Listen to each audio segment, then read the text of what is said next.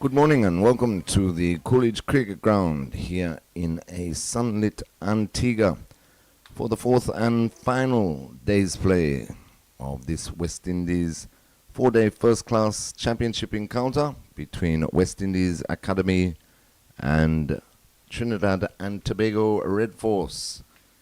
After taking a first innings lead of 36, Trinidad and Tobago will resume this morning on 218 for 9 with an overall lead of 254 runs with 1 wicket remaining.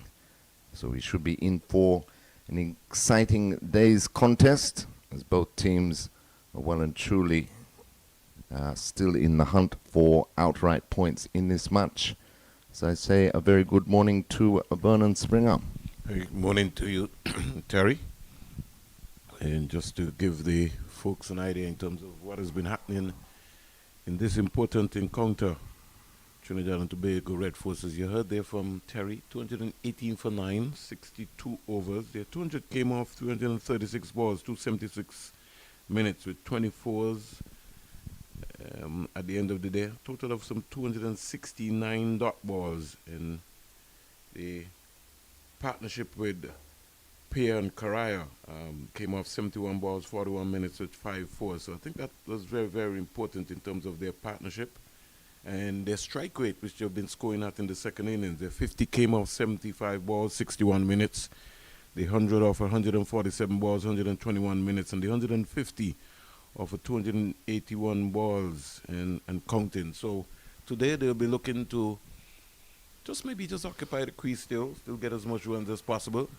I would like to see the academy team. I'm just seeing them lumbering coming out, but they got to be in a mood where they come out and decide that, listen, we just need 1 wicket. It's almost like 1 wicket to win.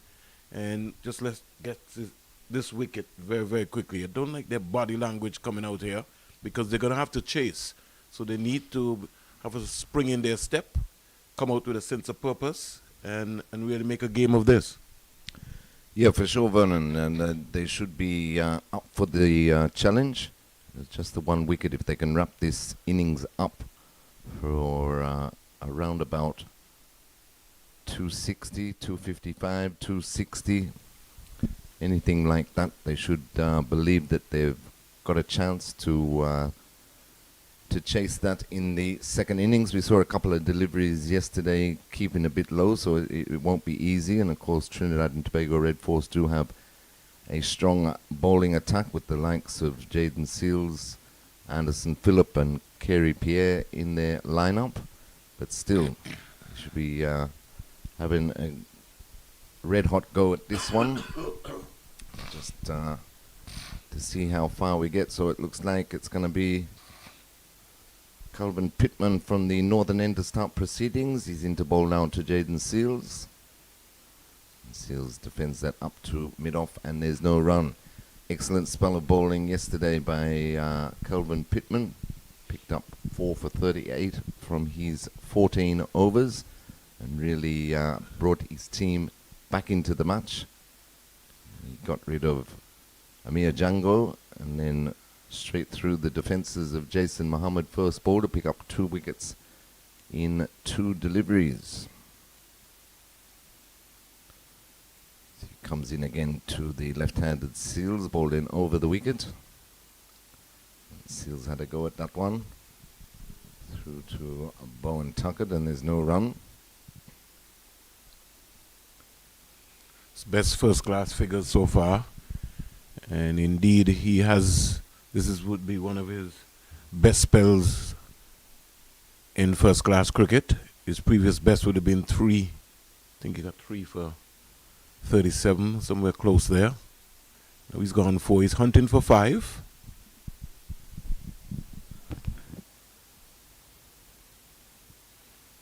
That one just lost his direction there, down the leg side, taken by Bowen Tuckett. Score remains on 218 for 9, the lead 254.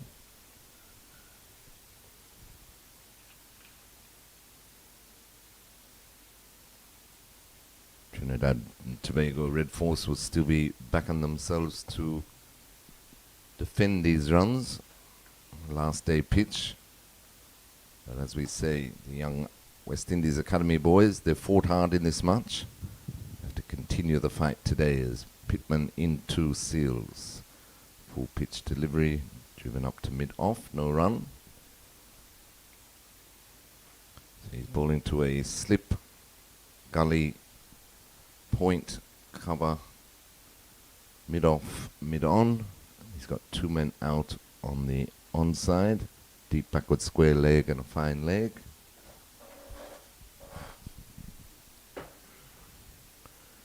Beautiful sunshine this morning here at Coolidge Cricket Ground, home of West Indies cricket, as Pittman decides to come round the wicket to the left-handed Seals. One's played into the backward point region, no run.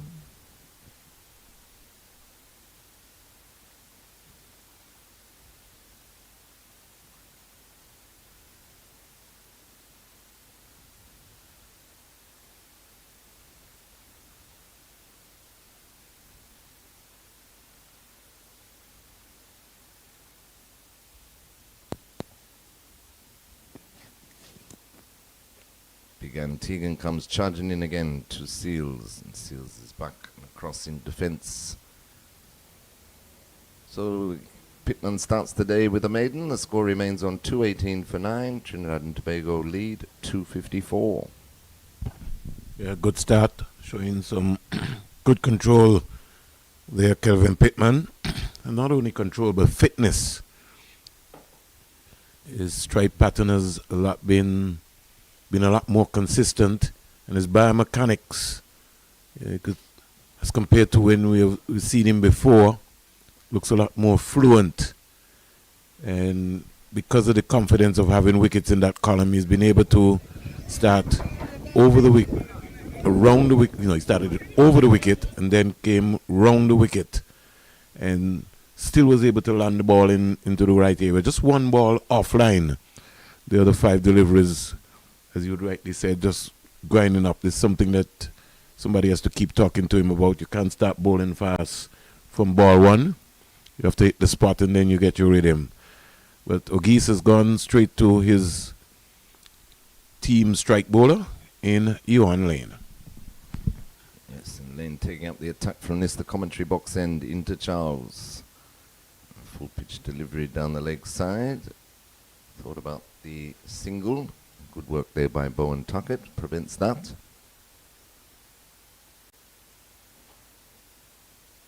Lane has had a good game, picked up his third 5-for in the first innings. And one of the things, Terry, which I think sometimes will catch a lot of batsmen, is that Callum Bowen Tuckett, he bowls left arm spin. So if you realize, even when the ball goes down on the left of him to a right-hander, is very quick in that area, and that's what happened just a while ago. There was a ball which sort of died on him. Charles was thinking maybe that he could get a run, but the agility of Callum Bowen Tuckett, he had to scamper back into his crease. The thing that's impressed me about Bowen Tuckett, he's obviously a player that works very hard at his game, and you can see that the 100 he made against Barbados at Kensington Oval, driven straight back to the bowler by Charles, no run, has given him the world of confidence, and he's growing in stature, and I thought his glove work in both innings of this match has been exceptional. Yes, he put down one yesterday, but he's taken some terrific catches, diving both left and right. He's been impressive. Charles looks like he just got fly in his eye, pulls away.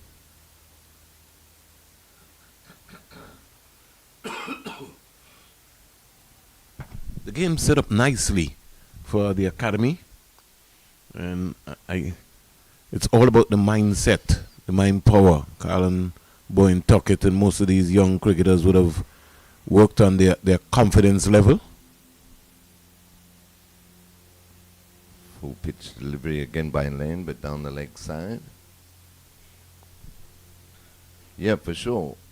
Vernon, they got a big chance in this match, and they've hung in there. They've fought back.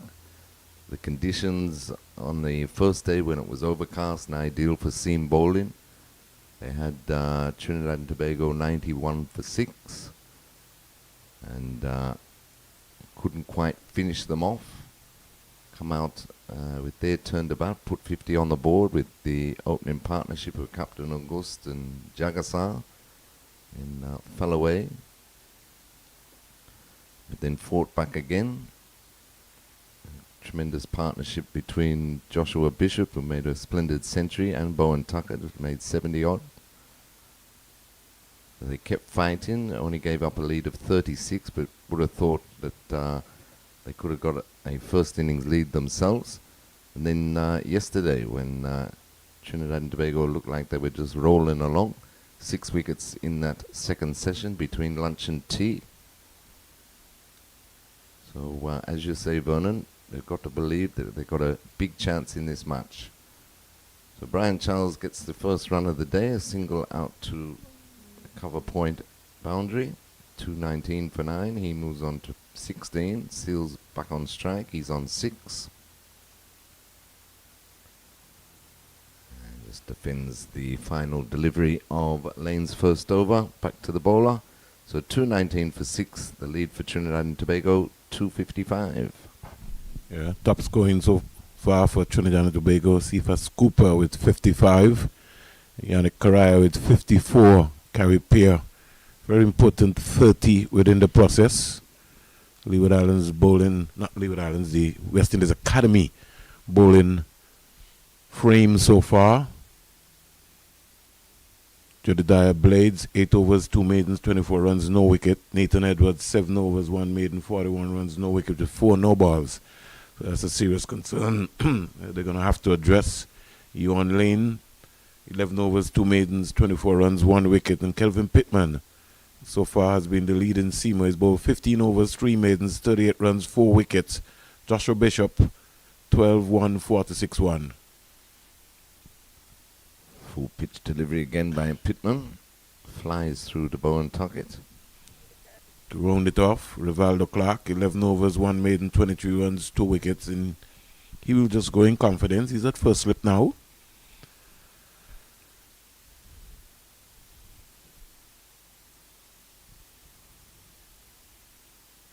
Most of these young cricketers will get some first-class cricket under their belt.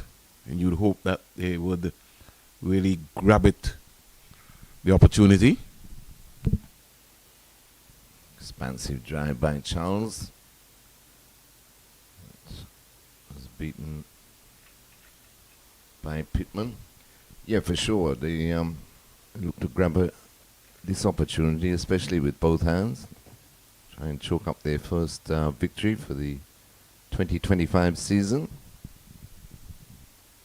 Playing at home, of course. Coolidge Cricket Ground. Pittman runs in again to Charles. Wide of off stump, left alone by Charles. So a quiet start. And I hope he's not worrying too much about that. I know he's trying to get 5 wickets. I know he's really would like to get to register that. But he just needs to relax. So like how he's come out this morning and try to concentrate on his own rhythm. You know, prepare himself for the next game once he's not injured.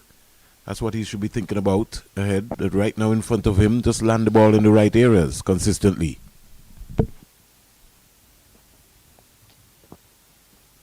Again, wide of off stump, well taken by Bowen Tuckett. Ball dying on him. Just needs some leadership maybe next to him. Like yesterday, he would have had Lane and Blades who would be reminding him like, hey, keep going. You know, land the ball in the right area, giving him that sort of support. Just needs to find that Yorker now. He hasn't bowled that for the day yet, especially to Charles.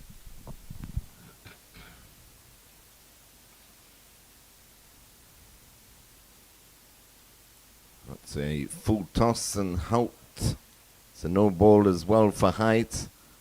And it's helped on its way all the way over the fine leg boundary for 6. That one might have just slipped as he wipes the sweat off the palm of his hands on the pitch. That was just helped round the corner by Charles. He moves on to 22 valuable runs for Brian Charles, 226 for 9. His partnership, last wicket partnership, worth 20.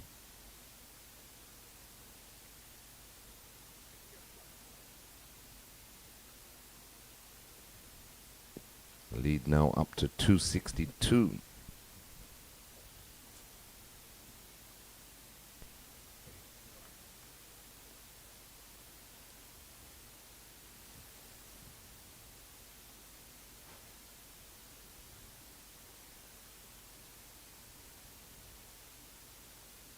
Pittman in again to Charles. That one finds the edge, but all the way along the ground to Joshua Bishop in the gully.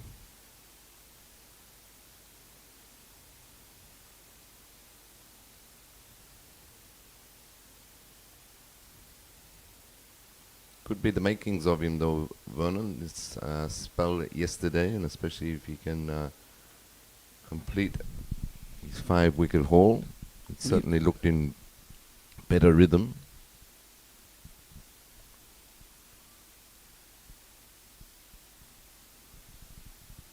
And that one left alone outside off stump to complete the over. So at the end of the over, Trinidad and Tobago Red Force 226 for 9. Charles is on 22. Seals is on 6. And the lead is 262. If I know him, Terry, he's concentrating on trying to get that 5-wicket haul. And this is how cricket goes sometimes. Other days, you might not have bowled well. You come up and you get 5 wickets. This game, yes, you deserve to get 5 wickets, but if you don't get 5 wickets, it's not the end of the world. Life still goes on. So you still have to take some good out of everything what has been happening. The delivery that he bowled Jais Mohammed with, he will always remember that for a very, very long time. Well, certainly. Brilliant ball as Lane starts a new over into Seals, who flicks it. And, well, that was hard luck. He flicked it straight to the deep backward square fielder. Pittman Caught the ball, but failed to stay inside the rope, fell over the rope with the ball, so it's gone for 6. don't think like he knew where he was in the end. I think he would have maybe worried how close he was and didn't have those magic skills to be able to what they normally practice. Our cameraman really didn't get the finished product of that. So back-to-back 6s. Trinidad and Tobago going in their confidence very quickly. Yeah, the lead shoots up to 268, 232 for 9. Seals goes to 12 as Lane in again. Bounces short and pulled through the square leg region for a comfortable single. Seals moves on to 13, 233 for 9. Yes, we saw that yesterday as well when Pittman was fielding at mid-on. The ball just cleared him. I think it was off the spin of Joshua Bishop. And as you say, Vernon, not quite adept of tossing it back. There's an art in that, so they tell me. Lane into Charles, and that's a bounce, and that struck Charles. He's going to go through for the single. I think that struck him on the helmet, though. Rising, well-directed fastball by Lane. I think it rushed him. He was surprised by it. Yeah, he was. I think he took his eyes off of the ball completely. He was banged in and he turned his head.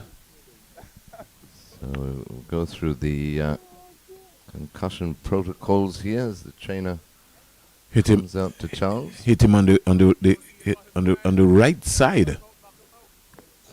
I mean, let's see that again, John. Banged in, short, he took his eyes off of the ball. There he got himself into a real tangle. Hit him right in that, Yeah. right on top of the helmet.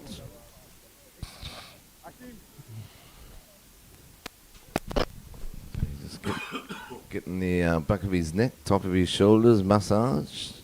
I'll ask him where he's from, what he had for breakfast. The drill. Yeah. In the meantime, score moved on to 234 for 9.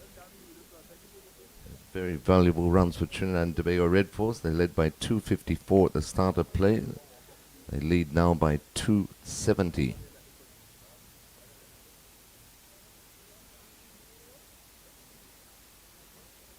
I think he's fine. Yeah. Just needs to keep his eyes on the ball. That's going to be very important. Lane would be encouraged by that.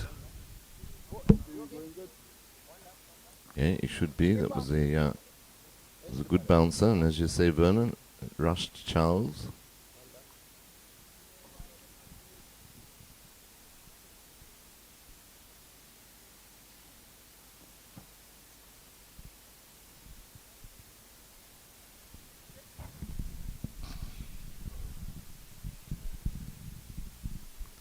Good thing is that he won't be on strike. No, they did take the single. So Seals is on strike. He's on 13. Lane into him now. Another short ball. Wild swing by Seals. Doesn't make contact. That did carry.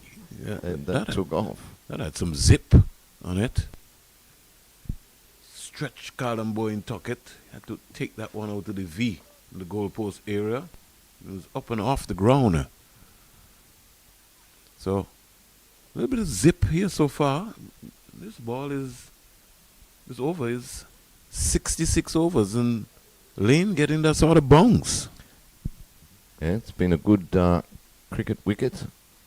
Getting quicker as the match progresses, and that's thumped straight back over mid-off into the boundary for 4 by Seals. Full pitch delivery, through with the stroke, and brings up another boundary. It was wide, full, got the treatment.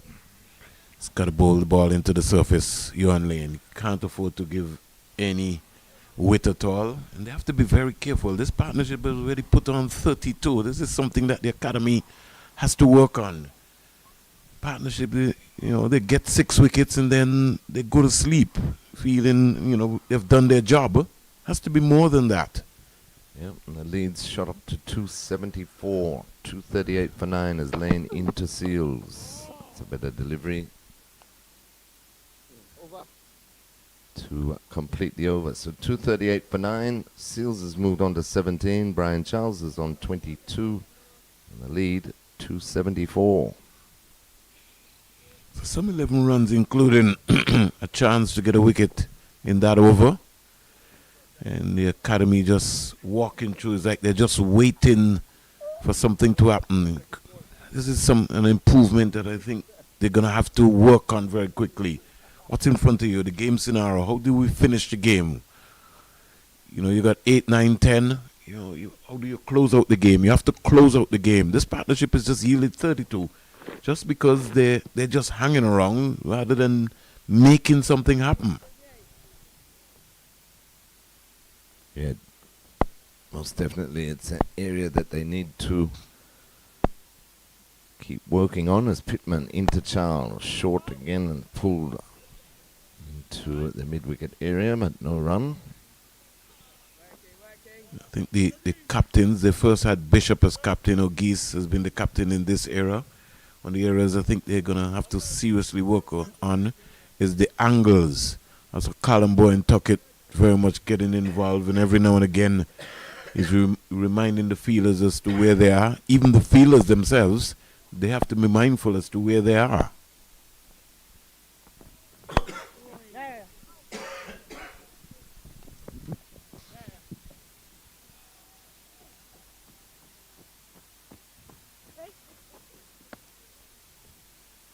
Another comfortable 2 there to Charles. He moves on to 24. Partnership dangerous.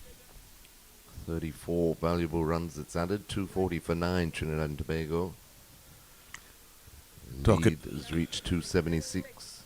Talking about first-class cricket, Terry, Nathan Edwards would have had a contract last season with the Leeward Islands Hurricanes. We'll come back to that, Terry. Pittman, another short delivery. Charles trying to work it into the onside. Nathan Edwards had a contract with the Leeward Islands Hurricanes last season, didn't play one first-class game. Mm-hmm. And the point what I'm trying to emphasize is that, yes, you have young players around the system. You know, we don't see somebody like a Ashmin Ned. Maybe Ashmin Ned could have been maybe still in this academy setup here, to give some support to the bowling unit. Got to look as to how we handle and manage our young players, especially potential players who are around the system. See Kelvin Pittman trying something new to the right-hander. Coming around the wicket to the right-handed Charles. Yeah, I agree entirely with that assessment, Vernon. You think of Isaiah Thorne not getting much of a go in Guyana. Could have left him here at the academy. And what sort of surprised me last year, Terry, is that the Leeward Islands Hurricane did not win the championship. But yet still, you have a young player like Edwards who never got an opportunity to play a game. Mm-hmm. I mean, how do you explain that? And that's not just a young player, talking a player with talent. He's got good skills. So I'm not saying he's supposed to play 5-6 games, but I'm saying at least one game. Yes. Otherwise, what's the point in drafting him in as Pittman around the wicket to Charles? Another bouncer. Charles steers that down to fine leg for a comfortable single. They have to be careful. This partnership is frustrating them, and they seem not to have a plan. The slip for Pittman was sent to a fly slip. Rivaldo Clark went to a fly slip at third man, more or less. So that means that their options now is to go and bowl short. I'm saying bowl the ball in a fuller length. That's where you're supposed to be thinking about bowling. All of a sudden now the field is opened up now. Yeah, and you got numbers 9 and 10. Ball at the stumps, 35 the partnership is worth. Over the wicket now to the left-handed Seals. There's trouble here, and he slipped. Oh, huge opportunity there. But you can't fault him. No. Charles was gone for all money. He was almost at Seals' end. Seals had barely moved. I'm not too sure about that, Terry, because even if Pittman had picked the ball up, that's what that's what I'm going to be talking to you about. Somebody had to still get to the stumps because he would have had to still either look to aim or try and get there. True.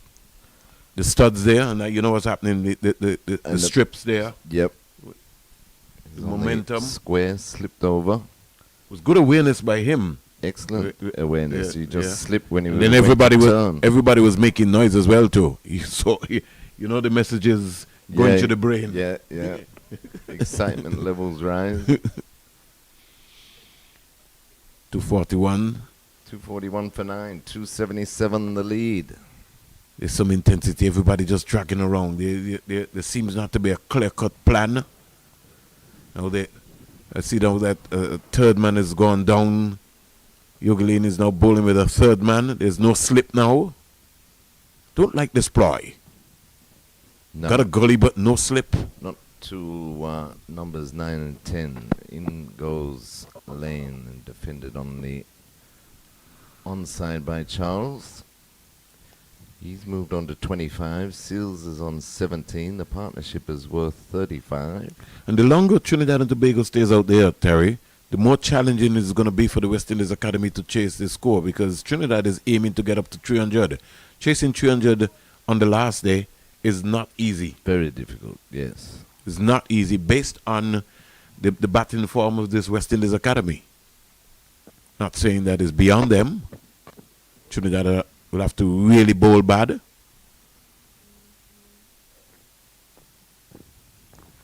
They played right in the hands of the Trinidad and Tobago Red Force this morning. The lead is 277, and Trinidad and Tobago Red Force have been scoring at 3.58.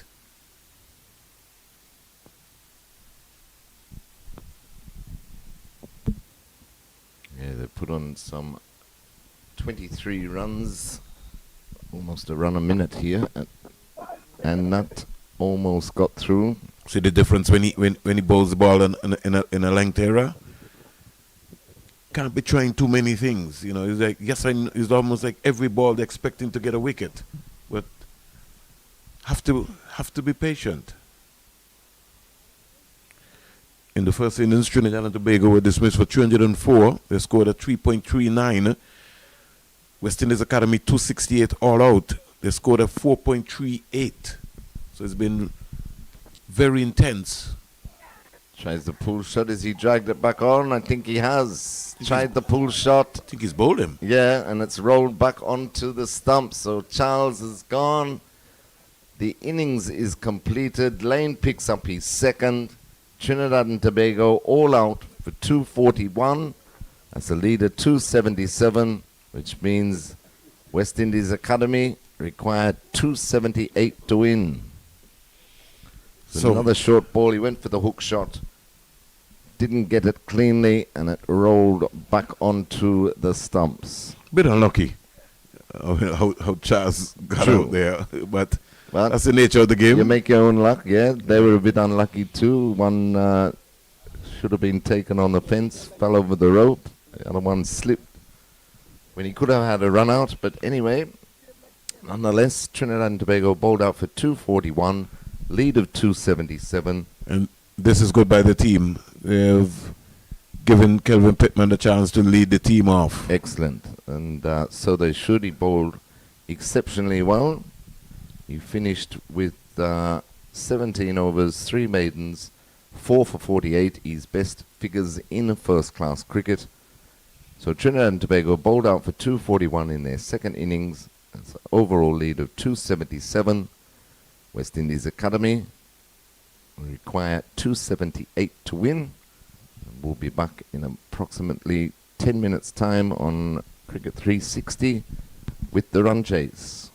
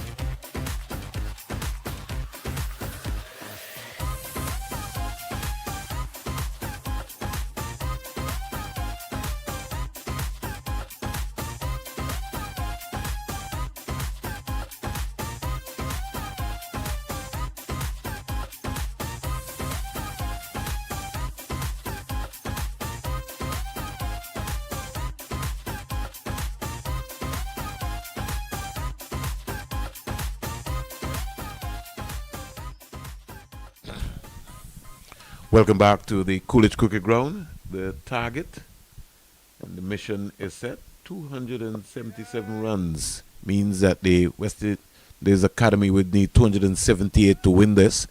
Let's, behalf of our entire team here at 360, say a happy International Women's Day to all the women all over the world.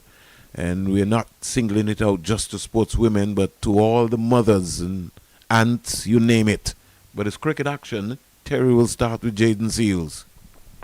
Seals, first ball to the left-handed August. He's coming around the wicket. August shoulders, arms, goes through to the keeper. No run.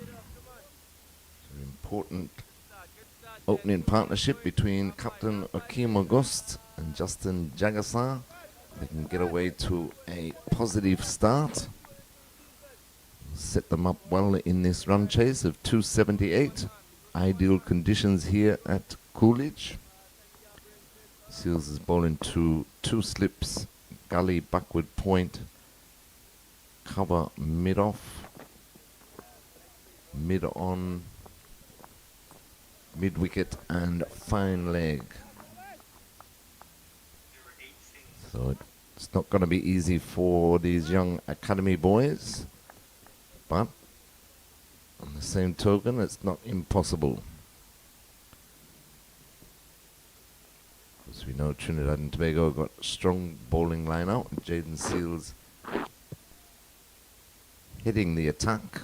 Anderson Phillip, Kerry Pierre, of course, the leading wicket taker in 2025 season of the West Indies Championship. Seals in again to August. Just shoulders, arms, leaves that alone. A good start here by Seals. He's on the money. August up for the challenge so far.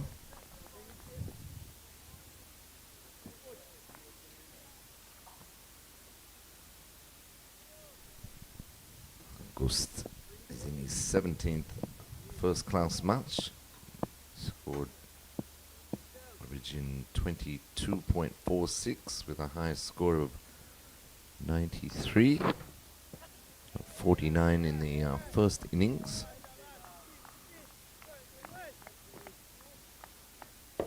Really looked good, especially the one over.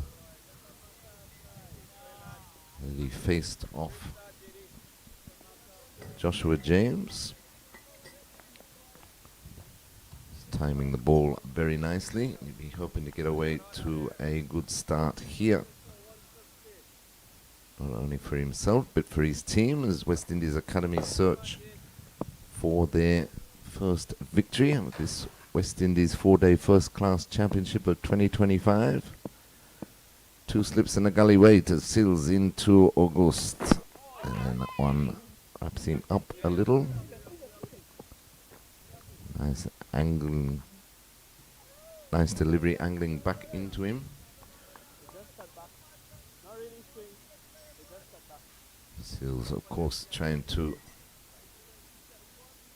get it to straighten, bring the outside edge into play from around the wicket. Seems to be the norm these days. Every time bowler sees a left-handed batsman, they automatically go around the wicket.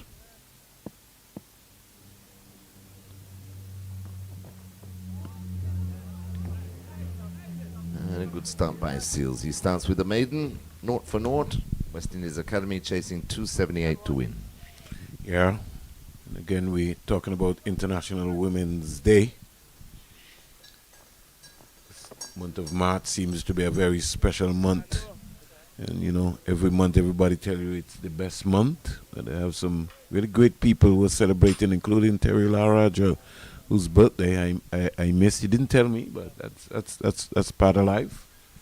Gershom Phillip, one of the real pioneers out of the Pigots Sports Club era, is now playing for Bowlands in the Antigua and Barbuda Cricket Association 2-day league.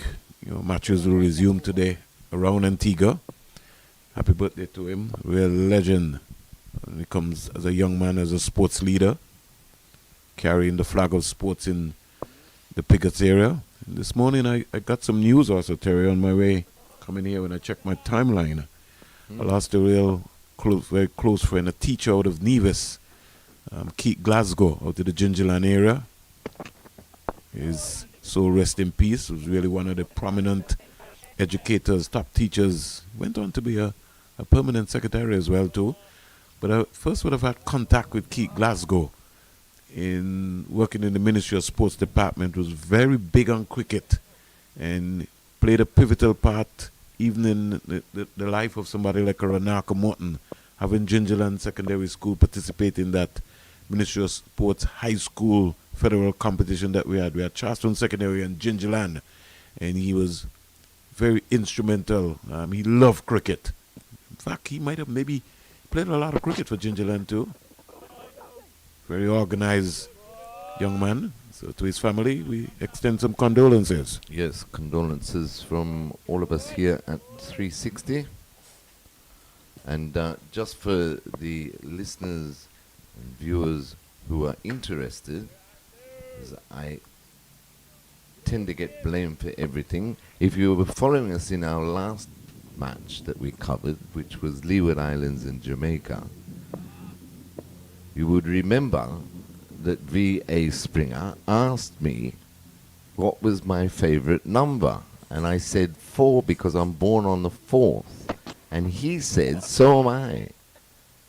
When are you born? I said, March 4. He said, I'm July 4. And now it's my fault that he forgot that Tuesday was my birthday. How does that work, Bo? No comments. As they would say, that's a ball that you leave alone. Plead the fifth. So good morning to Elaine Turner's mother. Happy International Women's Day. Lone spectator in the sun, witnessing a cricket game. Trust me, they are remarkable fans. Anderson Phillip is taking up the attack from the commentary box end. Over into Justin Jagassar. Jagassar brought into the side for this match. Listen, Terry, I can't keep up with all these birthdays. No, exactly right. I get myself in trouble. The feeling. I try writing down in the diaries. I can't keep up. It's so much that it breaks you sometimes too. Because I owe you a gift, so I'll have to sort you out very quickly. In fact, maybe I would have given you a birthday gift at the Vivi Richards Stadium the last time around. Yeah, you did. Oh, you see? Did. Whoa, that takes the edge. It just falls in front you of see, third slip. So I did bring you a birthday gift for you. Right, so I don't know why you keep going on about. You didn't remember. You were the first one in line. Full pitch delivery there by Phillip. Takes the edge of Jagassar's bat, but falls in front of third slip and runs down to the boundary for 4. So West Indies Academy are underway. 4 without loss. But you see, you didn't tell anybody that I brought a birthday gift for you. you see how life is? Huh? Wow. You can never make everybody happy. Jagassar's just played the 3 matches prior to this. 82 runs at 16.4, highest score of 28.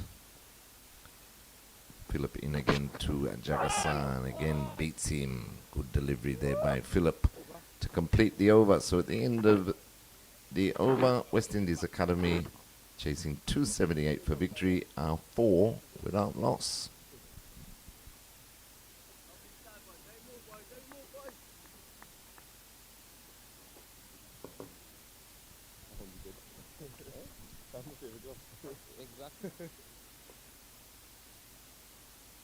This competition, the next round of matches, Terry, it's going to be very, very, very interesting.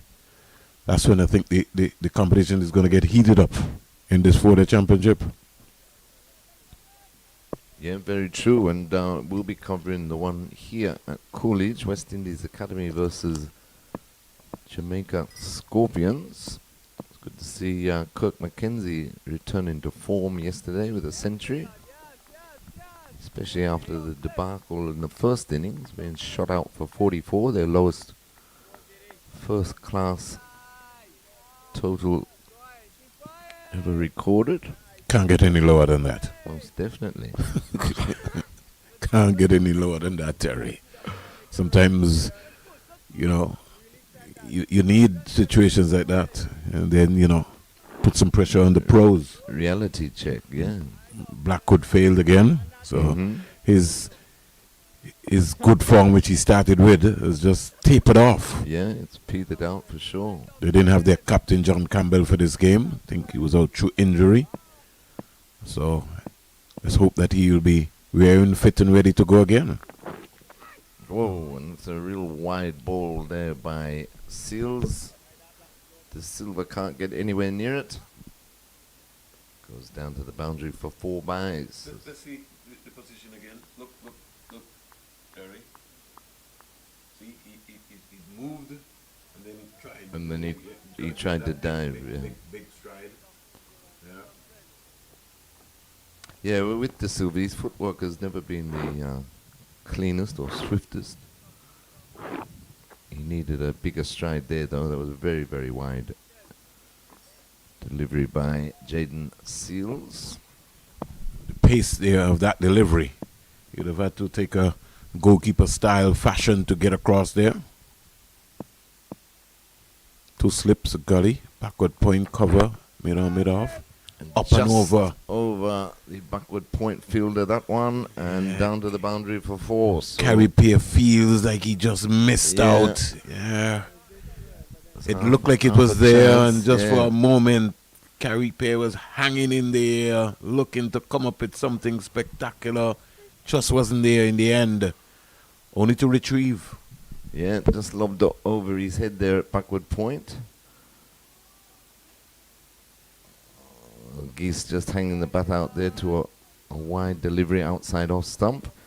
But it gets him off the mark. So he's on 4. Jagasa's on 4. West Indies Academy 12 without loss. Better delivery there by Seals.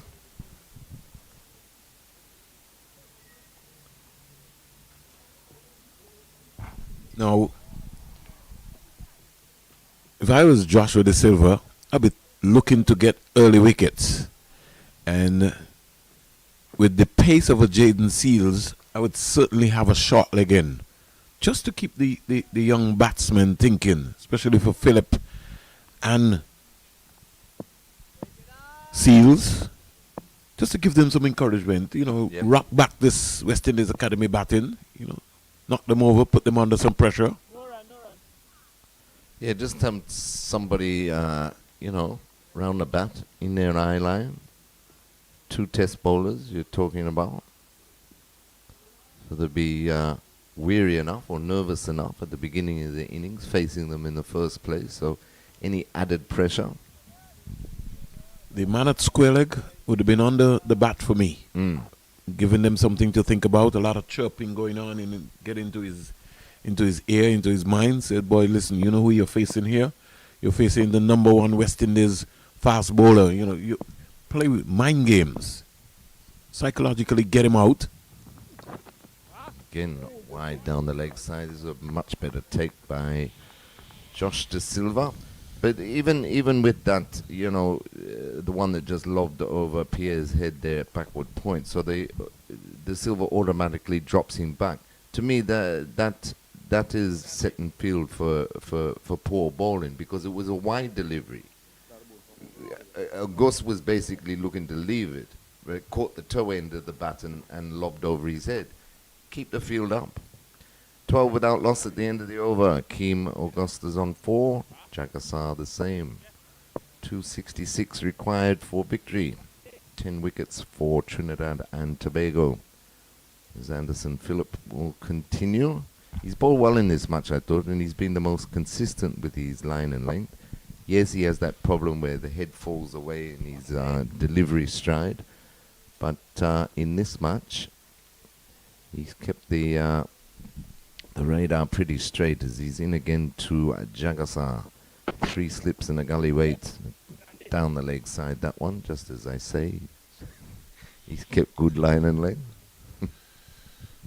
We yet still to see anybody really bowling real fast. And I think we've been spoiled, Terry, from the generation that we have come. And sometimes when we're talking about, the peer pressure, if we follow back of Shell Shield cricket, there was always that sort of intense pressure on you all the time. You were never allowed to settle. And the old captains, they always grafted, made you grind, especially if you were a star coming up. And I'll give you a story as we go through the commentary.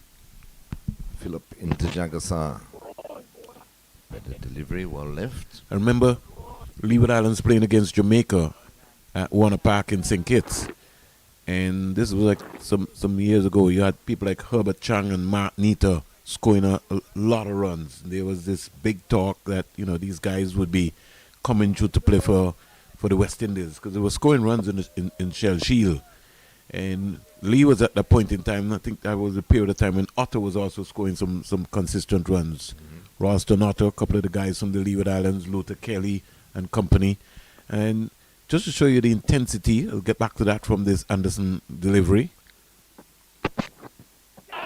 Expansive drive there to a wide ball by Jagasar. Lucky for him, no edge through to De Silva. Out of character there for Jagasar. Didn't saw that. But again, you know what happening. It was a wide delivery and his eyes lit up. And he was like, wow, this is 4 runs. But his left foot and his balance, he never really got to the pitch of the ball. It was just an extravagant moment of saying, hey, I'm just going to pose for the camera. So unfortunately, no camera here today. No, his left foot went straight down the pitch instead of towards the ball. And that's cleaned him up, straight through him, Anderson Phillip.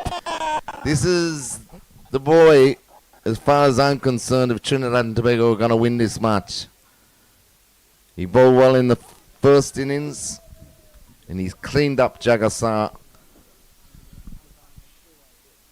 Look at the left foot, Terry. Pointing. Is it straight? Yeah. Come back a long way, though. Yeah, but you got to defend. Straight through bat and pad, Yeah, trying to play a shot when he could have defended that. You have to look to defend. He's looking to drive a length ball that was really not there. That was a length ball, which you got to defend. If you look at the movement, right foot move, but across, look where the left foot is. Never covered the line of the ball. So the head and the shoulders has to lean in line to be able to defend the ball. He's not defending. He's looking to drive, and that's why he lost. That's why he lost his thumbs. So Phillip makes the breakthrough. Jagasar gone for 4. West Indies Academy 12 for 1. It brings Becky Joseph to the crease. So I was telling you, Terry, about the Mark Nito and Herbert Chang story. That game at Warner Park, Mark Nito got his hand broken by Andy Roberts' delivery. Right. I mean, it was like pace like fire. I think Chang would have got injured too. Yeah, but I know for sure that Mark Nito, Andy Roberts did rough up Mark Nito in that process. And is that kind of competitiveness, because everybody was going after everybody, especially when Leeward's met Barbados or Jamaica or Ghana, whoever was scoring runs, you were always going to be a target. And that's why you would see that a lot of players who scored runs against the Leeward Islands attack always got into the West Indies team, because that is the benchmark in which people rated, well, hey, guess that you can bat if you scored runs against the Leeward Islands. Right, yeah, for sure. But I think these days, because of the amount of white ball cricket, it's all about concentrating on line and length. If a bowler is an out-and-out fast bowler with genuine pace, I believe they should let them bowl with genuine pace. Ball again, first up for Joseph from Phillip. So the left-handed Joseph, he's only had the 3 matches prior to this, 143 runs, 28.6 with a high score of 43. Made 3 in the first innings. That one squared him up though, Vern. I think he missed that. When I said missed, he would have left that alone. That was wide of him. So I give him the benefit of the doubt. Well, it'll be interesting now to see when Anderson Phillip pitches it, just that close enough going across him. You could see Seals encouraging him and telling him get it to go across him. He's in 2 minds, yeah. Yeah. Two slips in the gully wait as Philip into Joseph. That one down the leg side.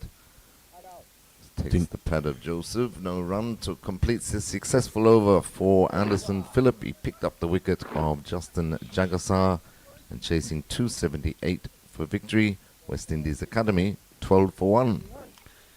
And Becky Joseph going to have to be very careful. It's too many trigger movements. He needs to keep it as simple as possible. Don't try anything. I think he missed out there. Yeah, he should have hit that. Yeah, I mean, simply because he fell over. He just needs to just get bat onto ball. He's not too sure in his footwork movement, yes. And there's just one basic thing that you want to be able to get accustomed to. You get back and across. You lead with your head and your shoulders. So your balance has to be important. He has to work on his balance. And when you see him playing in the white ball version, he packs a power. Mm-hmm. So in this red ball version, he has to make that adjustment now in terms of the batting. Got to get light onto his feet, and he has to be balanced back and across and looking to get forward. Playing with the bat in front of his pad, not the pad in front of the bat. So Seals over the wicket this time to the left-handed August. Full pitch delivery steered nicely between second slip and gully for 4. August moves on to 8, score 16 for 1.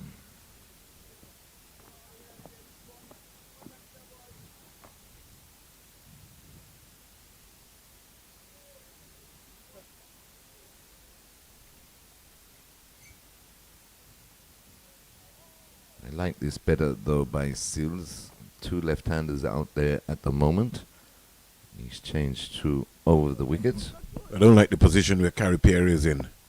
He's really in no man's land. Really. Right, that's what I was saying. Just because the ball lobbed over his head, it wasn't a deliberate shot by August. He was trying to leave the ball. It hit the bottom of the toe end of the bat and lobbed over his head. I would have kept Carey Pierre at the normal backward point position. Now he's, as you say, in no man's land, still at backward point, but 3/4 of the way to the fence.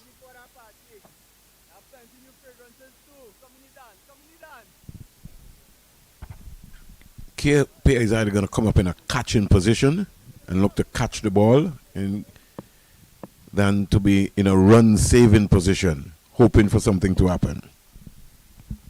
Seals in again to August. August knocks it up to mid-on, no run. So 16 for 1, 278 is the target for West Indies Academy. Jaden Seals and Anderson Phillip operating Trinidad and Tobago at the moment. Phillip getting the breakthrough and through the defences of Justin Jagassar. Seals runs towards from the northern end into August. That one tucks him up.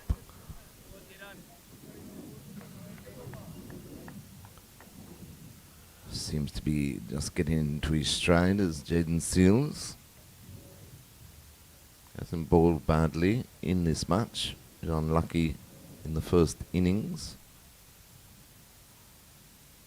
He ended with the figures of 16 overs, 4 maidens, 1 for 71. He could have quite easily had 2 or 3 more in that wickets column. He's in again to August. Full pitch delivery kept out by August.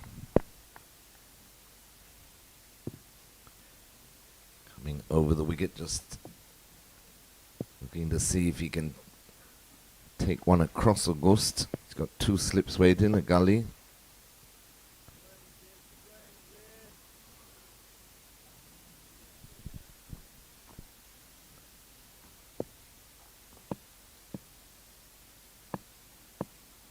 Important innings for this captain of the West Indies Academy. He defends well into the offside to complete the over. Just the 4 runs coming off the first ball of that over. West Indies Academy 16 for 1. Trinidad and Tobago, summary of the match. Made 304 in their first innings. Joshua De Silva 120. West Indies Academy replied with 268. Joshua Bishop making his second first-class 100, so that gave Trinidad and Tobago Red Force a 36-run lead on first innings. And then they were bowled out earlier this morning for 241, which gave them an overall lead of 277. West Indies Academy requiring 278 to win.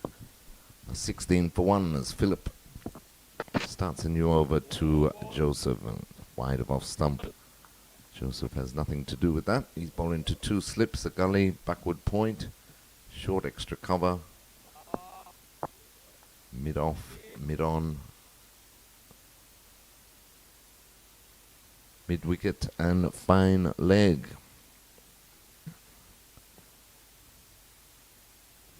Beautiful conditions here at the Coolidge Cricket Ground. If you're in the area, anywhere in Antigua, come down and watch some top quality first class cricket, the home of Cricket West Indies here at Coolidge. West Indies 4-day first class championship as Philip runs away from us again from the media centre end. This one again. Joseph has nothing to do with it, wide of off stump. So Philip also operating over the wicket to the left-handed Joseph.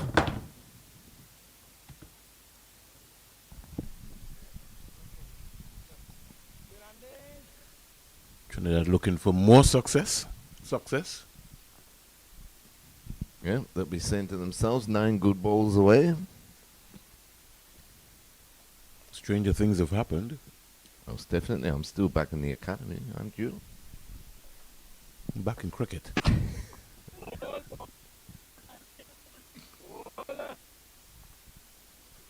Again, from our 360 team here in Antigua and Barbuda, Coolidge Cricket Ground, we want to say a very happy Women's Day to all the mothers, daughters, sisters and friends who have made life beautiful in countless ways.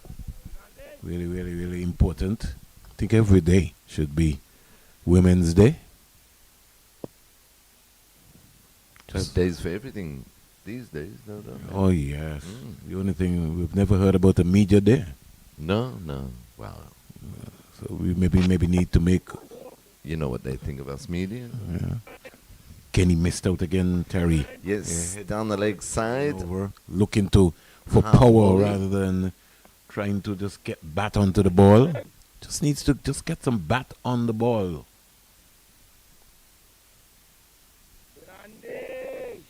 Still yet to score. He's faced 6 deliveries, as in Becky Joseph. Needs the score at this level. Highest so far, 43 in 3 matches. 43 won't cut it here at all. Not Needs at more all. than that. And that one almost played it on. Yeah, simply because he's in defending, he's not defending, he's still looking for power. If you're defending, you're getting into the right position and you're looking to stop the ball. Got squared up right there.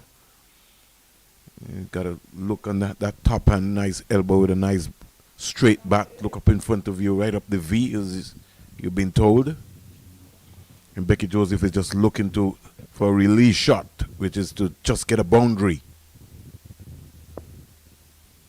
Hope that Joshua James gets a good bowl out here. He only bowled 1 over in the entire first innings.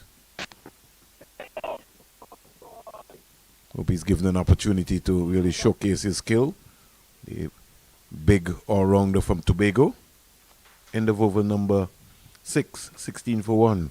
Be interesting to see though, Vaughn, if they bring him on while August is at the crease. August hasn't really got started as yet, but it was August that that took him apart in the first innings. Cracked 4 fours off that one over that he bowled. But as Marley Richards and I were commenting, it wasn't exactly poor bowling. They were just good cricket shots. He timed the ball exceptionally well, found the gaps.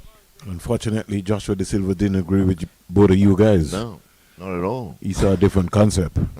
So let's hope that he Never to will be seen again. Yeah, but got to encourage a young talent like that. And then Tion Webster come on with these long hops. Got smashed for 14, but he got another over. So anyway, it's up to the captain.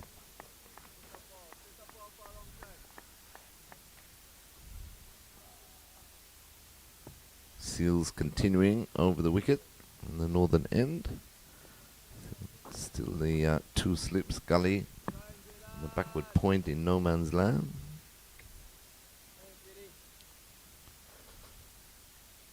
Augusta's on 8, 16 for 1. Seals in again to August. Full delivery, looking for a big drive. But the right foot, Terry, not coming out to the pitch of the ball is just his hands going. So he's getting frustrated simply because he's accustomed of bat onto the ball there. He just has to reshape himself. Because Seals is going to keep that ball leaving him away all the time, and it's just lowering him. He's got to be patient, right? Let Seals come to you. As an opening batsman, you let the bowler come to you. You don't go searching for the ball. But because he's accustomed of playing shots, he's a stroke player. But, with the new ball, you allow the bowler to come to you. It's something that he's going to have to work on. Today is going to be a day that he's going to have to graft.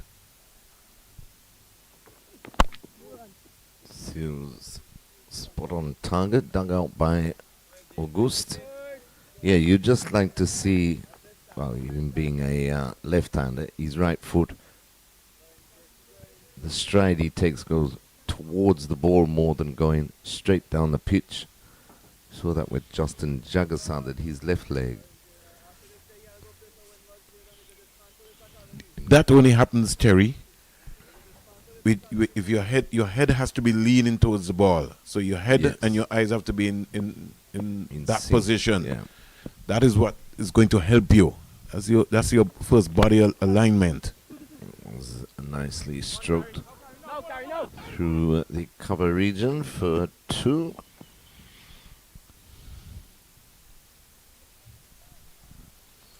August moves on to 10, score 18 for 1.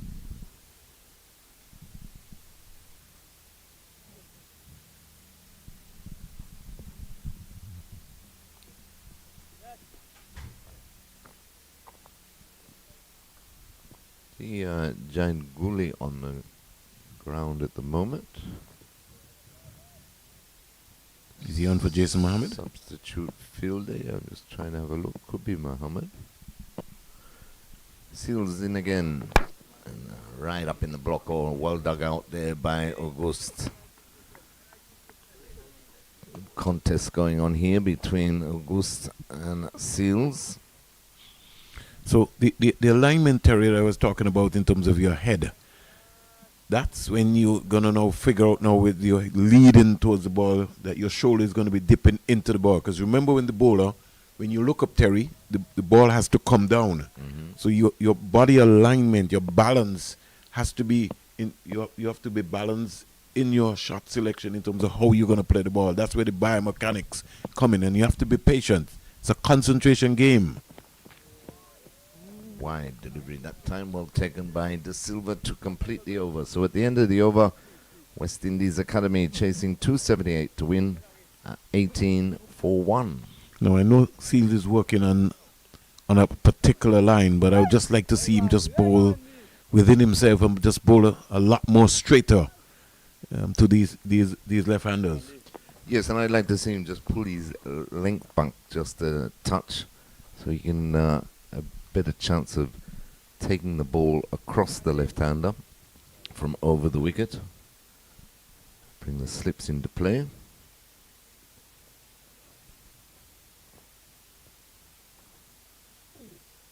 Becky Joseph has been entrusted to bat at number 3 here. I think what he really needs to do is get off strike, get a single. He's got to be able to find a way, Terry.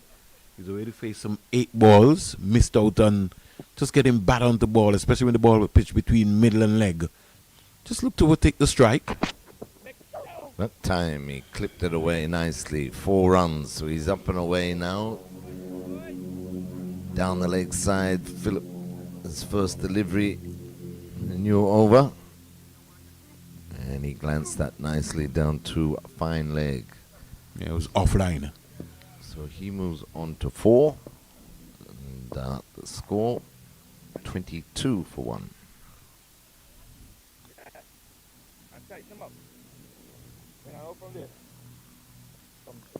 And Philip maybe don't need to worry about that. Now he's switched now. Straight away. Patience, patience. Just be patient. You bowled a bad delivery. So he's coming around the wicket to the left-handed Joseph now.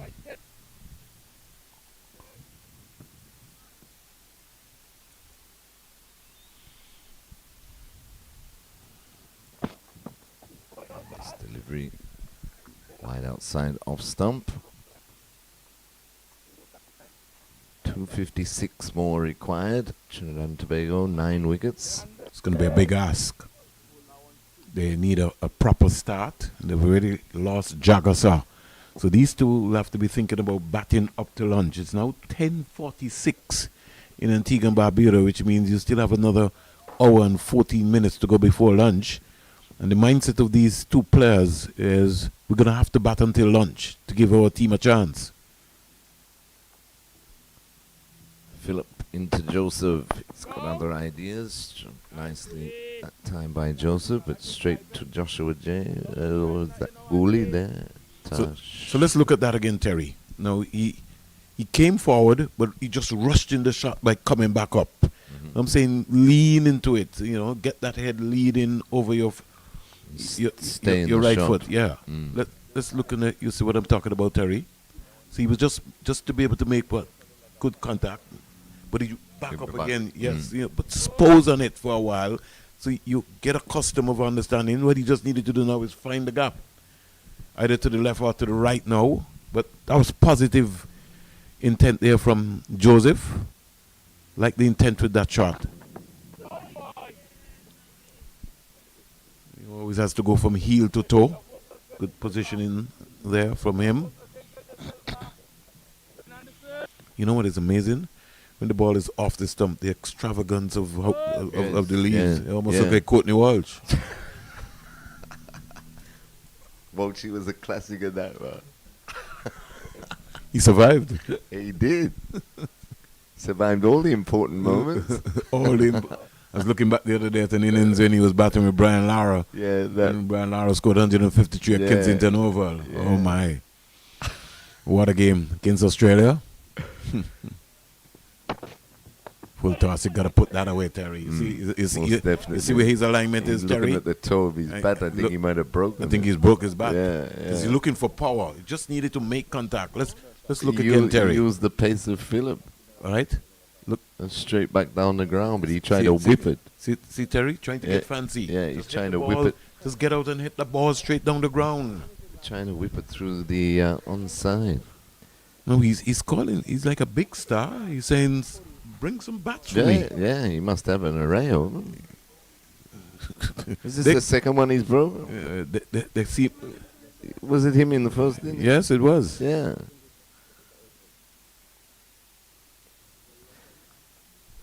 But yeah, talking about Walsh, was it Gillespie or McGrath who bowled the Yorker and he almost fell flat in his face, but he kept it out. That was the most important thing. More bats coming out for Joseph. I tell you, man, he's got a factory of them. So he's got an array of bats. Let's hope that he can survive. So all well to have bats, but you have to be able to survive. Know how to use them. All right, so he's found his new bat. Let's hope it's a correct bat. 1 ball left of Anderson Phillip. 4th over. 256 more required, but I think that's academic right now.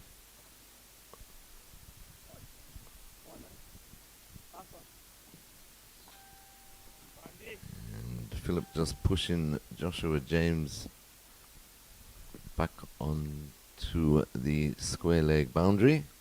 2 slips in the gully weight. He's into Joseph. And that, he just got a tickle on that. Luckily for him. Could have been in a spot of bother. Or did he? No, they called leg by. So going down leg to complete the over. Missing out there again, Terry. Yeah. Not being able to get his bat onto the ball simply because he's looking square rather than looking to hit the ball in front of him. You just got to get into good body position, watch the ball right onto your bat, vast acres of land, and get a single. Looking square, so you see like almost like he's falling over, missed out, and the ball rushed into his pad.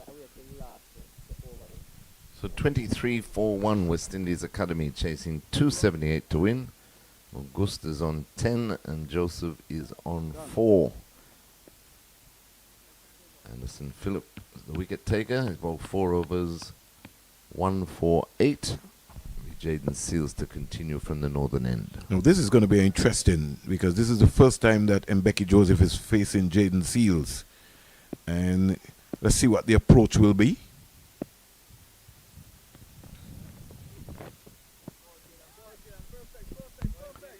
Lets that one go outside off. Seals staying over the wicket. He's got 2 slips, a gully, backward point, cover, mid off, mid on.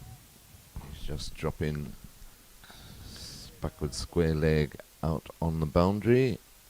He's an LBW candidate to Seals bowling this line because he falls over. So once, and it's going to be worrying for him, he just has to be patient. Keep watching the ball. See, his right foot. He moves. His trigger movement is to come across his stump. So that's why I'm telling you he's an LBW candidate to Seals.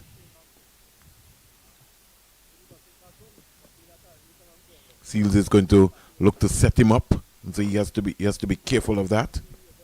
The ball that inducts could be the one that will trap him on the crease because he's walking across the crease, not balanced enough.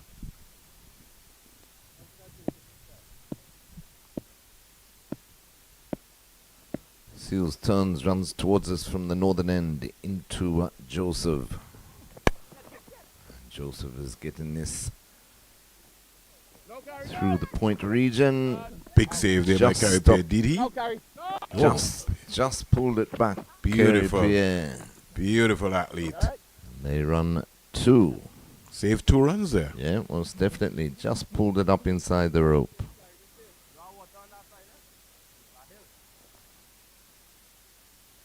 Beautiful work by our cameraman. Just stopped. It's good work there. 25 for 1. Joseph moves on to 6. That seemed to have winded Carey Pierre.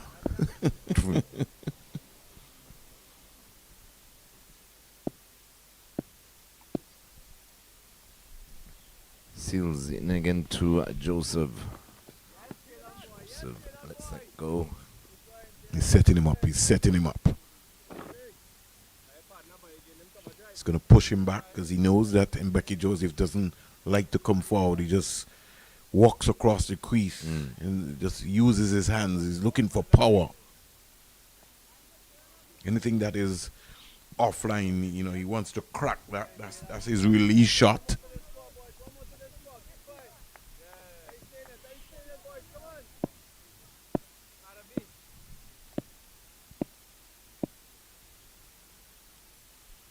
Seals in again to Joseph. Bouncer this time. Something excited Anderson Phillip. Yeah, he's come charging into Joseph. I wonder what it is. A lot of byplay going on here. But if Mbeki Joseph looks like the kind of player who has a lot of chatter as well.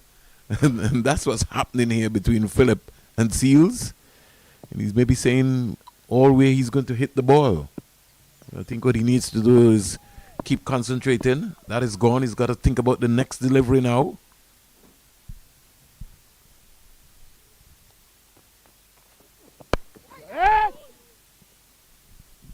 Takes the outer portion of the bat all the way along the ground to Kerry Pierre at backward point to complete the over. So at the end of the over, West Indies Academy 25 for 1, requiring 253 more for victory.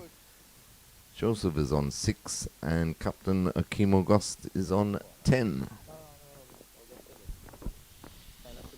So very quiet start in the context, but they need a start, and so that's important. They have to rebuild this partnership after losing Jagasa. Like I said, you have at least an hour and 5 minutes to go before lunch. And these two have to be thinking about batting up to lunch and beyond, because we saw what happened when Tuckett and Joshua Bishop was batting. Tuckett got out and the floodgates was open. Definitely. Philip starting a new over around the wicket to August. August leaves it alone. Yes, that cost them the lead as soon as Bowen Tuckett went for 71. But they could have still got the lead. They could have, but even with the way how Lane got out, Lane yes, didn't need to get out no. in that fashion. No, poor shot selection. And he can bat. So it's sure. not, he stayed there a while with Bishop. And that's what we're talking about, game scenarios and understanding the game. There was a target on line to get first innings point. Mm-hmm. That might come back to ruin them now. Yes. Because it could have been a different context had they picked up first innings points on Trinidad and Tobago. Yep. Philip in again to August. Bang on target, but nicely played by August. Gotta find the gap. Sometimes just that, find the gap, give yourself some confidence.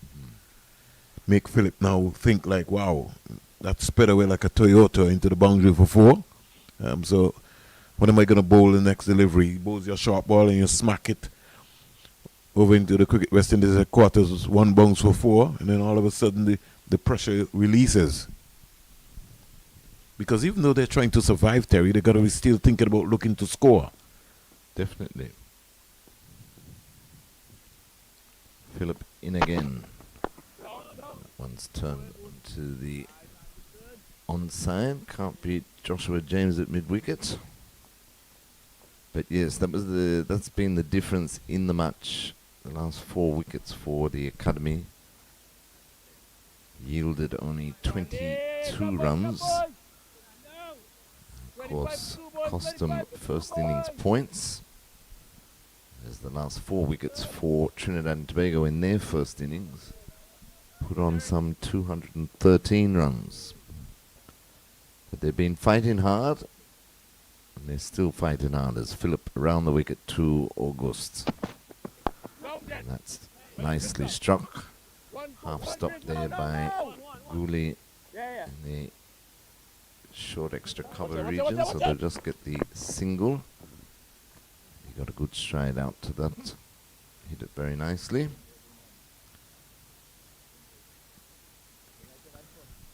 Gooley saved 3 there, 26 for 1. August moves on to 11. And Becky Joseph back on strike, he's on 6. Philip is going to stay around the wicket. 2 slips in the gully weight. Square leg goes out on the boundary, so 2 men out for Joseph.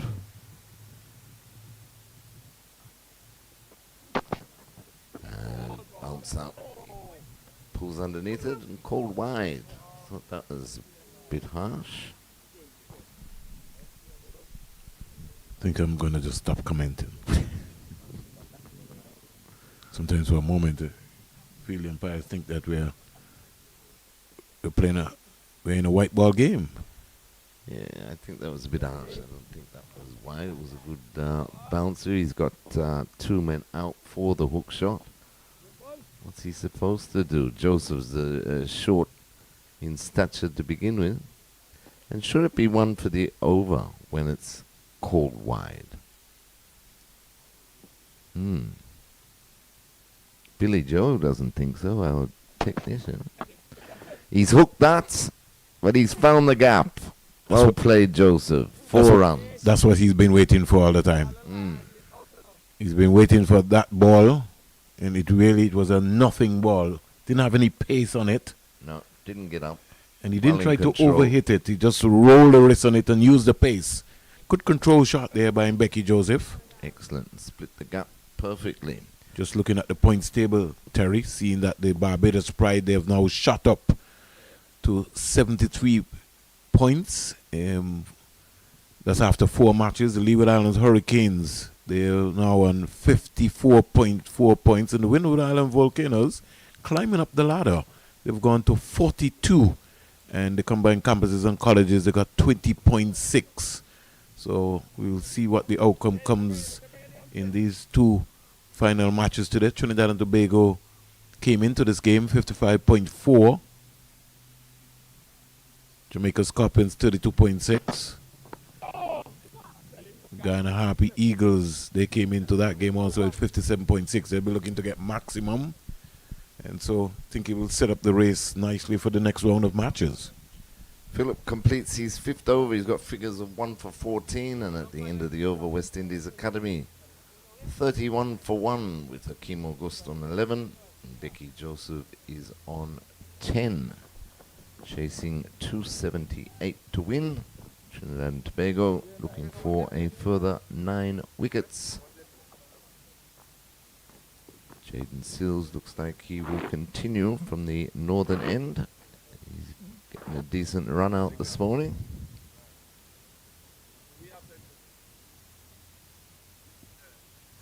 Say good morning to Blacks and Company on the manual scoreboard. They do a fantastic job. Enjoying a bit of shade at the moment. Hard to stand out there in the sun all day as Seals over the wicket to August, right on the money, but comes off the inner portion of the bat behind square and rolls into the boundary for 4. Seals hands on head. He thought he was through then. It was definitely the inner portion of the bat, but he got enough on it to trickle into the boundary. The score moves on to 35 for 1. August moves up to 15. Jaden Seals is in his 6th over. No wicket for 16 at this stage. And the only 2 bowlers used so far by Joshua De Silva. Anderson Phillip has bowled 5 overs, 2 maidens, 1 for 13.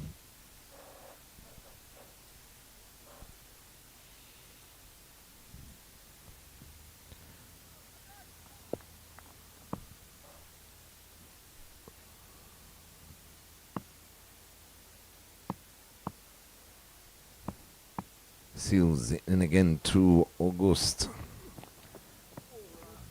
So August just leaves that outside off stump. He has 2 slips, a gully, backward point, cover, mid-off,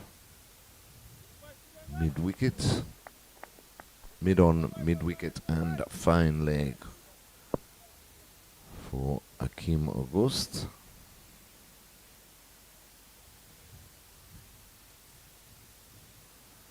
Former West Indies under-19s captain. He's captaining this West Indies academy team in the absence of Teddy Bishop. Seals is with him now. That one beats him. Good delivery there by Seals. That's what he's looking for, that angle across the left-hander.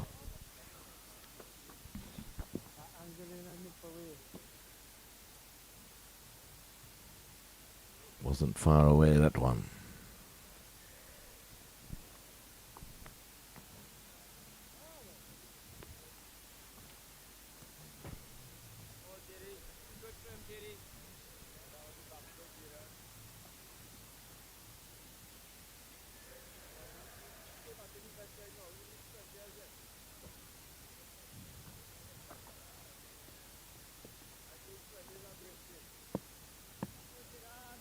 Seals still searching for his first success. The second innings, and again, and that one right up in the block hole. Half an appeal there by Seals, but August just got the bat down in time. And he'll take a single.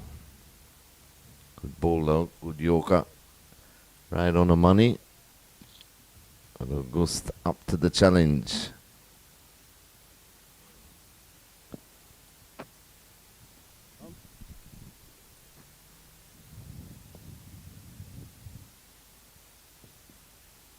So 36 for 1. August moves on to 16. Brings in Becky Joseph back on strike. Seals will stay over the wicket.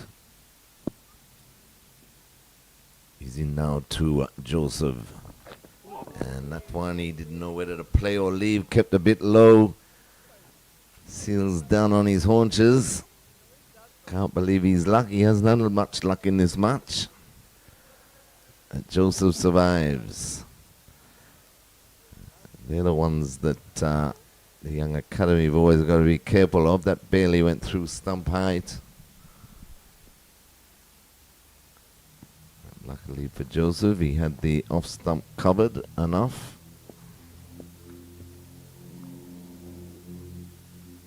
.24 the partnership. Rebuilding one after losing Justin Jagassar. The score on 12. Seals in again to Joseph. This one down the leg side, tickled fine by Joseph. And beats the fielder into the boundary for 4. So Joseph moves on to 14. The score 40 for 1. And that is a water break. So West Indies Academy are 40 for 1 with Augusta on 16. And Becky Joseph on 14. On 10, I should say.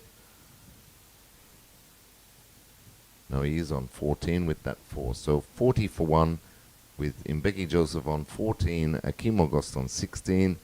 Water break here at Coolidge Cricket Ground. We'll take a break on Cricket 360 and be back in roughly 5 minutes.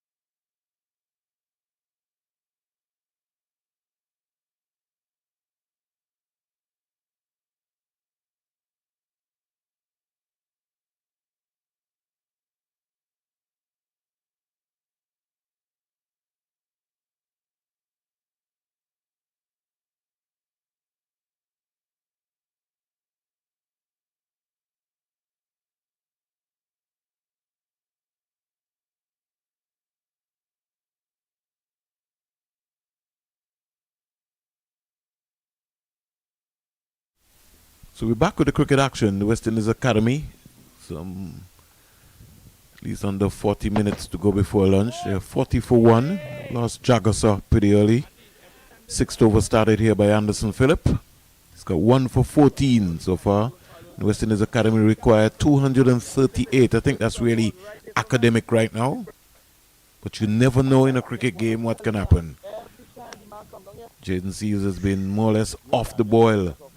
Yeah, he's just not had the luck. Yeah, he's trying to G up Anderson Phillip to get something going. Good morning, Mally Richards.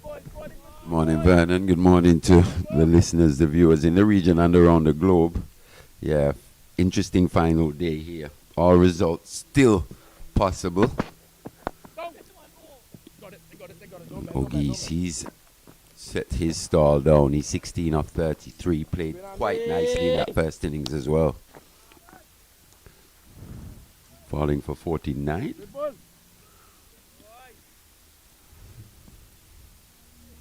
As you were saying about Jaden Seals, I think he's been a little unlucky.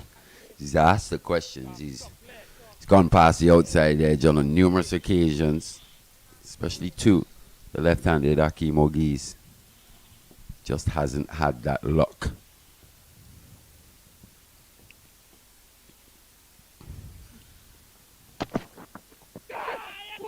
Dropped. Regulation catch. You have to take that. Cooper dropping a dolly. Yeah, chance goes a begging. 2 slips on a gully there, just waiting for that. Outside edge, Anderson Phillip. He's been the main threat. Ogis driving quite loosely outside that off stump. And as you said, Vernon, at this level, those catches have to be taken. So another chance goes down here for the Trinidad and Tobago Red Force. Still 9 wickets to get. And if we complement that, Mali, with the first innings pace attack of Trinidad and Tobago Red Force, Seals with the bowl, 16 overs, 4 maidens, 71 runs, 1 wicket. Anderson Phillip, 15 overs, 3 maidens, 47 runs, 2 wickets. Combined James, Webster, and Seal. I'll come back to that, Mali, just to give you an analysis. They would have bowled 34, at least 34 overs between them. 7 maidens, 155 runs with 3 wickets. So the bulk of the bowling would have been done by, or the wicket-taking deliveries would have been done by the Trinidad and Tobago Red Force spinners. Yeah, and that was towards the back end of that innings by the West Indies Academy. Yannick Correa in particular. You think of his spell, his second spell after coming back, making the adjustments needed in terms of just increasing the pace. This pitch still very good for batting. It hasn't broken up too much. There's been a good healthy covering of grass throughout these 4 days. That tinge of green hasn't gone away. Grass hasn't died as this game's gone on. So the Trinidad and Tobago spinners in Correa 3 for 37, Pear 3 for 66, and Brian Childs 1 for 6. They were, as we would say, the match winners in terms of wicket taking. Cooper is coming off the field. Wonder if he... Oh, no, he's calling for the helmet now. But that's one thing. In terms of the stats... No, he is coming off of the field. Yeah, in terms of the stats, though, with them picking up the 7 wickets, in terms of actually looking at who were the most threatening of the bowlers, would you say that the Trinidad and Tobago spinners were in that innings? Well, I think the floodgates were opened by Correa once he picked up the wickets. When he came on the second on the second morning. But like for long periods, it's the fast bowlers that actually look the most threatening. Phillip in particular as well. Yeah. Just that the luck just didn't go their way. Yeah. And it's still not going their way in the second innings here still. So far, that catch going down, Cooper probably just injured his finger, went reverse cup to try and catch that one. Probably just came at an awkward height for him, not quite sure how to place the hands. In the end, he went reverse cup. Chance went down. And you're looking at moments of the game, Mali, where the West Indies Academy was always in this contest. They're still in the contest. Now, in the first innings, Trinidad and Tobago were 91 for 6.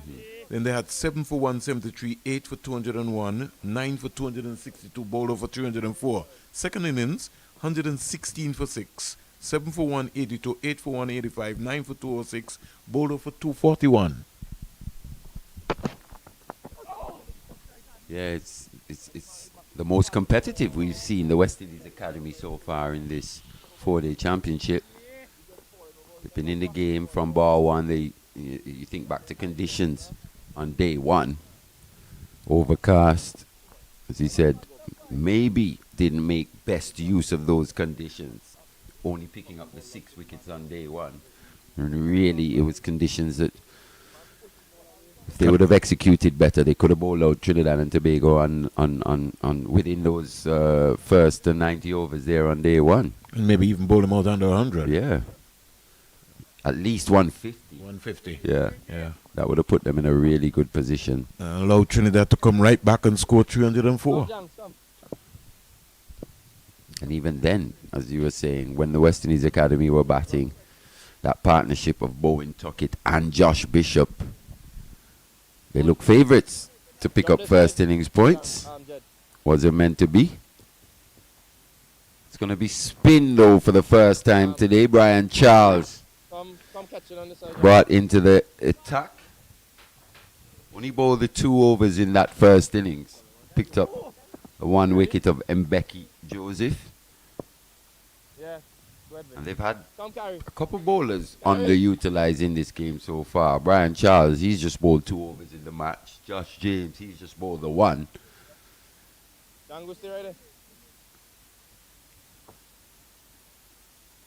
Let go, we're behind, let go, come on. With this ball only 12 overs old.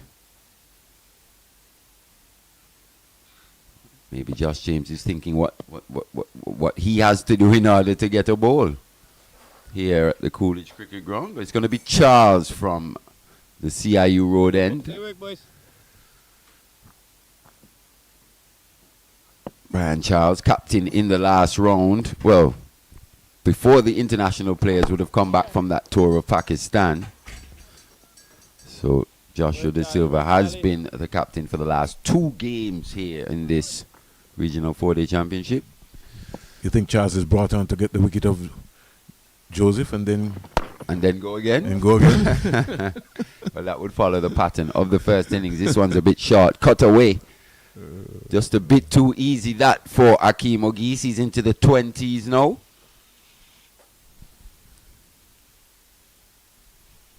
Because we did see in the first innings, and Becky Joseph just pulling out 1, and it was just caught there at the short middle area.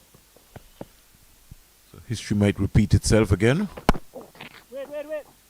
Once again, onto the back foot is Ogis. He's got to slip. Josh James at backward point. Jason Mohammed in the cover region. Django at extra cover.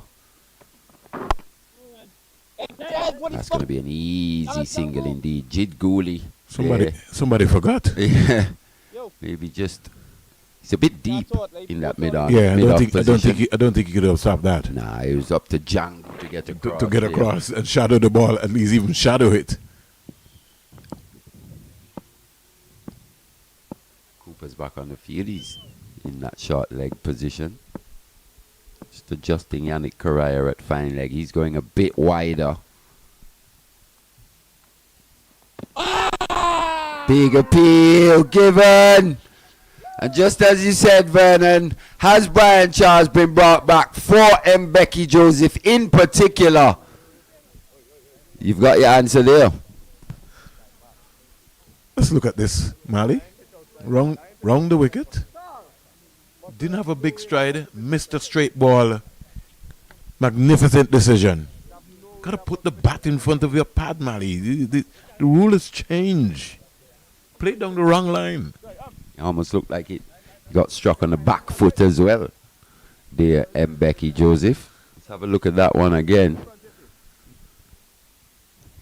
So his innings comes to an end. It's been a struggle for him in his return innings in first class cricket. Just have a look at that. Just taking the back leg.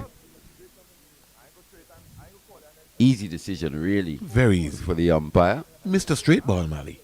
Got to get your bat in front of your pad. Head alignment, everything offline. And the trick has worked again. It has. Shot is 46 for 2 now. Brings Rivaldo Clark to the crease. West Indies Academy will be under a bit of pressure.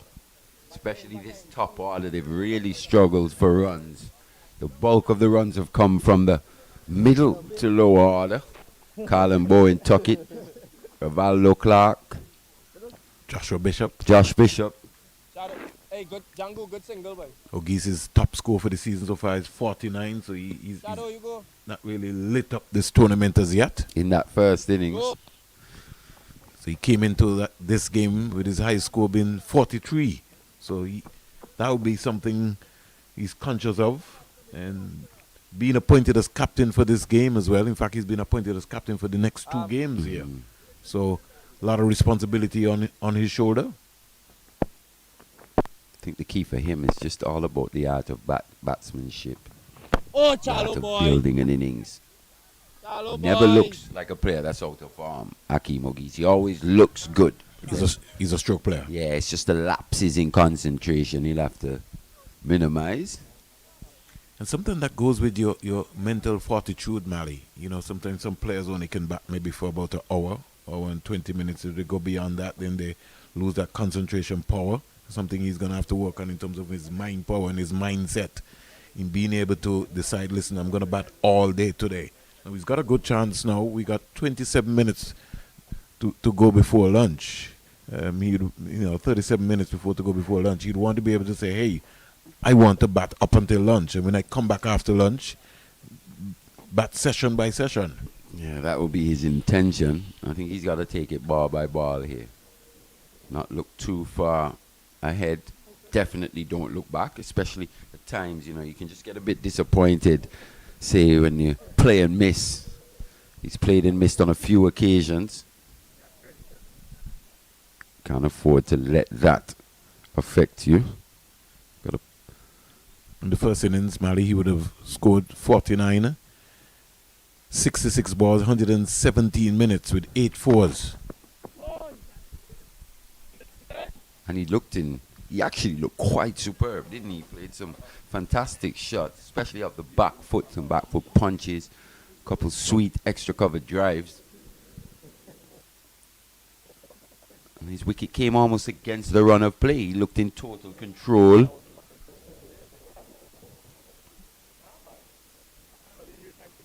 You being a left-hander, you would know the dangers of and the concentration powers that is required. There's always that thought process every now and again. You got to be on the money.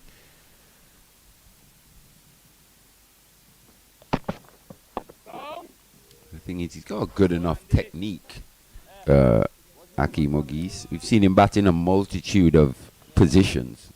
And that is the doing worrying matches point here. for me. I'm still trying to wonder if they've figured out which is his real correct position. Whether he's an opening batsman, whether he's a number 3, whether he's been 4. You all right? We've seen him as low as 6. At 6. As well. Bowls a bit of leg spin as well. Akeem O'Gees, haven't seen too much of that in the red bar game. You encourage him, as we were saying. We're trying to produce cricketers as much as possible. You've seen Rivaldo Clark add that off string to his bow. And that was something that I was kind of surprised with, because when we first saw Kevin Wickham, we saw Kevin Wickham in the CG United Super 50. And you could tell that he was a special talent, even in terms of his bowling. But maybe somebody came and said, well, don't try that. Got to allow them to develop their own niche in their way. Just saw Colin Bowen Tuckett just going through his paces there, padded up to come in next. Not sure how I'd feel about that if I was the batter at the crease or out in the middle. Maybe he's anticipating a wicket sometime soon. Maybe just trying to Loosen up. Yes, definitely trying to warm himself up. Yeah, But don't get too cold, you know. also maybe just signifies that maybe he smells a wicket on the cards. Hopefully, from the academy perspective, that's not the case. Just need a partnership here. especially between this pair. 34 minutes to go before lunch. This is going to be a very critical 34 minutes. 46 for 2. While Clark is quite capable. Scored a dazzling 73 in that day-night encounter. Oh, it would have been so beautiful for him to get 100 in that game. Against Barbados as well. Yeah. His home nation, his home franchise. Sending a message to the authorities and selectors that I'm good enough to get into that Barbados team. But maybe that's a long way off from now.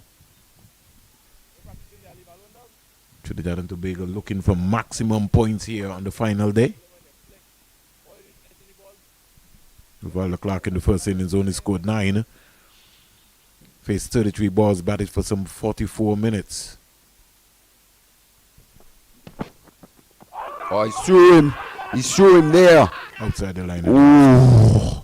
How did that miss the off stump? Oh. Let's look at that. Is height an issue on this one? Let's have a look. Anderson Phillip from around the wicket to the left-handed East. Yeah, maybe just bounced slightly. Good delivery. That in the end, not well played from Akeem East. Didn't get too square. Held that sidearm position. Have a look at this again. Close up of Phillip. Little trigger movement takes Geese across his stumps. But he was leading with his head on his shoulders. Yeah, he's So getting into a good position. Yeah, it did that, you know, from heel to toe. You could see him leading, looking to come forward, and that's what you want to see, especially when someone is swinging the ball. Want to get your bat in front of your pad. Boy, Charlo, well bowled, In boy. fact, what would have caused Well Ogies to done. miss that delivery was just that little extra bounce. Yeah, that extra bounce as well, saving him in terms of just going over the top of the stumps. Oh, catch it. So good morning to Mr. Anthony Gray, who would be glued to his screens, paying attention as to what's happening around the region. There's also Trinidad and Tobago and Night Riders T20 tournament taking place at Queen's Park Oval. A lot of the T20 players involved, the Pollards, the Puran, you name it. Oh, catch it. It's going to have to be careful. I don't like how he played that, Working, Mally, Charlie, just working, Charlie. casually. That man had shot leg there. Yeah. Very close today. He's waiting for something to just lob up off the glove, maybe a bat and pad. Oh, get there. Gets right out to that one, does Ogies.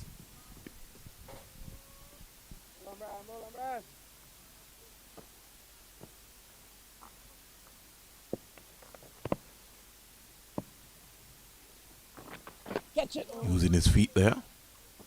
He gets there, strokes it up to Amir Django, cover. Something you don't see too much of from these young West Indies Academy batters in terms of just looking to use the feet to the spinners. Oh, yes, Charlie. But I think with Brian Charles, you can afford to look to use your feet. With Carrie Pierre, who tends to dart the ball into it, it's a different ball game. Maiden over.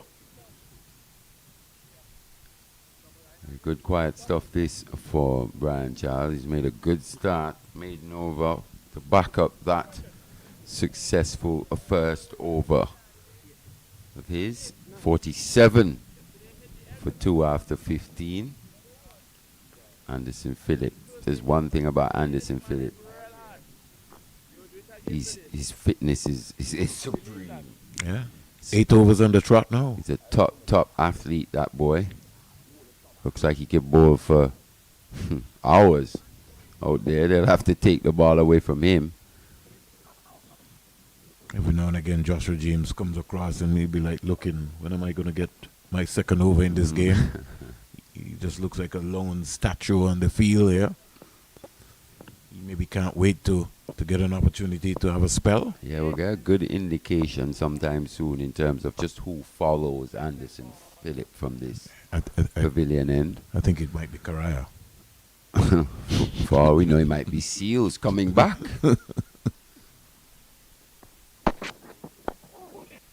said, they may go all spin.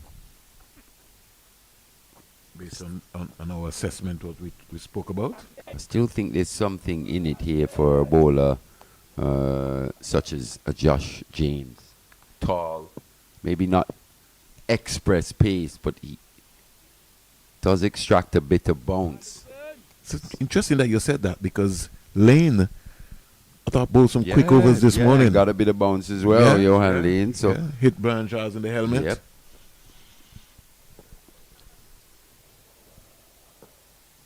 So we get a good indication here following this spell. For me, I'd at least give James a couple. That one just shaping away from the right-handed Clark. Bit of bounce, bit of pace, good carry through to the wicket-keeper.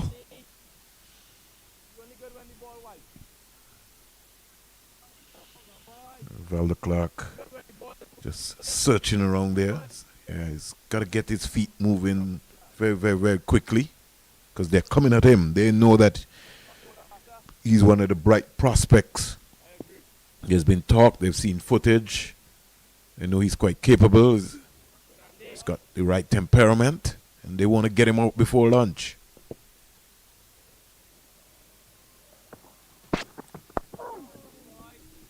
Good delivery again from Phillip. It's been a fantastic spell this from him. 1 for 15. It's the consistency for me. In that first innings, he was a bit both sides of the wicket, pushed quite a few down the leg side. No, in fact, when he started from the CIU road end, but when he was switched to this end here, as you said, the groupings, every now and again he tends to go off target. But he's up for the task here. And I don't think, like you said, Mali, De Silva is going to get that ball out of his hand. Thinking about it, taking a deep breath like a javelin throw. Then he takes off.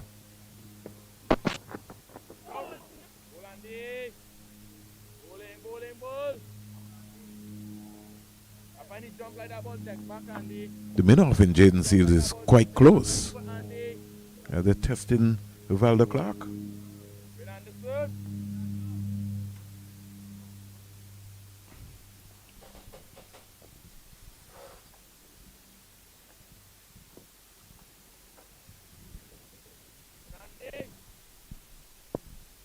Looks like we have a 5-star general there.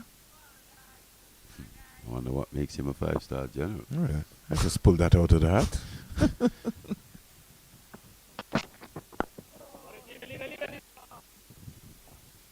Compact in defenses with Valder Clark.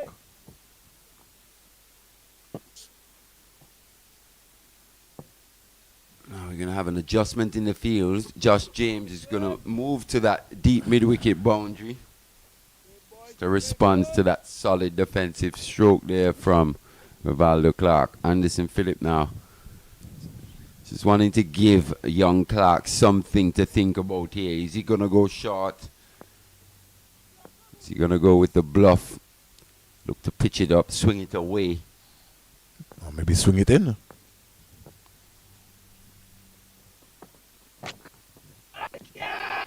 So caught behind, just as Mali talked about it.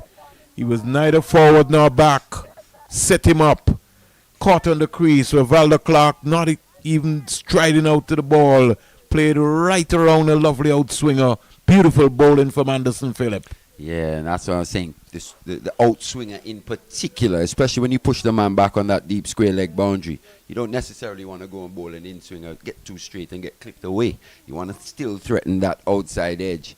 And that's really top bowling that from Anderson Phillip. He's been in a fantastic spell here this morning. He's picked up 2 for 15 and he's removed Valder Clark with an absolute beauty.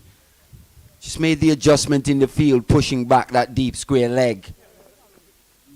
See that trigger movement there, but that front foot goes nowhere. Caught on the crease, maybe anticipating a short delivery. So good tactics and execution that from Anderson Phillip. Left foot going really down to mid-on rather than coming out to the pitch of the ball. You know, the balance, there was no balance at all there from Valder Clark. Yeah, in fact, he just didn't go. anywhere in the end. It actually pulled back, ended up on the crease, both feet on the crease. Sends out Colin Boyne Tuckett. Yeah, he's under a bit of pressure here again. Yeah, It's going to be expected, this young man. to deliver. Brian Charles gets a third over. In the first innings, he only got 2 overs. Let's go, Chalo. Already picked up a wicket Come, again. Chalo. Come, Here, Brian Chalo. Charles. Come on, Chalo. 2 overs, 1 Come, maiden, 6 Chalo. runs, 1 wicket. Chalo. Chalo. All right, let's go.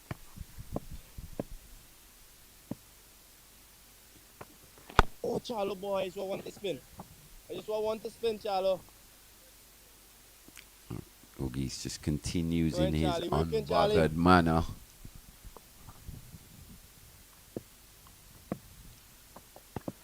Pressure on the West Indies Academy here. Down, Jason. Down, Jason. This one's driven, finds the gap. on. It's going to run close to the boundary, down the hill. Go ahead, Charlie. You're on, you're on.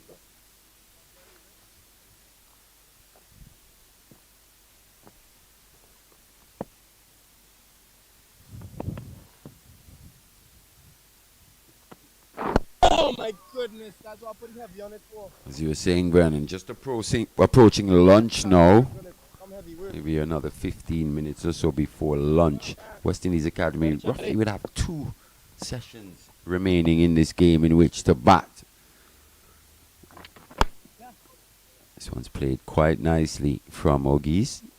Once again, just using his feet. Same thing with you. You got to think at this level, especially in these batting conditions, still very, very good batting conditions here on day 4. Come, Jet. As a first-class outfit, first-class batting unit. I think if you can't bat for 2 sessions to either save a game or even possibly win one, I think you'll be very, very disappointed. It has to do with preparation, Mali. Bowen Tuckett's away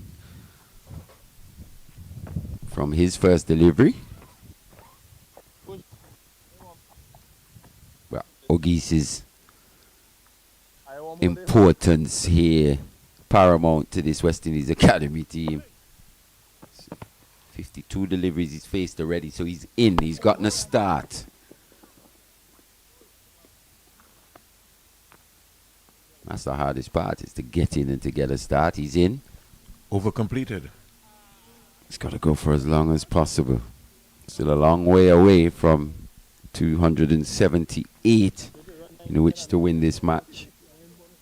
But you do anticipate, if they were to bat for 2 sessions, you think of Josh Bishop as well, still in the hutch. Johan Lane, he's a man that's got good batting ability. Jordan Johnson as well. He'll be looking to put in a good performance. If they could bat for the majority of this day, they should get pretty close to this total. Yeah, they should. But as they say, shoulda, coulda, woulda. It has to be done. They're already 3 down. Trinidad and Tobago will be fancying their chances. Philip again. Yet another. You think he's going to get into double digits here? Double digit spell in this heat? Well, he's certainly, if there's a fitness test and this one is required, he's passed it. Oh, wow.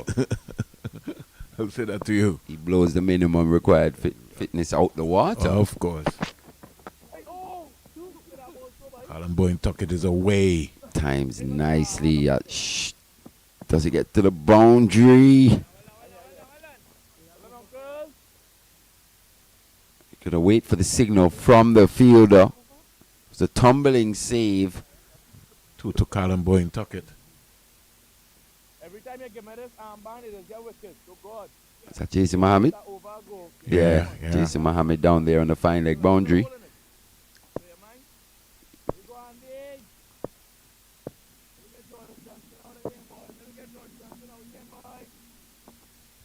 He's had his least productive game with the bat so far this season. Yeah, it was bowled by a beauty by Kelvin Pittman.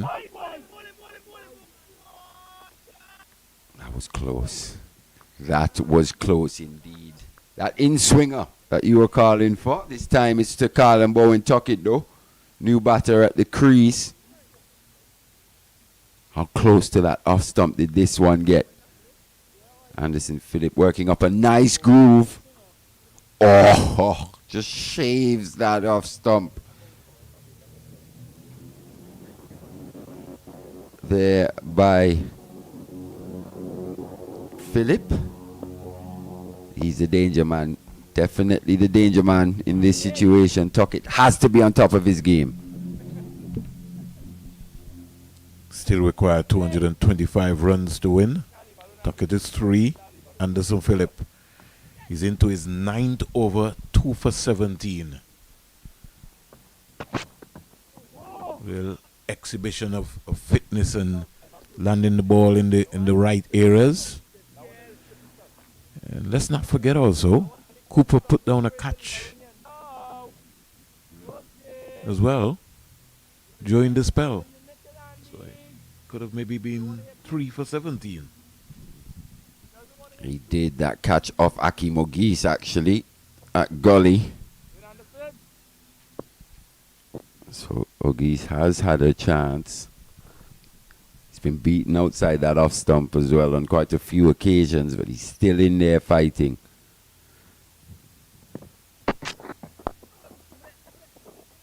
That's a better position that from Bowen Tuckett. Good solid block.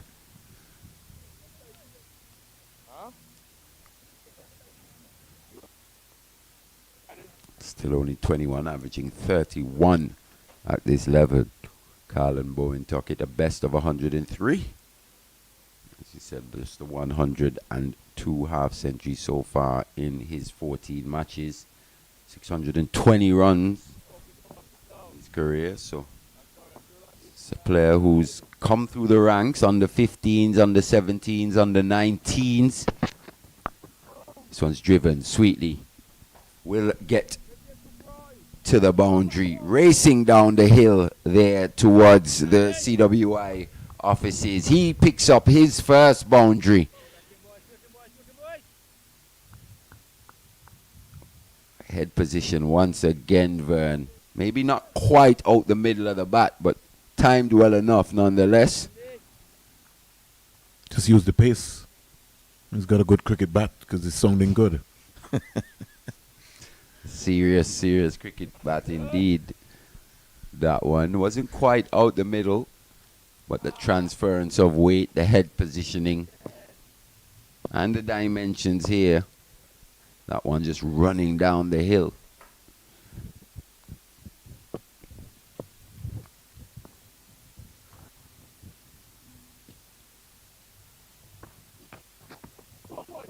That's a good leave again. Once again, movement away from the right-hander. So 9 overs now bowled by Anderson Phillip. 2 for 21. How much longer does he continue going? He's getting a lot of congratulations there from Jaden Seals and Yannick Correa. Appreciating the effort. 47 dot balls, Mali, within the process. So the seamers for Trinidad and Tobago, they bowled 15 overs between Seals. I think he deserves to go off and get a break. Still 15 minutes before tea. I think that's where he can... lunch, sorry. Getting ahead of myself. 15 minutes before lunch.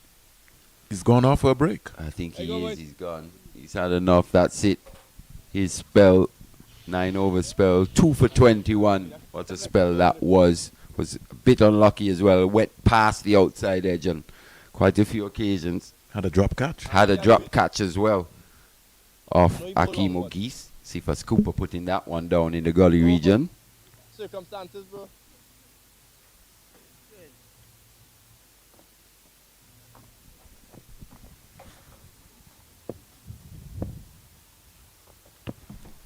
Charles starts again. Ogis is finding the gap late, playing it late, down to the backward point boundary for 4. Pure timing and class with that shot. Yeah, it's a shot he's played very well, Akeem Ogis. Loves to play that cut shot. Beat off the pace and the spinners. This time just a little too short once again. Using that depth of the crease. Didn't try to hit it too hard. He's now forced to fielder. I don't think you need to be saving. 61 for 3.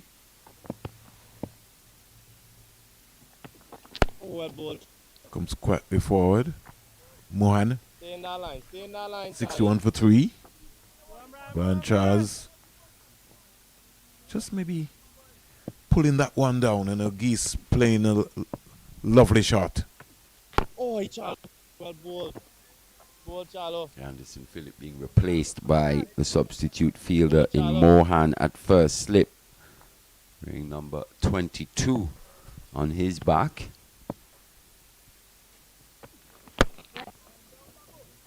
He's got to be engaged in this game as well, especially with the left-handed Auguste on strike to Brian Charles. That single brings Bowen Tuckett on strike.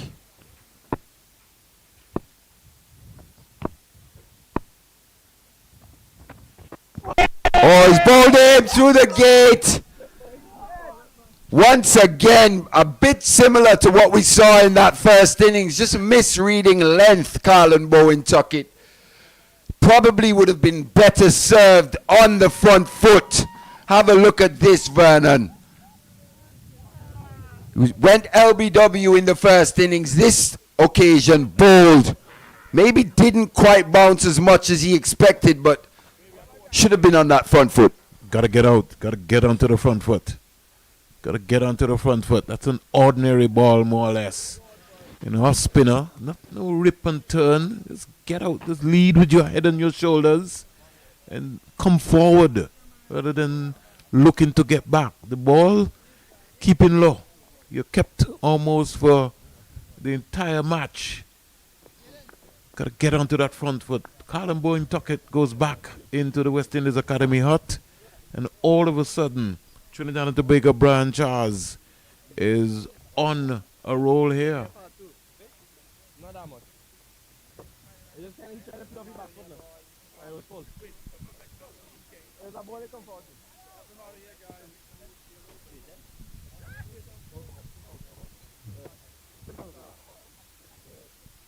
Jordan Johnson comes out. If the West Indies Academy is not careful, they could be dismissed very quickly. 62 for 4. All happening here. Not all the way. They're good. Solid.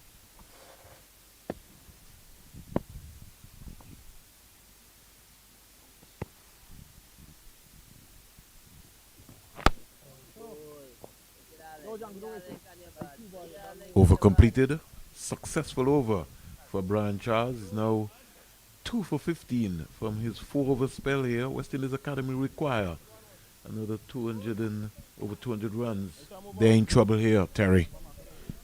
Yes, they are, Vernon. 3 quick wickets for Trinidad and Tobago Red Force. Certainly turned the match heavily in their favour. Brian Charles doing the damage, 2 for 15 from 4 overs. Young Jordan Johnson playing his first game this season. Joining his captain at the crease. They're still a long way away though, 216 more. Just the 6 wickets now for the Trinidad and Tobago Red Force. We see Joshua James taking up the attack from the commentary box end. 10 minutes to go before lunch. Joshua James is in the conversation. At Sabina Park in Jamaica. Jamaica 200 for 4. Kirk McKenzie not out on 189 balls, 10 fours and 5 sixes. They've lost King for 53, Blackwood for naught, Glenn this morning for 14. But Brad Barnes has come to the conversation. Oh, yes! Oh! Spot on target there. His first ball, Joshua James. Wicket taker so far, Terry. Ronaldo Ali Mohammed. 15 overs, 6 maidens, 42 runs, 3 wickets. 9. 9 in the game. What is he doing? Whatever he's doing it good. He's getting wickets. He's in the conversation. Wow, what a man. Ali Mohammed. James right on target. August gets down in time on that one. You're the wicket taker so far. Kudakish Moti, 16 overs, 7 maidens, 31 runs, 1 wicket. That's going to be a big axe. But Mackenzie is certainly registered as one of the century makers in this round. It's good to see that. And normally he's the sort of kind of guy that when he gets in, he gets a big one. Yeah, we remember the 200 he scored here. Caught! And that is caught. Wow. Poor shot. Outside off stump. No feet movement there by August. And Joshua James, you could say, gets his revenge after August flayed him round the park in the first innings at the only over he bowled. He picks him up, caught behind here. And the Academy in further trouble. They lose their 5th wicket. The score on 62 just before the luncheon interval. It's all crumbling here. All crumbling. 216 runs required, and they're just falling apart here. Don't want to say London Bridge is falling down yet because the century maker in the first innings, Joshua Bishop, is walking out. So what they really need now is first to survive before lunch, which is 7 minutes away. Thought he was looking square, Terry. He was looking square, but he Got to look to play the ball up in front of you. a healthy edge and good take by De Silva behind the sticks. So James picks up a wicket with his 3rd delivery. Joshua Bishop joining Jordan Johnson at the crease. The Academy boys in trouble at 62 for 5, still a long way off their target of 278.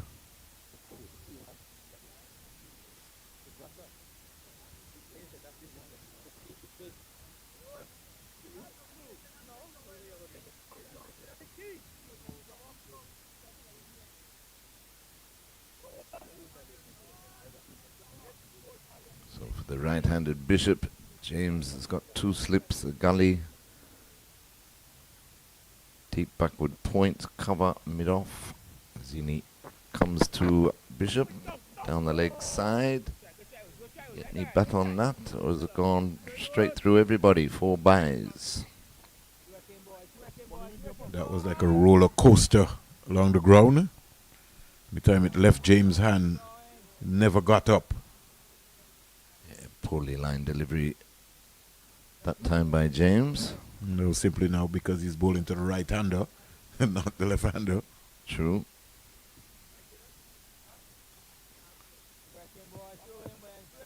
So 66 for 5, the Academy. Disappointing morning for them. The concentration levels, they're wearing them. That's very wide outside off this time. Chased by Bishop. A lot of work required. Got to work on your mental power, mental concentration. That's a whole new mindset, new program. You know, we could talk about all of the mechanics, but everything is upstairs in your brain. Got to be switched on. Delivery after delivery.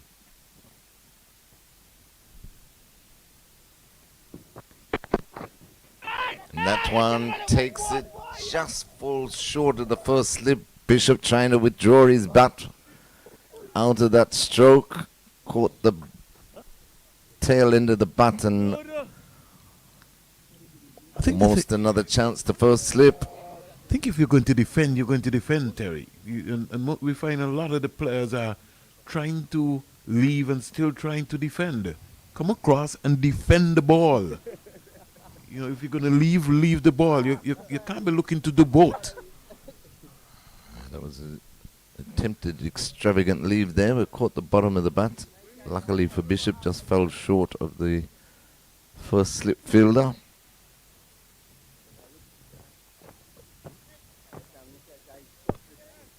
We're singing to this. Oh, you know. Oh, you singing when you walk around because you bob in your head. So 66 for 5. Brian Charles will continue from the northern end, bowling to Johnson, who hasn't scored.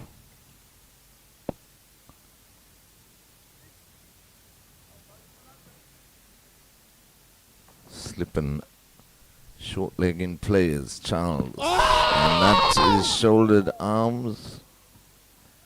Not out, says the umpire. Got to play the ball, Terry. He has to play the ball. He's trying to pad out there. He's got to play the ball. And his body language, John Johnson's body language doesn't look to me as if like he's in this game like he wants to bat. Got to switch on.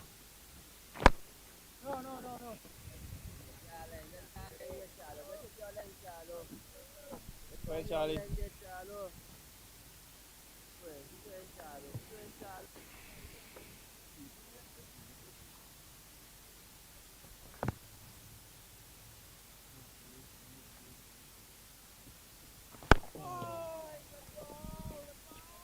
Better forward in defence that time by Johnson. A lot of work to do for these young academy boys if they want to save this match. I think the 200 odd required, 212 required for victory is out of the question now, with 5 wickets down before lunch. Antigua and Barbuda Cricket Association, 2-day matches taking place, started already. PIC Liberta Blackhawks, they're 108 for 6. I need to find Kadim against Pigot Squashers. All Saints against Bethesda. All Saints are 116 for 2. School against Rising Suns, they're 88 for 2. So, red ball cricket action taking place in Antigua and Barbuda. Outside of the first class game here, Terry. Yes, the all-important first-class action. There you go, Cap. See if you get one more. Liberta on top of the table at the moment. Bolden Blasters against New Winchops. New Winchops are 54 for 2.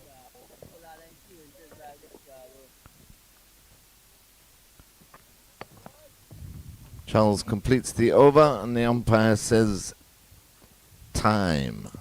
So that is lunch here at the Coolidge Cricket Ground. And in pursuit of 278 for victory, the West Indies Academy go to lunch in trouble on 66 for 5. Both Joshua Bishop and Jordan Johnson yet to score. Trinidad and Tobago just 5 wickets away from claiming an outright victory.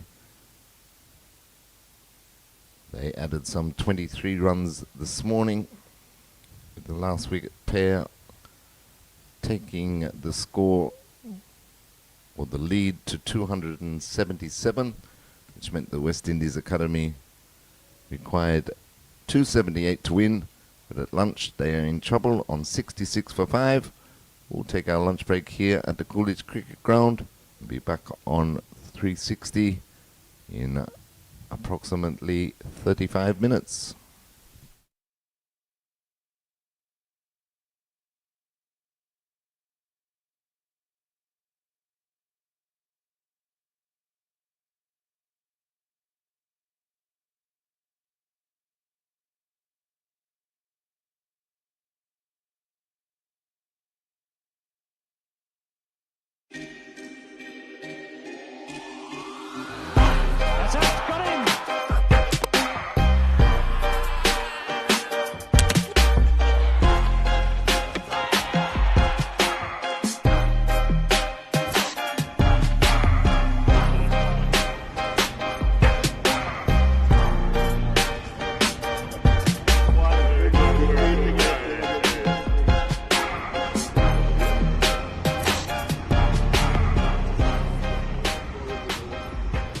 two West Indian great fast bowlers.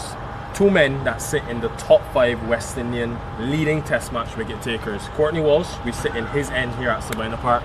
Kemar Roach, a man that's working his way up and closing in on 300 test wickets. Gentlemen, it is a great privilege to sit here alongside the two of you guys.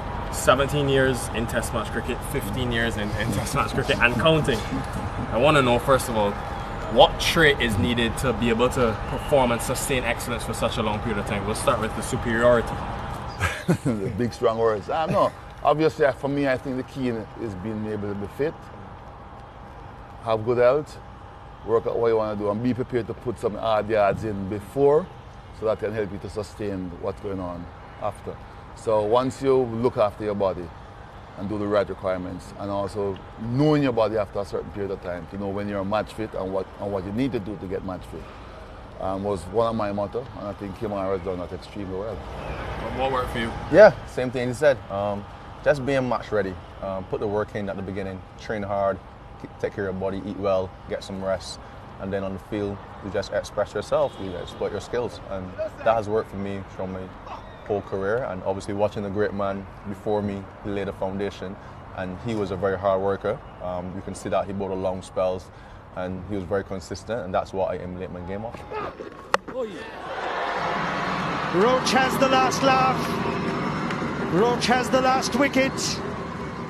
Both of your journeys in fast bowling, your skill sets actually changed over time. How did your, Courtney, starting with you, how did your skill set evolve over your 17 years of test match bowling? With experience, I mean, any young fast bowler when you started, you want to bowl fast because that was the name of the game. So you always try to hit the deck as hard as you can and try to bowl as quick as you can. And for me, I could only get the ball to knife back in or swing in a good pace, consistent pace. But over the years, as the game started to evolve and my own career started to develop, you realize that you need certain skill sets. So practicing the nets was what I went to do, and then you try it out in matches. Obviously, being able to play a couple of seasons in England did help, and then playing our regular 4-day cricket here and club cricket, you can experiment in those. And then I would call myself an all-round fast bowler afterwards when I was able to swing the ball away from the bat. And those skill sets is something that you have to work on. There's something that I've admired with Kemar. His skill sets, when he started, he was raw pace. But then when he sort of lost a little bit of that pace, his skill sets got better in terms of how he swung the ball and using different angles, going around the wicket and creating what I call, I think, to me, and I say it in front of him or behind him, one of the best around the wicket bowler to left arm spin batters, using up that angle, getting the ball to come in and then leave the bat. It's not something that happens overnight. It's something you have to practice. And that's how you get your game to evolve in terms of trying to be a complete fast bowler, which at the end of my career, I think I was closer to that than when I started.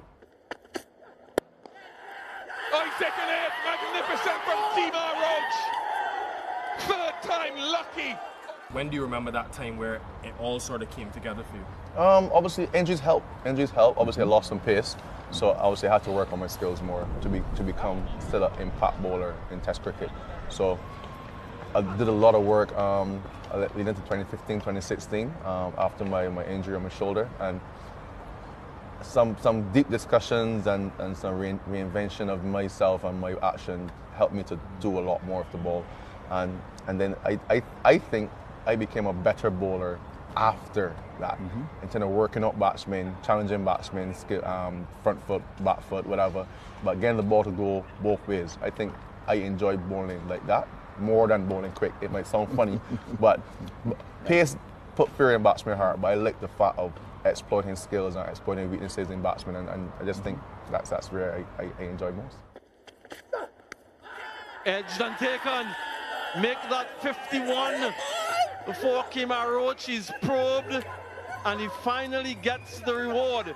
What role did Courtney Walsh play in Kemar Roach's development and role in the West Indies? Yeah, obviously watching on TV, obviously we all know of him and the Curtly Ambrose partnership. I think those guys, they set such a high barrier for fast bowling in the Caribbean that you just wanted to emulate them. Watching it in Barbados on CBC, I think seeing him and Curtly Ambrose run together, it was just heartwarming, and you just go outside right after the game is finished and you try to bowl like them, and it was really good times, and it just is a good foundation for my cricket going forward, and that's why I'm here, playing so long as I can. And Legend, there's a picture of you around 2011 having a chat with the 3 West Indian fast bowlers. I think it was Kemar, it was Fidel, Darren Sammy was in it as well. What do you remember about Kemar Roach when he first burst on the scene that you really liked? Some of the questions he had asked, I liked his action from day one, but his attitude, being down to earth, some of the questions he asked. And then after that meeting, we kept in touch. I mean, we were always in touch, but we kept in touch more. And just to watch, you start to watch and follow the career. And I remember the one that stands out to me most distinct was a conversation I had with him in India when I was down there doing commentary and he wasn't playing. And I was a little bit disappointed because I wanted to see him play, but they were just remodeling his action and stuff. And I said to him, it's only a pity you have to be doing the modeling of the action on tour. This should have been done before and it should have enabled you to be playing. And he agreed. And we had good discussions about it to make sure that he didn't get downhearted, because when you expect to play, you're not playing. And he took it well. We kept in touch, we did a little bit of chatting after, and I just started to follow his career because of what I saw, his humbleness, but he wanted to succeed to be sort of at the top level. And after that tour, he came back playing and he hit the ground running. And whenever he see me, he would say, "Legend, what you think about this and what we think?" And if I see something, I'd say to him. And the way how he accepts it, and he would try, and we would have a chat after the game. This didn't work or that worked. That sort of helped us, and it helped me to be able to know that he's not afraid of asking for advice. And I was always happy to pass on whatever I saw to him, and he would take it on board. You remember that conversation? Yeah, I do remember that conversation. Speaking to him is just an upliftment. And I was down, wasn't playing as much, but he uplifted me, and I just wanted to push on, man. I just wanted to be among those great fast bowlers of before, and he was one of them. So it's just a good feeling to have him around sometimes. Another question in terms of looking back on y'all's careers, you've obviously played against so many formidable oppositions, but which opposition, if you had to pick one team, always brings the best out of Kemar Roach, always brings the best out of Courtney Walsh? Starting with you. I wasn't playing against England. I think obviously that is our biggest series, and the hype around it just brings a life into you. Like, you want to do well against England. Could be close, finger goes up. Joel Wilson says you're on your way. I'm watching, as I said, Curtly Ambrose and Courtney Walsh, they go out there and they dominated England for years, away and at home. So it's like, I want to emulate that. I want to emulate as much of my career as possible. And I think the England side brings out the best in me. Australia, because of the competitiveness for me, and then you play the moment away and stuff, and it was always with the band back in those days as well. They never used to sell the fast bowlers, but they always, you feel like you have a point to prove when they were taking on Gus Logie. So that used to bring the best out of me back in the days against Australia. That's pretty close, he's gone. Roach's 100th wicket against Australia. With England now, because I played county cricket, it was always a very close rivalry, because when you're in there playing county cricket, you can sort of stand on your own feet as well.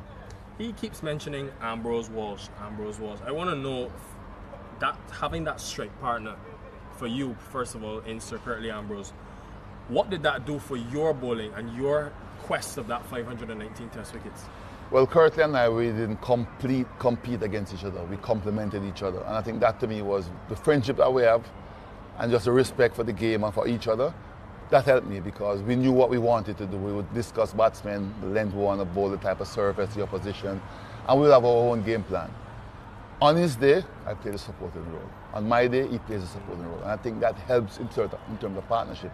If he picked up something that was not working, he would come and we'd have a discussion. And I just remember a test match at Lords as well, when he was struggling, rhythm was off. And I went up to him and I said, "Listen, big man, you're struggling today. Don't fight it, try to relax, because sometimes when you lose your rhythm and you're rushing in, it just doesn't come back." And he said, "So what to do?" I said, "Just relax. I will take up the thing, because I was in a good rhythm. Whatever short spells you have to bowl, just try to find by that rhythm." And these are the conversations you need to have and the understanding. And to me, was one of the hallmarks of our career and our partnership, because we understood each other. Take on, that's it. Courtney Andrew Walsh is now Test cricket's leading wicket taker. The West Indians surround him on the field. One of the most respected and admired cricketers on the international scene. And there's Curtly Ambrose. Wonderful scenes here, emotional scenes at Sabina Park. And who is it for you? If you had to look back on your career, it could be current team, it could be former team. Who always pushed Kemar Roach from the other end and brought the best out of you? I think the partnership with me, Jason, and Shannon for a period of time, I think that three of us, we were very close-knit, and we communicated really well, and we were kind of solidified in the team, so we got a chance to really express ourselves and communicate and become better. I think that period in my career is really what like pushed me to like, I want to be one of the great fast bowlers of West Indies cricket very highly. So it's like, that period is like, I really, really enjoyed the communication, the friendship I had with Shannon, obviously the friendship I had with Jason, obviously he's my countryman. But on tours, the communication, the conversations, the fun we had, it really, really, really propelled my career through those periods. Oh, well done. Very well done by Kemar Roach and Jason Holder. A familiar combination and just holding that channel and that length. Obviously, we celebrate the high moments in both of your careers, right? One thing that many people don't see is the time off the field where it's not necessarily going to plan, there's adversity. What pushed you and allowed you to come out on the other side of those moments? Both of you guys started with your court. The challenges. You see it as a challenge, you see the adversities, you know what you've been through, you know the work you've put in, and today just wasn't your day, or things, this might not be your series. It's how you bounce back. And I've always tell people that you're not going to have great or good days all the time. You have to treat the good days with the bad days. And then one of the things that I always remember is that on your good days, everybody doesn't have to tell you it's a good day, because people know it's on your bad day you need that support. And you know, sometimes you go into your corner, but then if you have people around you with that understanding, on your bad day they will help you to get through it as well. But I always tell myself that I don't want to experience too many bad days, so you try to do the best you can to have more good days than bad days. Yeah, I just like the fact that people doubting on me. I like that. That pushes me to prove people wrong. I've had that most of my career. When I lost my pace, everyone said, will he be the same bowler? Can he still be challenging at Test cricket? I just wanted to prove people wrong. And it's worked. It's worked. That's a big motivation for me. And obviously, leading a young group of fast bowlers now, that also pushes me as well. Like, they have good respect, they have good work ethic, and we get along very well as well in just the room. We have fun, we also work hard.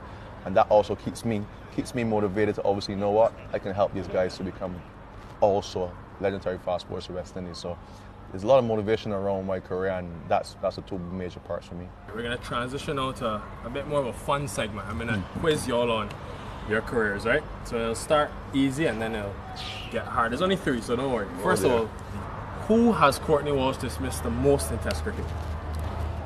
Mike Atherton? Easy. That's a good question. I don't think... Is it a Bangladeshi batsman? No, it's not. It's got to be an England batsman. Yeah. Is it Ben Stokes? Yeah. Figured that much. Shakib is 6 times. Yeah, so I think I know it's one of those. Off spinner, basically an off spinner from Roach. It goes high in the sky. And Shamar Brooks makes the catch look very easy indeed. Everybody remembers your first Test wicket, but can you remember your second Test wicket? Yeah.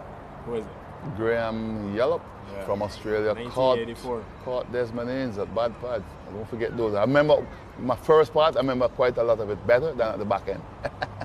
Who's your second Test wicket? I know the first was Shakib. I'm thinking the second must be Mushfiqur. No, Mamadullah. Mamadullah. Yeah, I'm thinking about the order. Yeah, it was Mushfiqur. Yeah. And lastly, who has hit more Test match sixes between Courtney Walsh and Kemar Roach? That I don't know, but I'm going to back myself. I don't know, but I hit a few. I'm going to back myself. He's not a big six hitter. Me. So it was a close race, guys. But the winner with 19 sixes is Courtney Walsh. Got you, man. But you still play. You can He has 16. And he's right up and down. Right up so there. he has much more time to play. There's Walsh. That's a huge six. That's gone. That's a gigantic six. So Courtney Walsh is going down with all guns firing, as they say.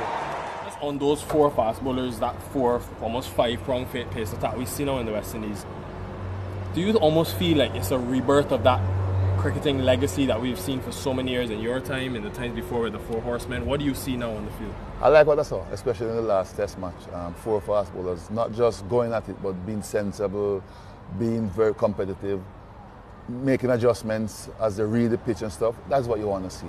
And that was what impressed me the most.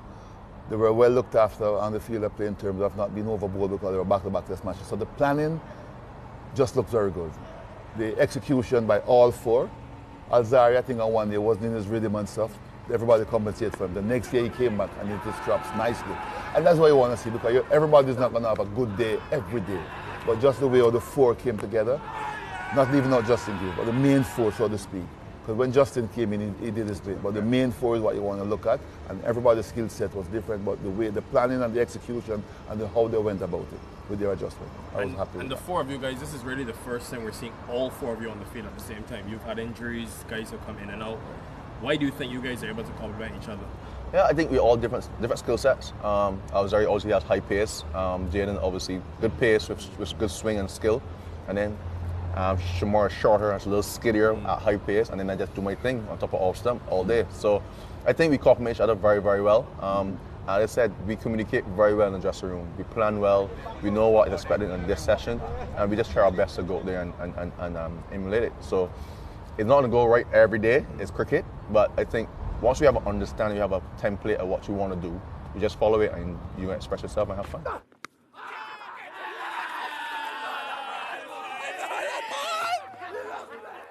Last thing I want to ask about legacy. Obviously, it's been a couple of years now, only a couple since you retired. You can still get back on there. He's been telling me in the commentary box he can bowl a few, so he says.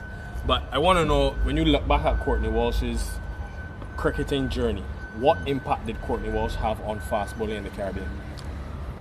I probably not the best person for you to ask that, to be quite honest, but I think the legacy that was left behind, what I found out now is that it probably had more impact than I thought, because everywhere you go and you move around, people say, boy, we used to remember the good old days that you were playing, and it's good that you're still involved with the game and that you're helping youngsters and you can pass on advice, because to me that's important. But for me, I just enjoyed every moment of it, and it helped me to develop as a better cricketer, better person, better human being. And Kimar said something that I would just agree with 100%. When I just started, it was just pace. I was just thinking of raw pace. Injuries help sometimes, and losing pace helps. When I ended, the way I ended my career, I was much happier because I was able to challenge batsmen. I was swinging the ball both ways. I know how to use a short ball, and to me it was just a fascinating career to know that I stopped at one end and then I got better at the other end. And listening to that, Kimar, obviously you're far from finished, but when you do eventually end your career, what would you like Kimar Roach's legacy on West Indies cricket to be? A hard worker, a trier, someone who gave West Indies cricket their all. I've been committed to West Indies cricket from the beginning. I've given it my all. I've obviously turned up and put the work in order to perform and to challenge and compete against opposition. And as I said, it doesn't always go the way you want, but once you have that foundation, that mentality, and understand that it's always going to be a tough task when you step on that field as a fast bowler and you put the work in before, you're always going to be in good stead. And I just want to be remembered as a hard worker, man. Someone that loved the game, enjoyed the game, and put his best foot forward in everything he did. And how much does Kimar Roach have left in the tank? Still got a lot more in me.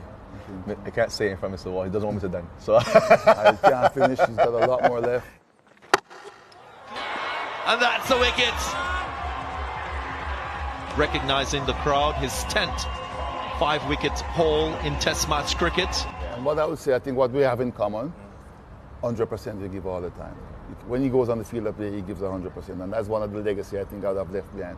No captain or no teammates can say when I went out on the field of play, I didn't give 100%. Might not be the best day that day, but I'm leaving everything I can on the field of play. When I come off, I must can say I did give 100%, and that's one of the things I've noticed with him. The definition of longevity, the definition of hard work. Two guys who will play such an instrumental role in inspiring the future of you at home and thousands of West Indian fast bowlers to come. Gentlemen, thank you. cheers. Thanks. No problem.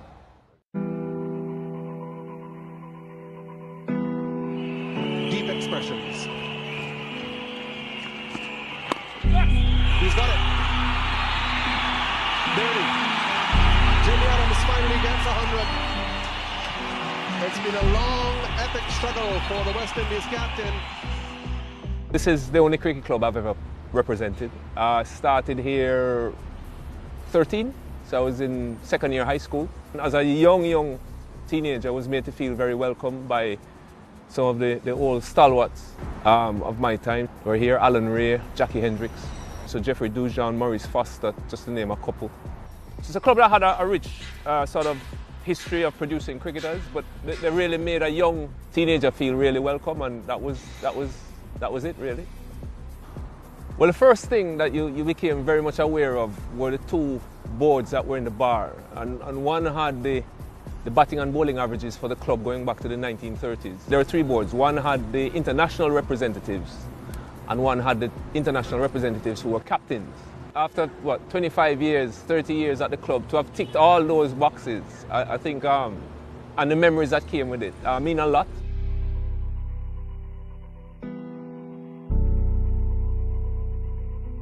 There was a rich mix of sort of generations here, and all of them really made me feel welcome and were very helpful over different periods in my career. And then just what the facility represented, it was the international ground, and over time I just became very familiar with it. Every blade of grass, I knew the wicket inside out. The atmosphere here, even before these stands were built, was something that I was very much aware of, and it became part of the whole experience. A full house was just very loud, as any Caribbean full house can be. And I grew up experiencing the big crowds, even at regional level, to be honest. And the occasional club game, when Kingston played Michael Holding's Melbourne or Lawrence Rowe's Kensington, you would see more people than you get for Test cricket now. And international games, it was fantastic. The noise, it was a little bit intimidating for those who didn't know it. But it was home for us, or for me anyway, and I thrived on it. I loved, you knew who the people were, what sort of instruments they were bringing on the day, and just the whole atmosphere. Having the Jamaican crowd come to support cricket was great as a youngster.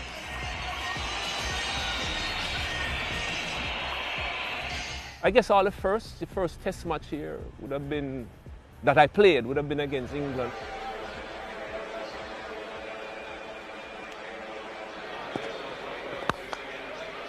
Jimmy Adams, of course, is the local boy. He's a Jamaican.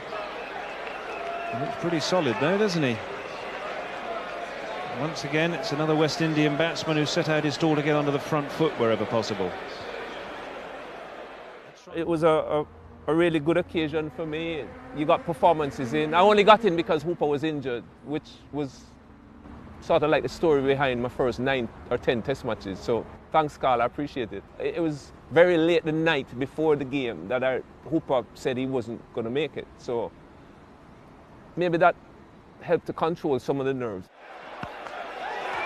Well, that's a glorious stroke as well. All timing from Jimmy Adams, so he gets into the act as well. And this crowd at Sabina Park is alive. It was a good wicket, good batting wicket. We had a really good informed batting lineup. All left-handers, Arthurton, Lara, myself. And he's got it.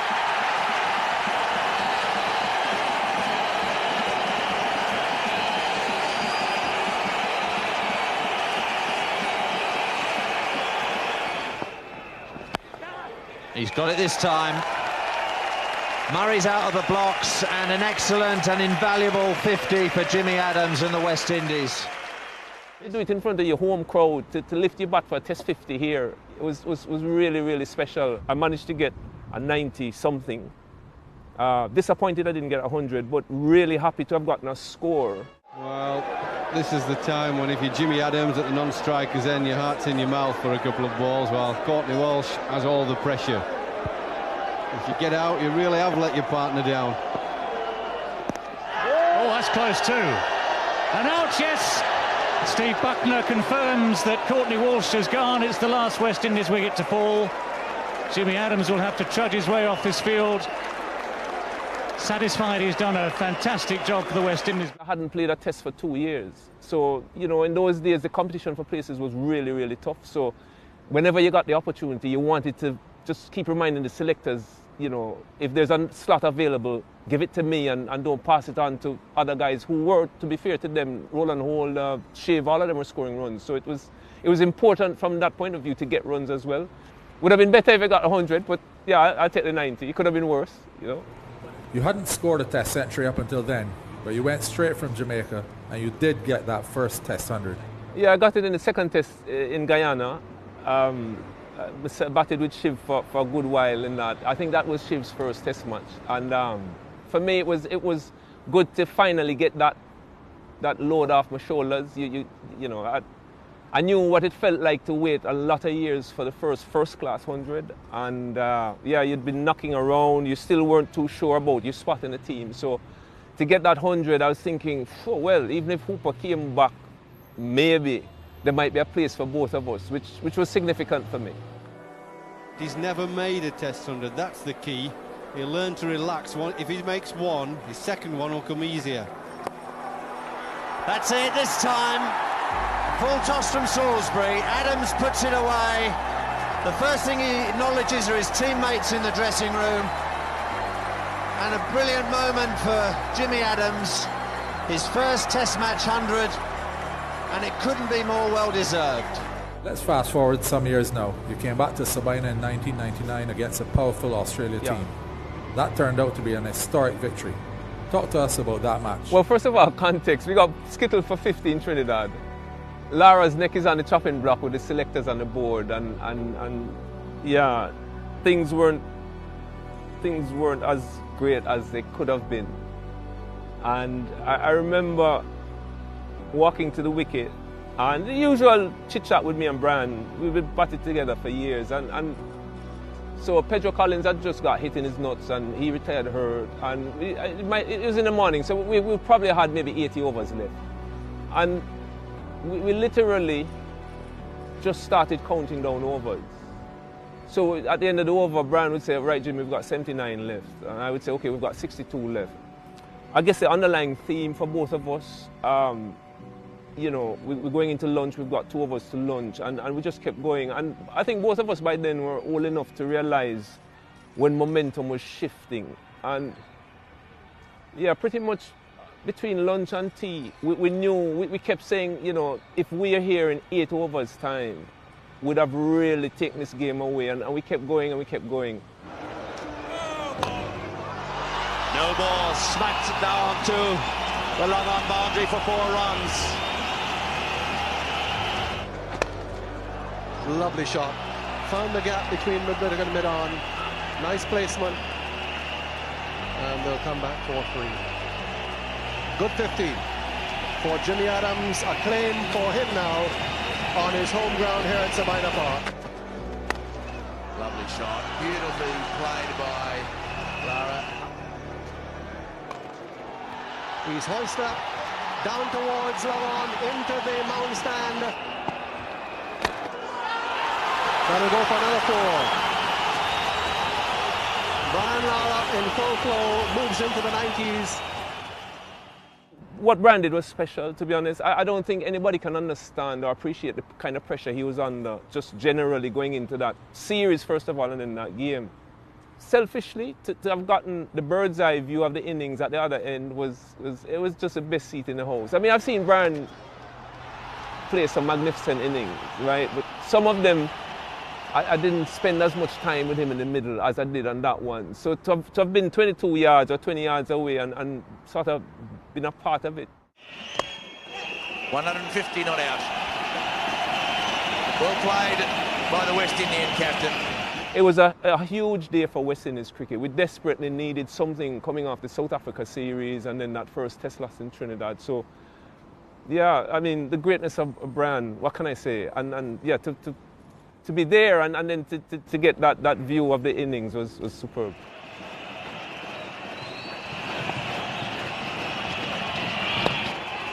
There it is. He's whipped it past mid-on, and Matthew Elliott's got to beat a lot of people helping him field the ball. So the umpire will give him 4 runs.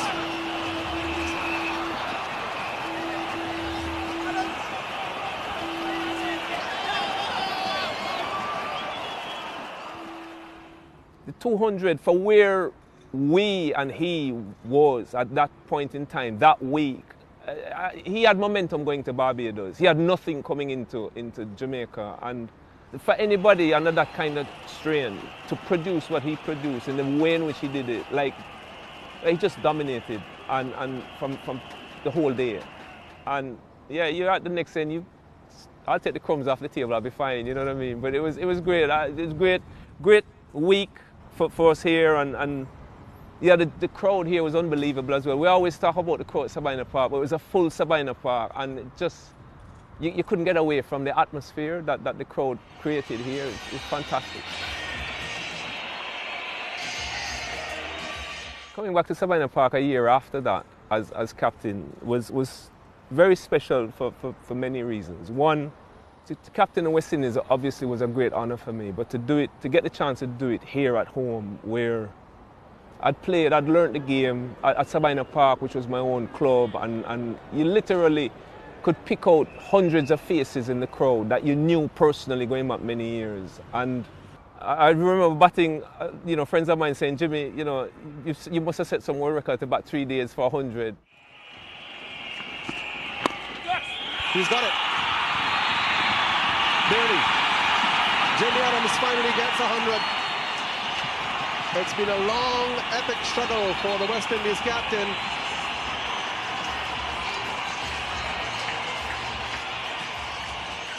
Yeah, it was just getting a test 100 as captain at home at your club ground. Yeah, I had some champagne after the game. To me, it doesn't get much better than that. Courtney Walsh breaking a world record in the same game. Message being sent to Courtney Walsh there. Patience does it, Cuddy. Of course, he can't afford to be too patient. Only 2 wickets left. It was getting to a point where I needed to take him off. And I was like, Courtney, and he kept saying, one more skip, one more. And it was starting to drag on. I was like, listen, I might have to make a call here. I was the most relieved person when he got it, because I was thinking people were going to say, Jimmy, you're captaining this thing just for your friend and all the rest of it. You can tell how keen he is just to finish off this innings, to get this wicket. Take on, that's it. Courtney Andrew Walsh is now Test cricket's leading wicket taker. The West Indians surround him on the field. There's this picture of Wavell Hines like hugging Courtney or almost lifting Courtney off the ground. And Wavell is a generation behind me, but yet Courtney had literally raised all of us, right? His mum had looked after us. If there were nights when we didn't have food or we were struggling, if we needed kit, he would bring kit back for the lads. And there was so much love for him. There is no more admired cricketer in the game today than Courtney Walsh. You can see what Courtney meant even to that young generation. Some of them from Jamaica, some of them weren't, but he's always had that effect on people because he's a giver, and he gives of himself, and he loves people, and yeah, it was just it was great feeling, and great to be involved in it as well. So much happened in that game. But that's why we play sport, isn't it? You carry those memories for life. I mean, if I was young enough, I'd be playing now, but it's why we play sport. West Indies captain Jimmy Adams, who himself will remember this day for a long time for his personal achievement early in the day in scoring his 6th Test 100. That week would still be one of the highlights of my career, with all that happened while we were here that week against Zimbabwe. End of it, all over. West Indies have won by 35 runs. Zimbabwe are all out for 63. And Jimmy Adams, in his first Test match as West Indies captain, has led his team, which has pulled off a quite astonishing victory.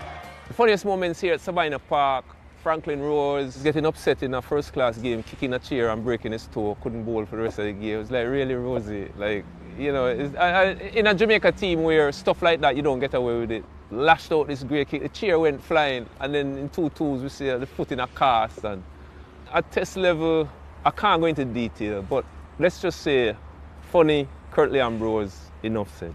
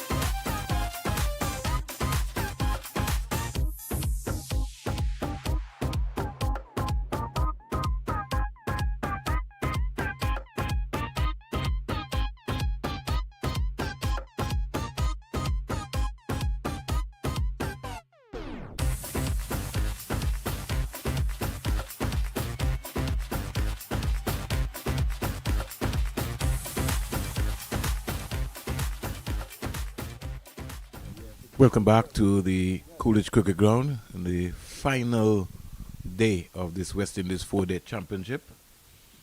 With all to play for.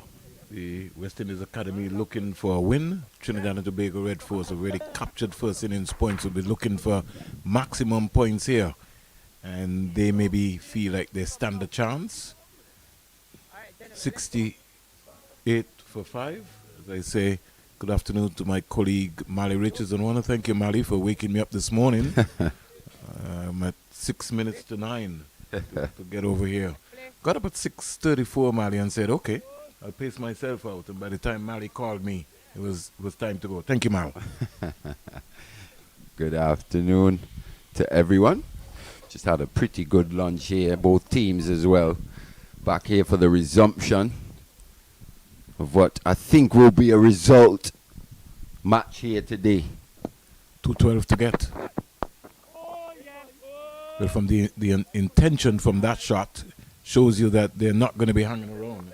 So they're going to be thinking about trying to win this game. Well, survival is not the number one objective based on that first stroke from Joshua Bishop.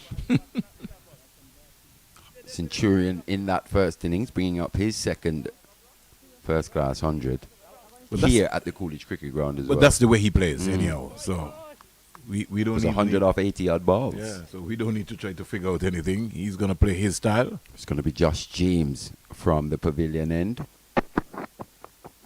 This one poorly lined. Will get down to fine leg. So, bit of a loosener that from the big Tobagonian. Yeah, he would have maybe had some saltfish and dumpling. We doubt he would have. Maybe had fruits. Maybe not on the money yet. I think the saltfish and dumpling is really only for the commentators, not so much for the players. Especially the Yeah. It's a really heavy lunch, that. 51. Like James, and as you said, Mali, he could develop into a wonderful cricketer. Ooh, that one scuttles along the ground. Some inconsistent bounce here on day 4. Yeah. Callum Boyne Tuckett will be ruining himself. Mali should say, hey, I should have been on the front foot there. Maybe still there batting, but that's history. That's behind him. These two now have a chance now of repairing that. It's bowling with 2 slips. A gully, deep backward square, deep backward point on the boundary. Extra cover mid-off, mid-on. Deep backward square leg and a fine leg. No ball now by Joshua James. So the bug now starts from the media center end. I think that might be the first no ball from this end. Almost all of the other no balls have come from the CIU Road end. In fact, it was all Trinidad and Tobago red force in that first session. Spell from Anderson Phillip. Top spell that 9 overs, 2 for 21. As we see the Turner clan here on day 4. They've been here on every day of this match so far. They've been to almost all the cricket games at Surviv, and also happy International Women's Day. Yeah, to the Turners, to Mommy and Elaine, and in fact their clique. Their clique is not here today, but normally they always come around. And one only has to remember in the Bangladesh Test match that Craig Brathwaite and the West Indies team really honored them for their contribution, because they sat in the hot sun at the Sir Vivian Richards Stadium for those 5 days cheering on the West Indies team. And it's something they've done for years, so it's good to see them being recognized and appreciated. This one's hard down the ground. Onto the roof. Made an almighty clatter on the roof here at the pavilion end. And it went like this. Bang, bang, bada bang. What a shot that from Josh Bishop. Serious piece of willow in his hand. Not quite a half volley, but played on the up. And because of that, Jaden Caesars come down to said, let me have a feel of that. Let me get the umpire to check the measurements on this one. But that was a solid sound. Just a reminder for Josh James as well. Can't afford to just float these deliveries. Since lunch, he hasn't quite hit the deck in the same manner that we saw prior. I think they're going to have to get a new Jukes ball. I don't know if it's still up on the roof. It certainly is. Didn't hear it fall. It hasn't come back down yet. But they would expect it that they would find it somewhere in the back. Yeah, it did make a loud bang here on the roof of the media center. Out comes the new one. Bernard Joseph, the standby umpire, walking out with the box of old balls. And I do always wonder, like, this ball that's been hit onto the roof, it's only been 21 overs or so that it's been used. Now, it seems like we found the ball, but I always do wonder how you work out finding a ball of the same condition. So what they do, Mali, is the franchises are allowed to practice with the Jukes ball, and maybe the coaches expected how many overs would have maybe been. Oh, they would use those. Yeah. Oh, okay. Right. And maybe in a context, right. Like this, so it's almost like a gamble sort of kind of situation. Like, how do you find a ball that's 21 overs? And then they would quietly mark it and say, well, in the game, the ball finished with 40 overs all, 25 overs. That's why they always try to see if they can pick up the old balls as much as possible. Yes, and keep them almost like in a database of balls. Yes, yeah. You realize sometimes at the test level, you see they come out in these big boxes there. That's well bowled. So, Joshua Bishop look like he's up for the fight. Well, definitely. He's going to fight fire with fire, that's for sure. It's a bit of a stroke maker.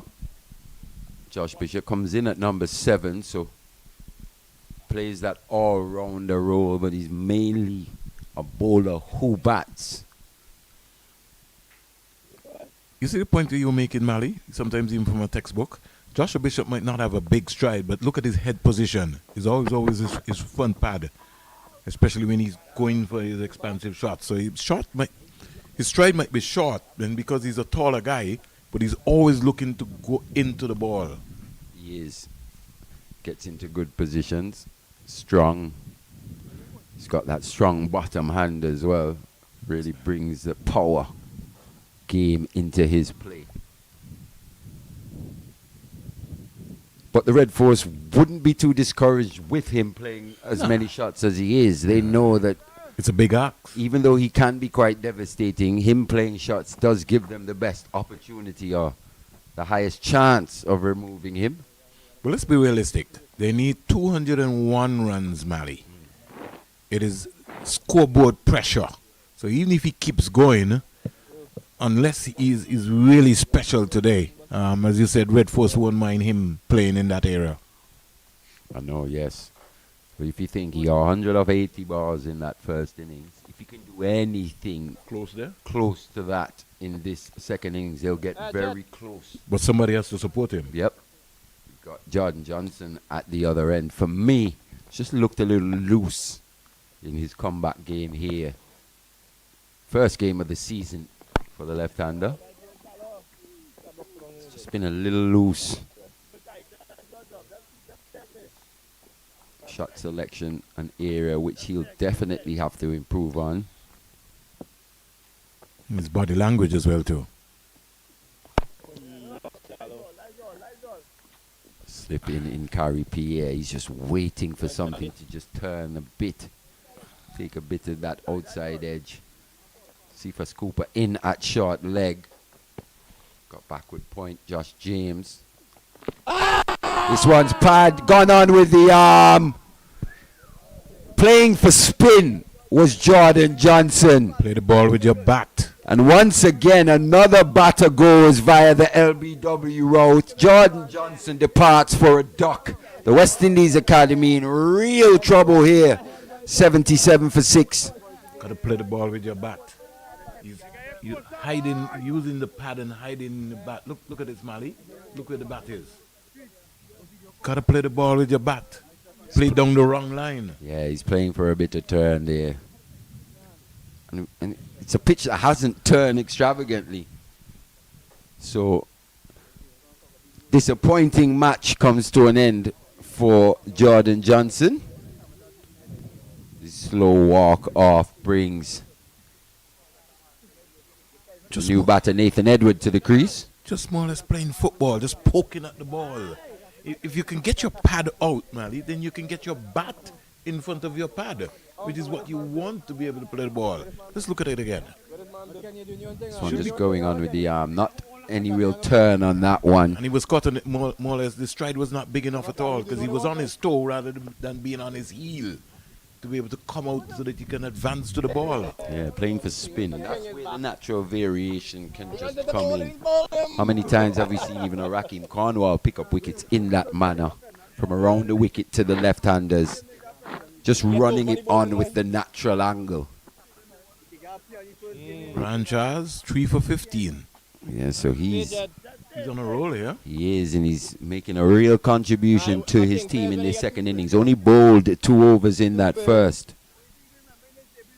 He brings another left-hander. And Nathan Edward to the crease. And you know he got himself in a bit of trouble in the first innings. Yeah, he's on a pair here. Oh, I want to stay low too, boy.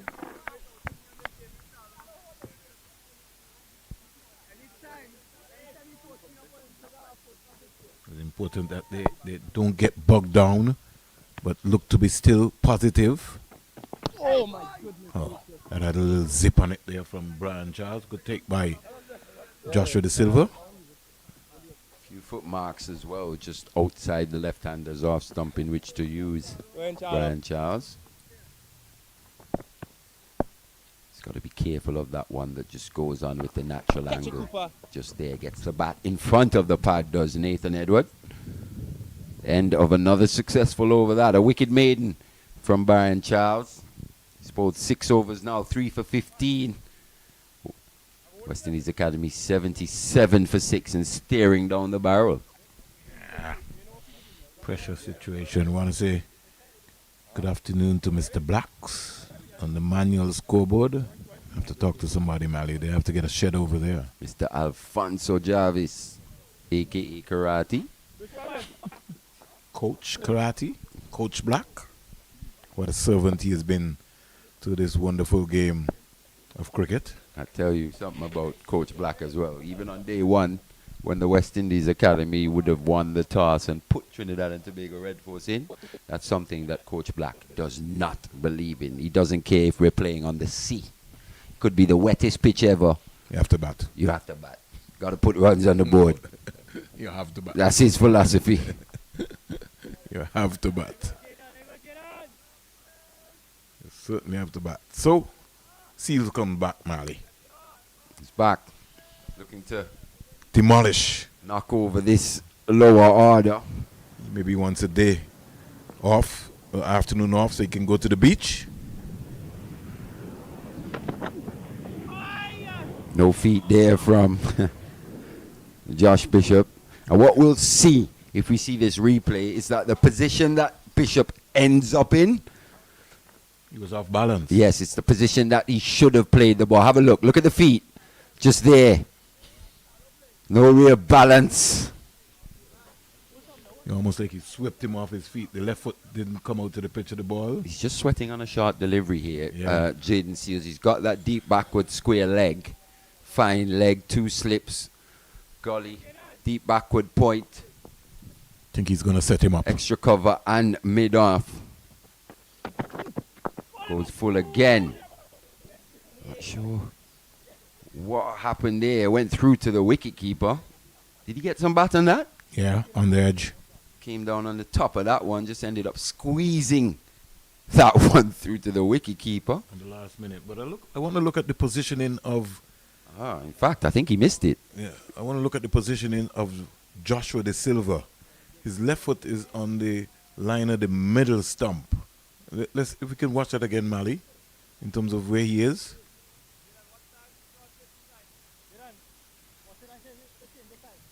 Look at his left foot.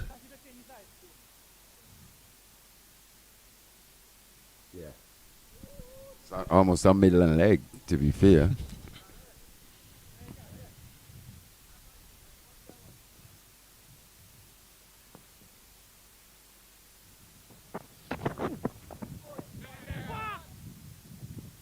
They're off and running.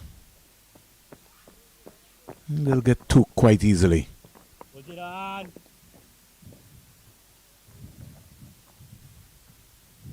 It's the beauty of the longer format of the game is it asks different questions. You know, Josh Bishop scored 100 off 80-yard deliveries in that first innings, but here it's asking for a different type of innings to be able to absorb pressure.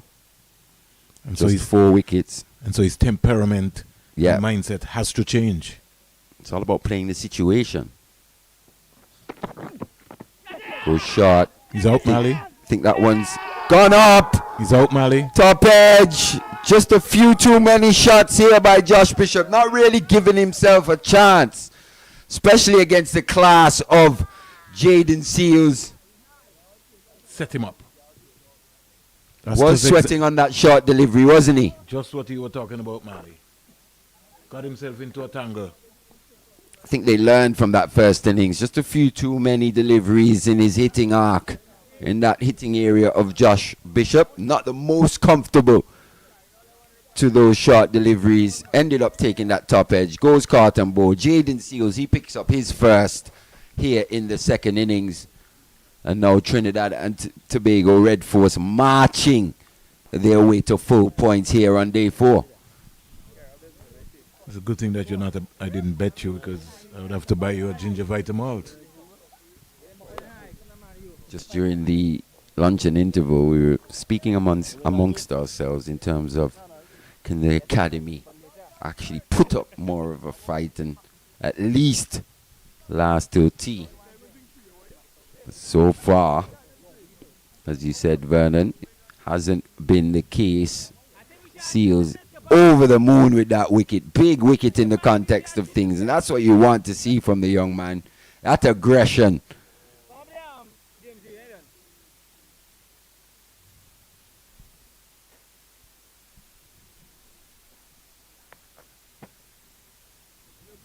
New batter at the crease, though, will be Johan Lane. See, look at that one again from Josh Bishop. Just taking his eyes off the delivery at the last second. Didn't quite bounce as high as maybe even expected, but got himself into an awkward position, and his brief innings comes to an end. It's going to be Yogi Lane facing up to his first delivery. Short delivery. Bit of shape away as well. And Jaden Seals has also remembered that Yohan Lane bowled him a bumper. A little byplay going on there. You know, the fast bowlers, they never forget. Yeah. Well, he's worked up here, Jaden Seals. He is. He's got 3 slips there. He's maybe saying to Yohan Lane, put some respect to my name. I'm a West Indies test bowler. And you come out feeling that you want to smack me around. I'm going to teach you a lesson here today. When does he go fuller? When does he attack the stumps? No. Oh, I don't think he's going to get anything else more fuller, Mally. Again, they're going at one another. Yeah, Yogi Lane there, not really looking to get in line. You know, as they say, it's the modern vernacular is staying leg side of the ball. Had a heave. Seals comes down and saying, hey, you really don't have any respect for me. Yeah, probably just telling him to stay off the umpire there at square leg. It's certainly fun. The intensity between these two teams have been very intense.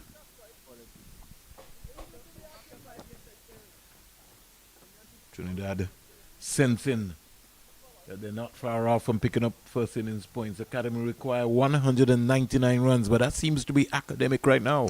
I think it's important that Yogi Lane plays properly. We saw his dismissal in that first innings, which cost him the first innings. He went a long way. It's one of the reasons in why they didn't get as close to that 304 as they possibly could. A player with a lot of batting ability, Yohan Lane, 2 first-class half centuries already. So he can bat. He definitely can bat, but he's got to give himself a chance. Batsman are not. Edwards on a pair. Well played that in the end. Didn't go fishing outside the off stump. Kept that bat pretty close to the pad.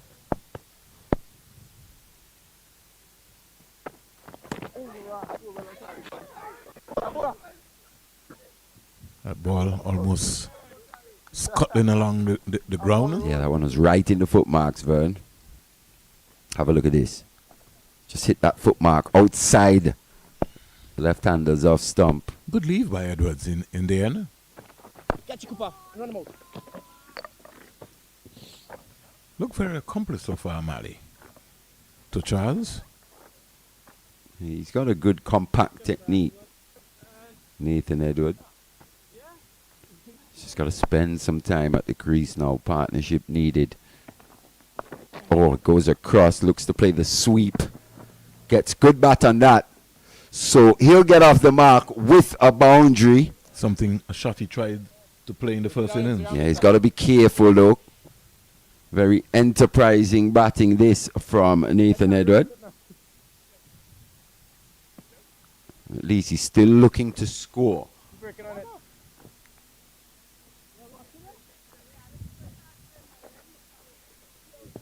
a risk nonetheless.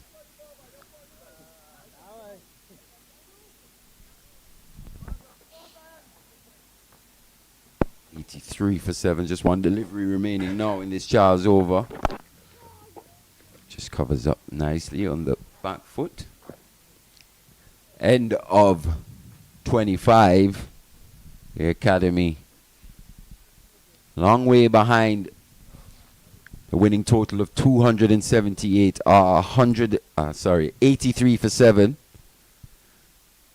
Top score of Aki Mogis 30 and Becky Joseph 14 so far. The top scorers in this innings.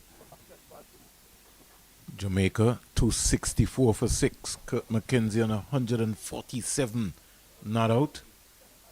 115 fours and 5 sixes. 243 balls faced so far. From a West Indian cricket perspective, you like to see that from a Kirk McKenzie. Yeah. Coming back into form. And he's someone who, we've seen him go big.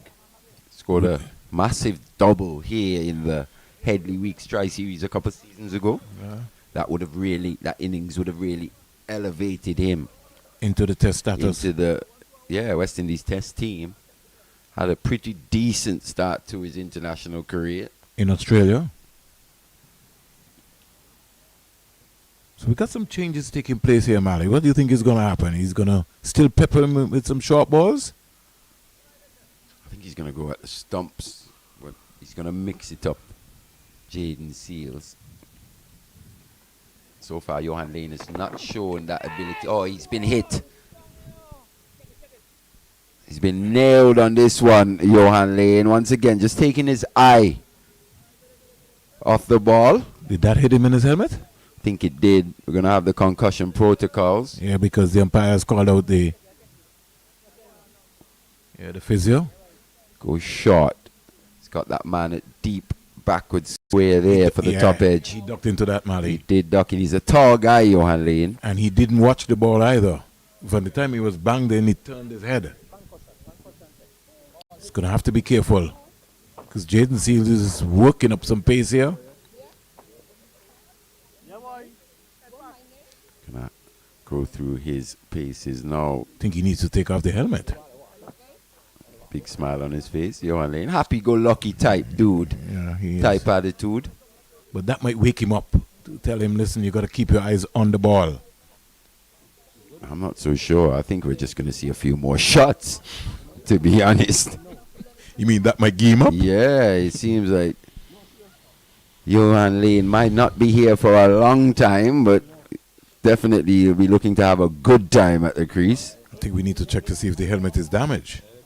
I think they're going to need a change. Yeah, it's damaged. It was a flush blow on that helmet. On the back. It's damaged. I'm not too sure, Mali.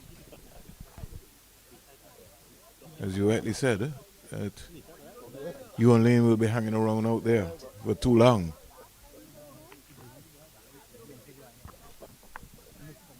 I'm just basing that off of his first couple deliveries.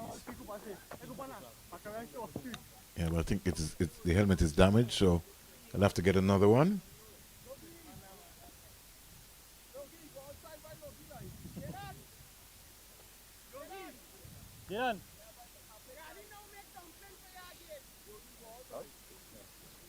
Another little reminder of just how the game's moved on. Oh, yeah. In terms of the amount of equipment available to young players. When you're traveling these days, Mali, you have your own personal helmet, but the backroom staff has to take at least about 4 just in case concussion helmets with different sizes, because you just never know what's going to be happening. I mean, I got a wake-up call last year, Mali, youth tournament. The cost. The cost The of the cost. helmet alone, right? The cost, Mali. Every team I'm budgeting for, Mali, I have to make sure I get anywhere between 20 to 22 helmets per team. Under 15, under 17, under 19, women's team. Per team. Per team. Because everybody has their own helmet. And that's just helmets. That's just helmets. See what Lane does here. Once again, swing and a miss. Ends up outside the leg stump. No, he's not going to hang around. No, he's not up for this. And to be honest, it doesn't fill me with the most confidence, being a big fan of Johan Lane. You got to show a bit more heart than that. He's got to dig in. He's got to dig in. He's got to look to contribute, not just with the ball. Yes, you got a 5 in that first innings, 2 in the second. It's all about being a cricketer. Stand up and bat. Contributing as many aspects of the game as possible. Because you can't fight fire with fire by deciding that you're going to bounce up people, but you don't want to stand up and bat. This one's high. Where's that gone? Where's this one gone? Are we going to hear it on the roof? It goes for 6 in the end, over mid, long off. That's like a tennis smash. It was a straight, flat batted almost. Wow. He's just hitting and hoping, to be fair, Johan Lane. Yeah. Jaden Seals wouldn't be too discouraged with that. He's coming at him. He's coming at him. He bounced him, and he has not forgotten that. This type of innings here just reminds me of a fast bowler from England who would play in a similar manner. Yeah, he's gone high. He's gone high. He's picked up. No, he's not. It's sailed over that man at deep backward square leg for another 6. So consecutive 6s here. This is interesting. The ball was in the air for what seemed like an eternity. It was. And there's no breeze here, and it still went. Well, Mohammed is on the fine leg. Cephas Cooper, actually. Cephas Cooper having a look. On the fine leg boundary. He thought he had a chance. But it went way behind him. In the end, just carried over his head there at that deep backward square leg. So 12 off 2 deliveries here. Back-to-back 6s. When will the Yorker come?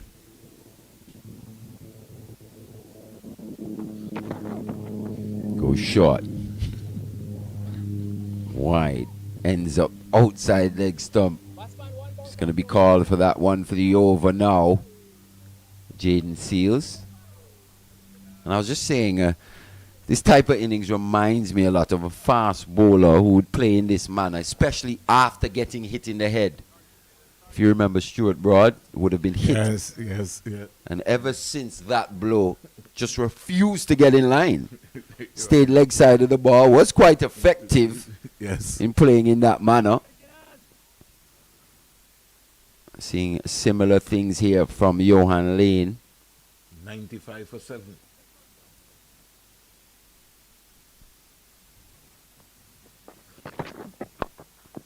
Hammered, long levers, gonna be another boundary. So he's having a swipe here. It's paying off. 16 conceded from that Jaden Seals over. 2 6s and a 4 to end. Yeah, Seals has lost it. Yeah, but the little byplay has been allowed. Joshua De Silva is saying, come on, Seals.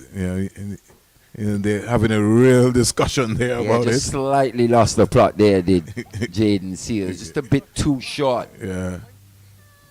Obviously, he's worried about being a bit too full to lane because of those long levers. He knows he's a clean striker, but it's been too much at times for even the top order batters. Surely it will be too much for Johan Lane. So he's got to just go back to the drawing board now, Jaden Seals. Hit that good line and length outside off stump. And just nick him off. I think he's quite capable of that. Yeah, he's got 3 slips down there. Yeah. So, you think Lane will dig in now? Nah, he's not digging in. There's no digging in being done. It's all about bat and ball for Johan Lane. I think he's going to go even harder if he gets a go at the off spinner here. A chance? Yeah, he's going to look to score his runs as quickly as possible. Well, I think Edwards just needs to remind him. Come on, Yogi. Stay with it. Oh, I do want to paddle, boy. Just there, that's the technique I we were want to talking paddle. about. Maybe not Yeah, the boy. biggest of strides, but making sure that bat is in front of that front pad.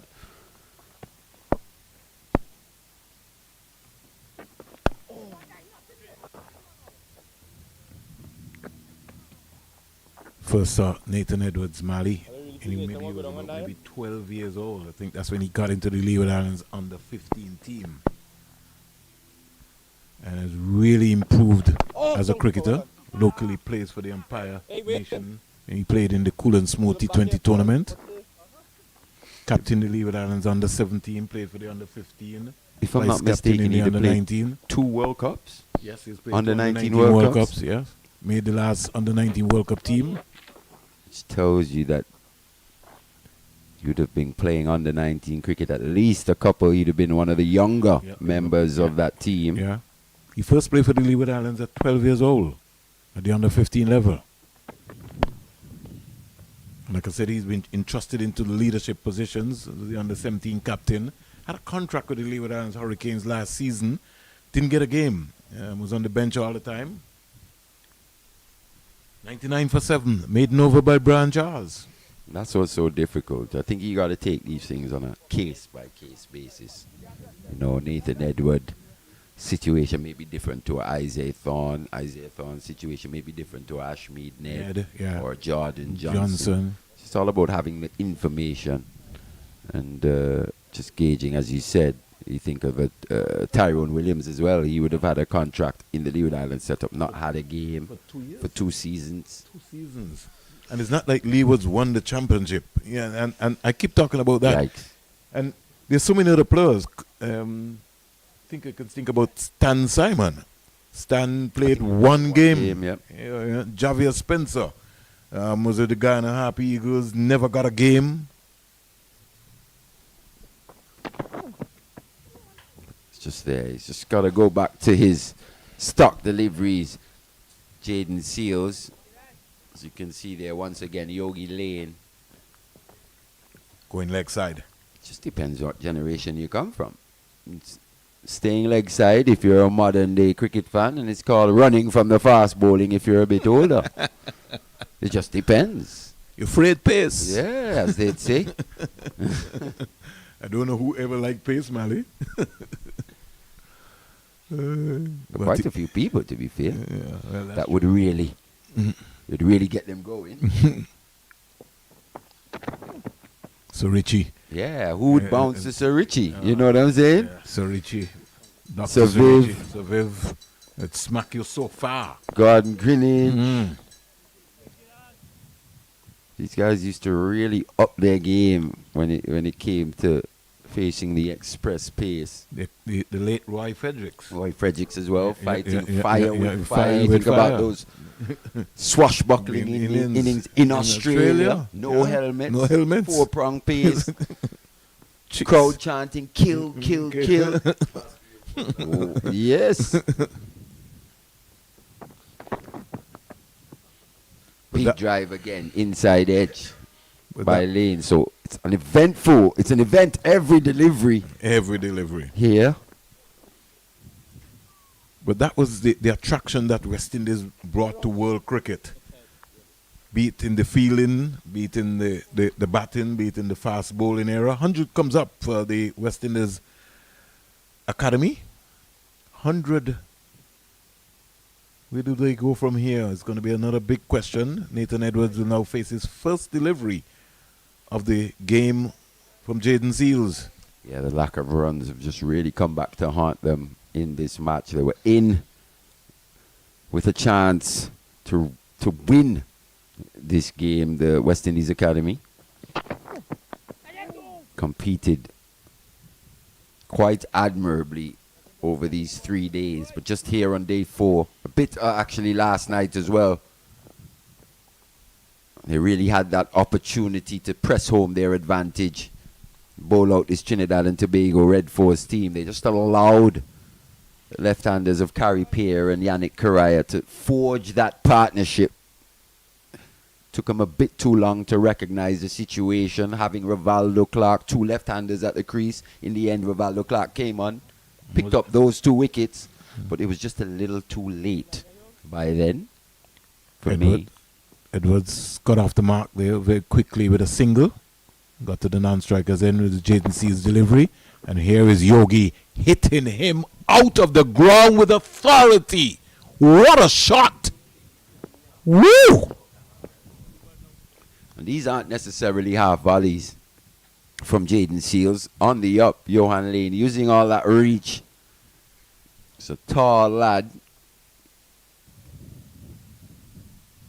Look at this, Mally. I think he's got to just bring a slowie in at some point here now. I was wondering. When's the slower ball going to come? Yeah, I was really wondering. Because Lane's just setting himself. Have a look at this. Once again, clears that front leg. Just allow that free swing And what a swing it is. Almost golf-like with that flourish at the end from Johan Lane. That 6 takes the West Indies Academy to 107 for 7. His third 6 of his innings. He moves to 23. No, for sure they can't find the ball this time. Don't want to say that it is lost, but we'll wait and see. Have they found it? Still looking. Here it comes. I think the man for... No, they still can't find it. No, the replacement ball, I think, is going to come out. Joshua De Silva has walked all the way from the CIUN to come up now. Or they're still looking for the ball. They found it? I think it may be time for Correa. Oh, okay. They have found it. It may be time for Correa from the pavilion end. Yeah, Joshua De Silva comes down now and he's pleading to him, listen, come on, don't get sidetracked. Where's don't the get carried Yorker? away. Where's the Yorker, though? Yeah. Full length. Maybe just landing on that front crease. Yeah, he's lost his focus here. Jaden Seals, roughed up by Johan Lane. He's presenting all 3 stumps. Yeah. Just go searching for it. The traditional Yorkers, they would say. You know, Dr. Sir Andy Roberts would tell you that that's all he's thinking about. And if you're going to bowl him a bumper, it has to be a bumper that is going for the badge. You know the energy to have to try to bowl a bumper? Yeah, well, I'm sure if they need a consistent spell of sharp bowling, Anderson Phillips, the man to go. The Energizer Bunny of this Red Force bowling lineup goes short, but this time it's high. Think he's in trouble. Carries down to third man and it's dropped. Poor. Must be said, poor. Who's that? Josh James there at that third man position was slow. Have to take that. In which to recognize the opportunity. It was there. Not sure what kind of stroke Johan Lane was trying to play.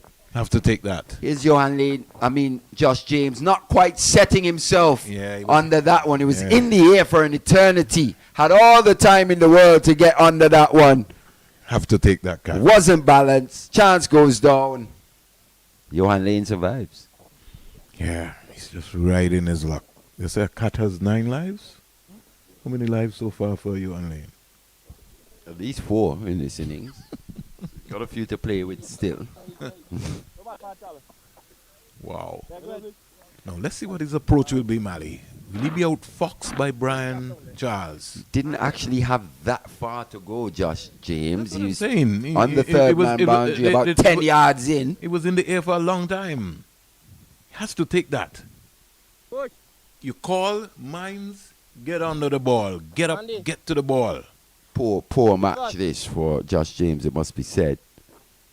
Hasn't really contributed as he would like with the ball. But there's a fine prospect. He is. One for the future. This is where you got to stay engaged in the match. Even though things may not be going as well for you. He goes through him. Johan Lane this time. Big slug sweep. Knocks that leg stump out the ground. Pulled him. So what we said about Johan Lane, he's here for a good time, not necessarily a long one. Ended up 24 of 13, 3 massive 6s, but the Academy lose their 8th. And they're sprinting towards defeat here. Brian Charles, his 4th wicket in this second innings. Now, Johan Lane has to consider himself the senior pro in this West Indies Academy team. He's got 2 first-class half centuries. And to get out the way in which he got out there. Both innings. Yeah, no need for that. You got to put a price on your wicket. Have to put a price on your wicket. This is first-class cricket. And the investment that is being made in you, you got to be able to make sure that you work on your game. Lovely sunny day. The groundsmen here have done an excellent job to produce a good cricket wicket. You know, for practice. In fact, the academy practices every day here. Put a price on your wicket. Especially in good batting conditions. It's maybe as good a pitch that we'll see here at the CCG on day 4. Hasn't really broken up isn't spinning extravagantly. Not too much variable bounce either. Gotta come and bat. I hate this. It's almost like the game was turned into a T10 game. You apply yourself, 170 runs to get. Just spend some time at the crease. It seems like this academy team didn't really have the belief that they could not only survive but win the game. Win the game. At the very least, if you're not winning this match, should be able to bat out for a draw quite comfortably.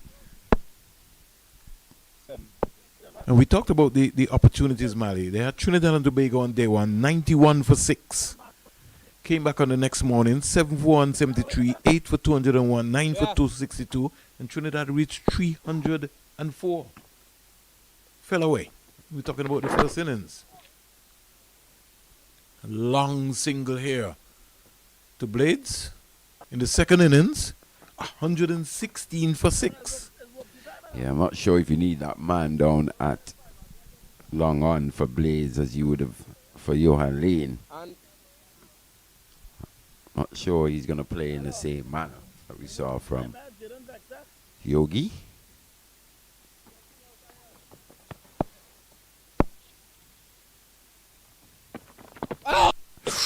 That one there again, honing in on those pads, taking the inside edge.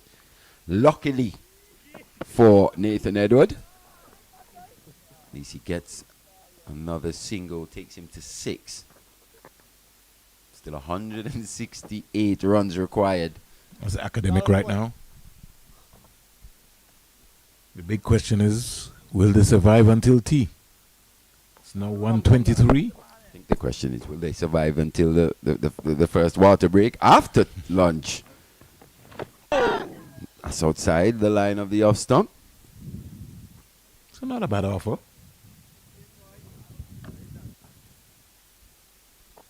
Still within the first hour of play post lunch.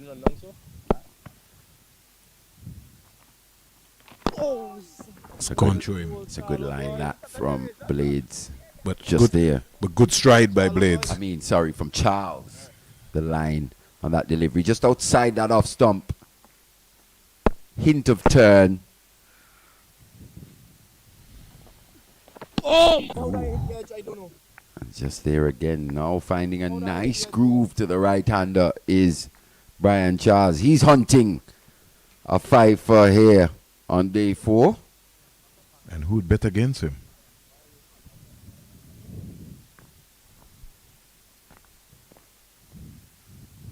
$110 for 8, 29 overs been bowled. Last wicket to fell would have been Yuan Lane for 24, 14 balls. It will be his 8th 5-wicket haul if he was to pick it up. 152 wickets in 47 games. One of the features of his 5-wicket haul we would have seen right here, Mali, against England. Yes, against that President, or for the President's 11. A couple of years ago.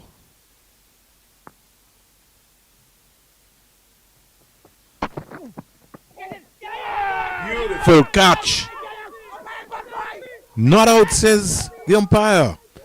Is that bat or pad is the question. Well, I said catch, so it was a good take by Joshua De Silva, but it looked as if he would have hit Edwards on the pad. It went quite quickly. So and low as well. Let's have a look. Yeah, it did. Yes. Back pad. Good decision. Very good decision indeed. Turned him completely around, Nathan Edward. Good decision. Excellent decision. Jaden Seals, yeah, it's just not your day, son. He's got to be careful here, Jaden Seals. Yeah.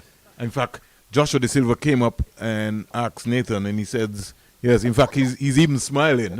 Jaden Seals still can't believe it, but he did. It was a good decision. It was a very good decision indeed. Fantastic delivery. Angled in. Going away late upon touching down, just turned Nathan Edward completely around. Foothold. But luckily for him, didn't take the edge. And he sort of looked very confident as well to Nathan Edwards. He was coming down. Marking his guard already. Yeah. It's a good indication. You see Jaden Seals there. Maybe just pushing the line. We know how competitive he is. He has just erred on the wrong side of the authorities in terms of just his body language and exchange of words with players and being deemed to be overly aggressive. He's just got to be careful. Match referee Ryan King might be taking some notes. Don't want to have to stand in front of the West Indies fast bowler, former fast bowler, well played here by Edwards. Ryan himself was very conservative, didn't show that big much emotions, just went about his business quietly.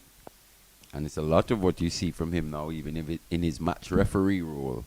His new role as a match referee, or not new, but upon retiring from international cricket, it's very cool and calm.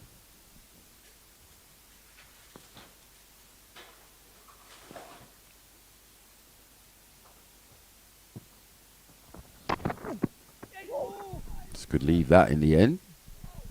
Got very low, did Nathan Edward.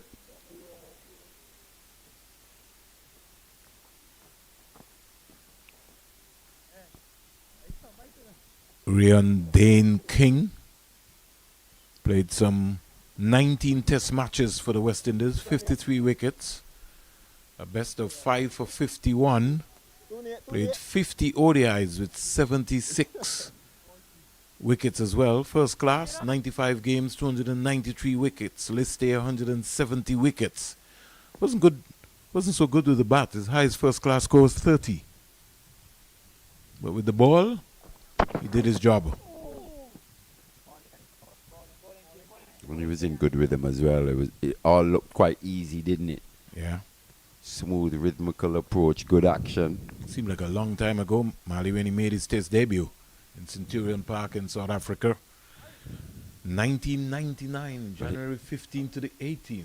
It doesn't seem like a long time ago. It was a long time ago. His last was in 2005 against Pakistan at Sabina Park in Jamaica. Ryan King from Ghana.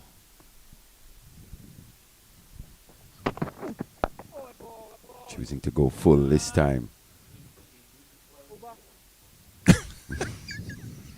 Just to illustrate, our producer in here is just saying that Ryan King would have debuted in international cricket before he was born. Oh my.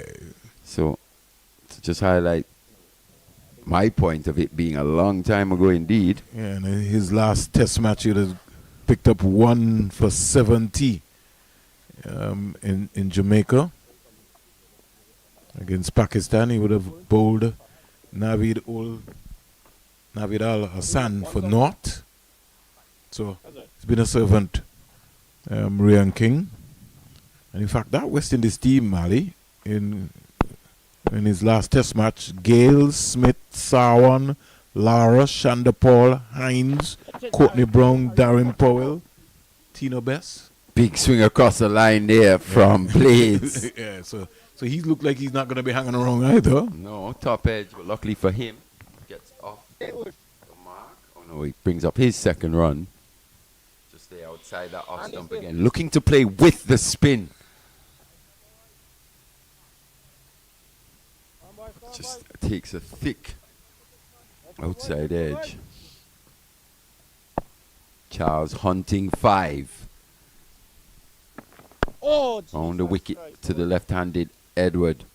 It's well played by the young man. He's been very cognizant about keeping that front pad out of the way, presenting at full face of the bat. Just on the back foot this time. Well watched.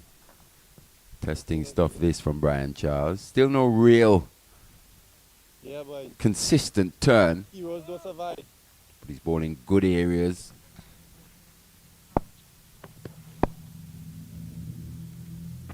Oh, you had a good on swiping, boy. That's why you have a bat in your hand, right? To use your bat. That's the name of the game. what he's doing is he's just playing what he sees. He's not necessarily playing for spin. He's just lining the ball up quite nicely.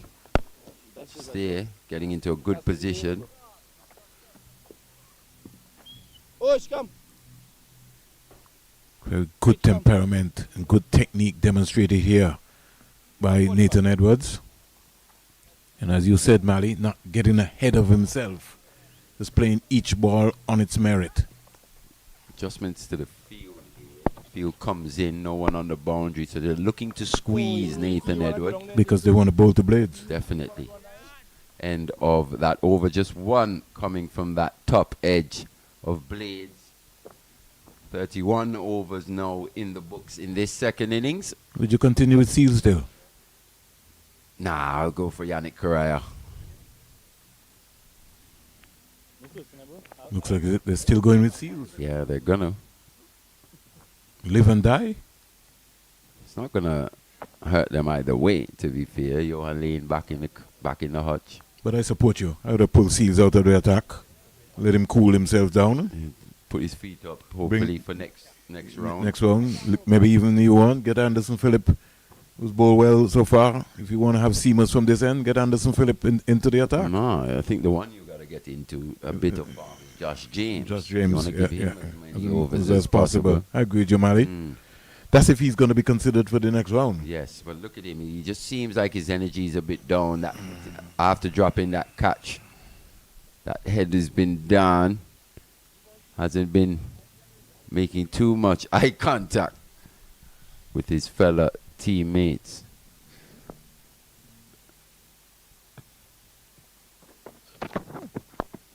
What? Blades looks organized. He got back at the cross and defended. This is what we needed to see from Johan Lane. That we didn't see. He's got that ability. It comes back down to this game being, what they say, 95% mental? Mental. It's all in the head. It's all about the mental application in that innings of Johan Lane. Basically was not up. For the fight? For the fight. That's what I'm saying. You can't just come and get rolled over. This is first class cricket, you know. Put a price to your wicket. You were out there bowling for a long time. Nobody gave you their wicket. Chooses to go full again. Well played by Jediah Blades. And I like the point, Mali and Terry, that you guys have been making. Yes, we know this is an academy setup. Yes, we know it's not the finished product. But you also have to apply yourself because there are opportunities for you. In this academy, if you apply yourself, you just never know what can happen. Nobody is saying that you're going to be world class in the academy setup as it is right now, but you're provided with the tools, and so you need to be able to make sure you learn on the job very fast.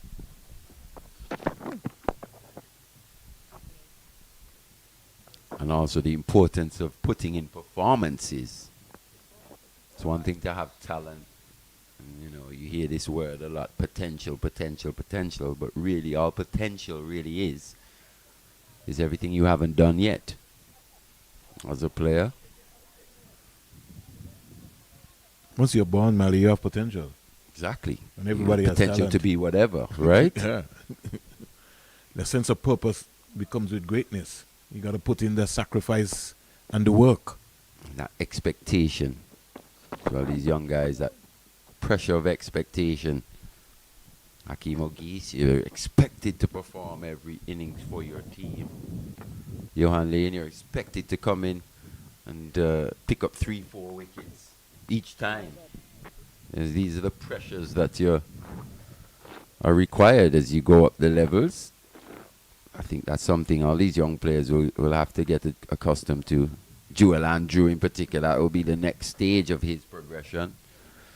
Not just a young player who looks good and puts in a performance here and there. It's that pressure of being asked to perform consistently. And you know, in the body language sometimes, Mali, you get the impression that it's almost like an entitlement. And you have to understand that, yes, you're young. You might be 16, you might be 17, you might be 18.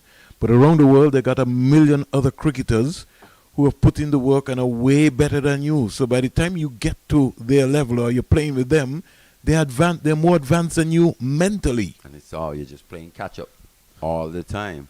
I think, especially in the batting aspect of things, that's where we find ourselves here in the West Indies.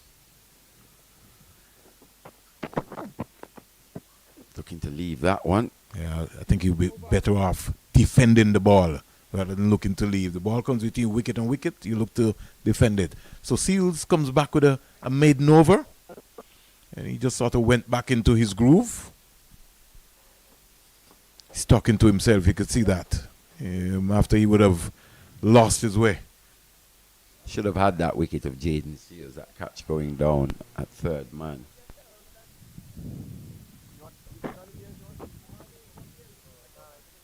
Johan Lane, sorry. Catch dropped by Josh James.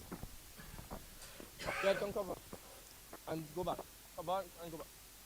Oh. I think he's just called for the towel there. Jaden Seals, Brian Charles, 4 for 22 from 10 overs. Still no Karaya yet.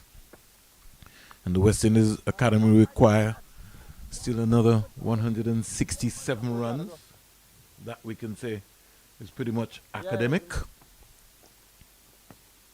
But in cricket, you never know. Stranger things have happened. Here is the delivery from Brian Charles, which is played with nice soft hands and rolled down to the first slip along the ground. If you think about it, Josh James, he's only bowled 3 overs in the match. 1 in the first, 2 here in the second. His figures of 2 overs, 1 maiden, 1 for 11. I don't think those figures are that bad in which you don't get another spell. It's all the mindset of the captain, Joshua De Silva. He seems not to be in the plans. So far, Pierre and Karaya are not in the plans yet either. Haven't been needed just yet. Yeah. Charles has certainly done a decent job here. They would have done most of the spin bowling in that first innings. Blades look like he forgot to run. Just camping on that back foot was Nathan Edward. 104 boundaries in the match, 16 sixes. Saw Yogi Lane in his brief innings hit 3 of those 16 sixes. And they were huge. They were huge, but at the same time, risky. You got a sense that he could get out at on any delivery. It's a bit lucky to get there in the end to 20 yard. This one's aerial in the gap. Not the best time cricket stroke that from Jediah Blaines, but good enough for 2. Almost look like a sort of chip as a golfer. Yeah, a bit of a sand wedge. Yeah. Pitching wedge. He showed good application so far, Blades. Oh, that sounded sweet, Mally. It did. It made a fantastic sound. That's gone over mid-wicket for 6. Off the bat, right in the slot, that one. Woo! Right on the stroke of drinks.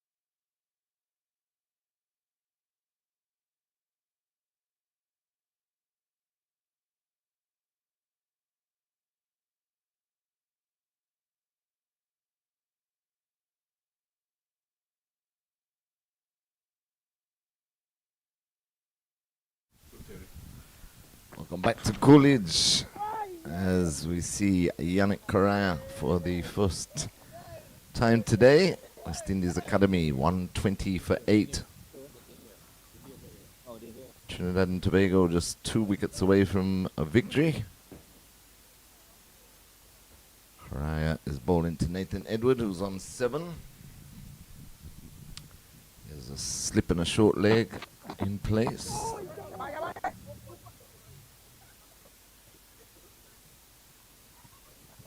Trinidad and Tobago just hunting these final 2 wickets to claim an outright victory here. Brian Charles has been the pick of the bowlers for them in West Indies Academy's second innings. 11 overs, 3 maidens, 4 for 31. Anderson Phillip, 9 overs, 4 maidens, 2 for 21. A wicket apiece to Jaden Seals and Joshua James. As Edward takes a single backward of square. He moves on to 8, 121 for 8. Brings Jediah Blades on the strike. He's on 10.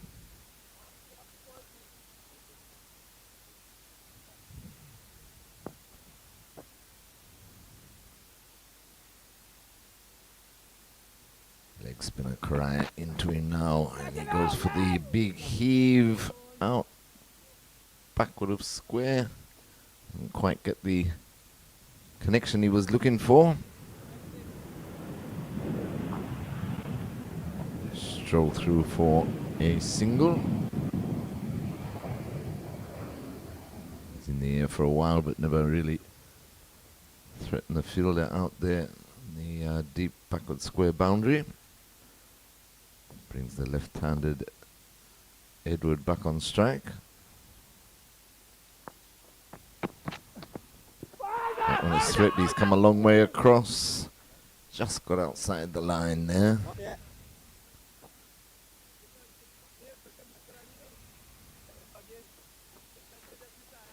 Yeah, well outside the line. Judging by the replay.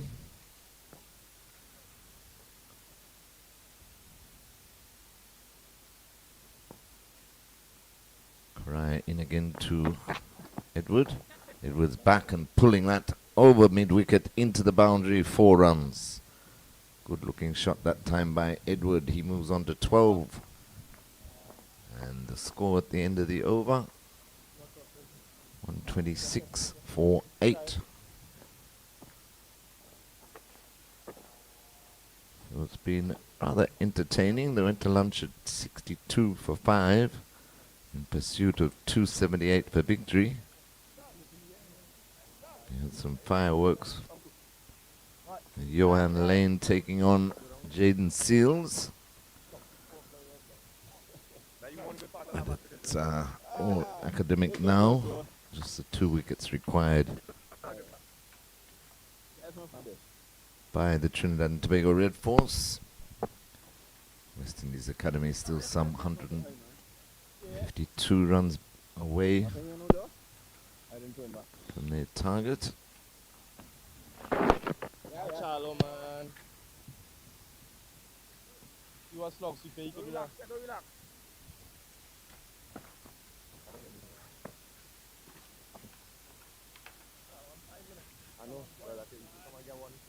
Brian Charles looking for a fifer. Nah. Yeah, come. Bowled well today, the off-break bowler.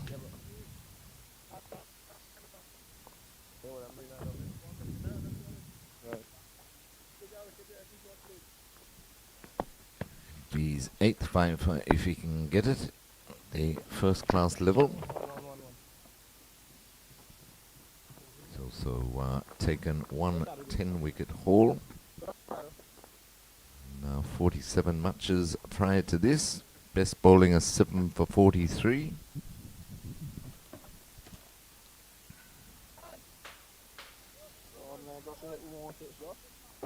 You clear the field so you can do it again,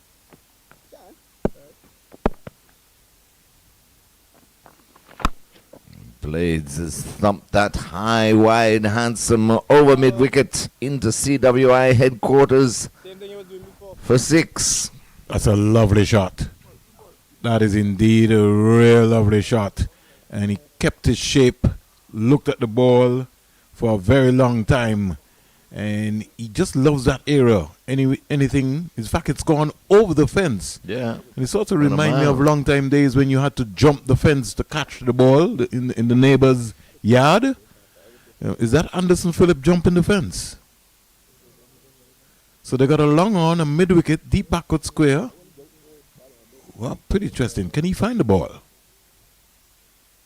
think the ball has lost him. So while he's trying to find the ball, Terry, the score in the meantime goes up to 134 for 8. Blades has moved on to 18 of just the 16 deliveries.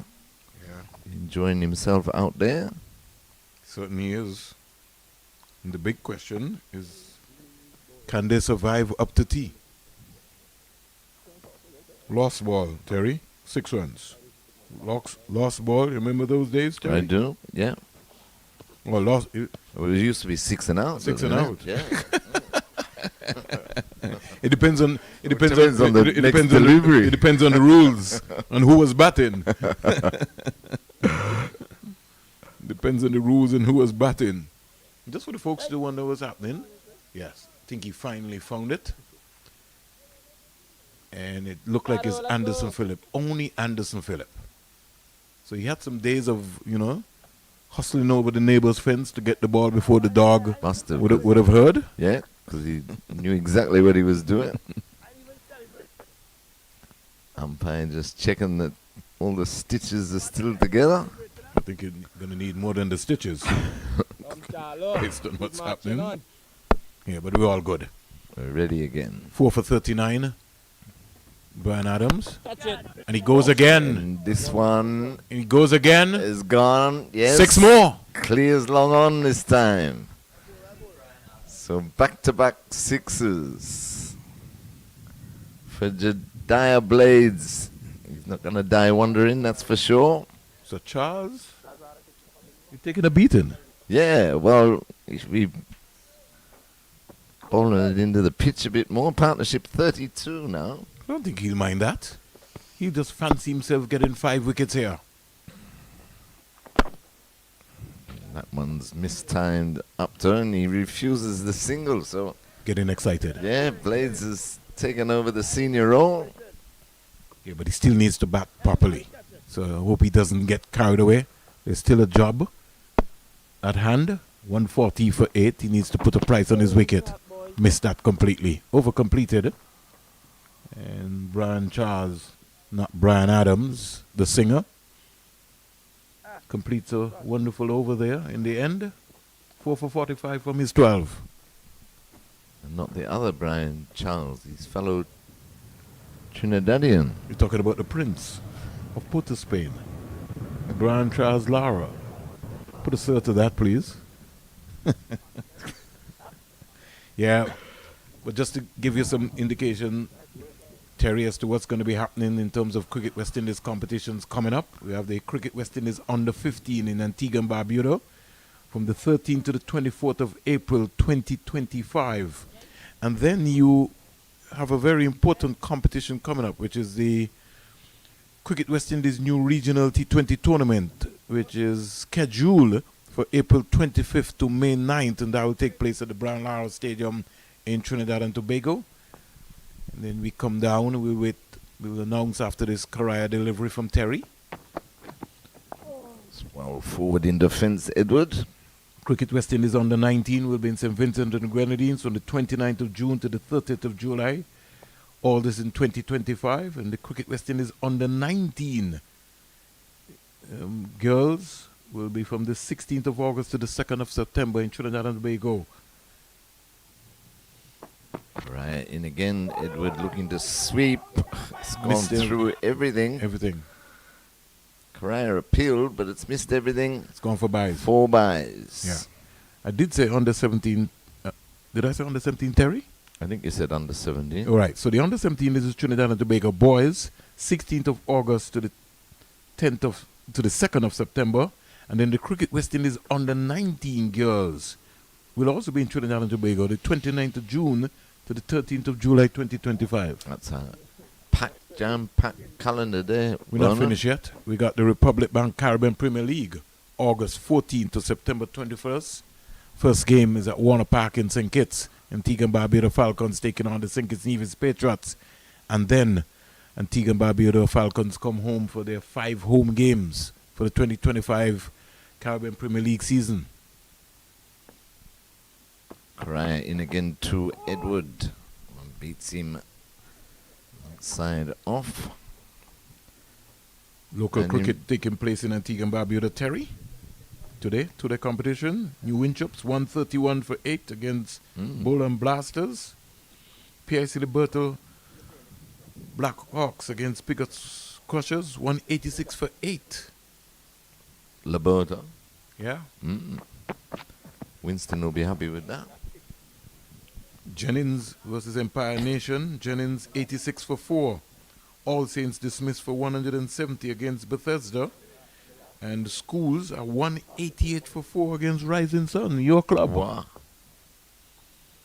That's not good.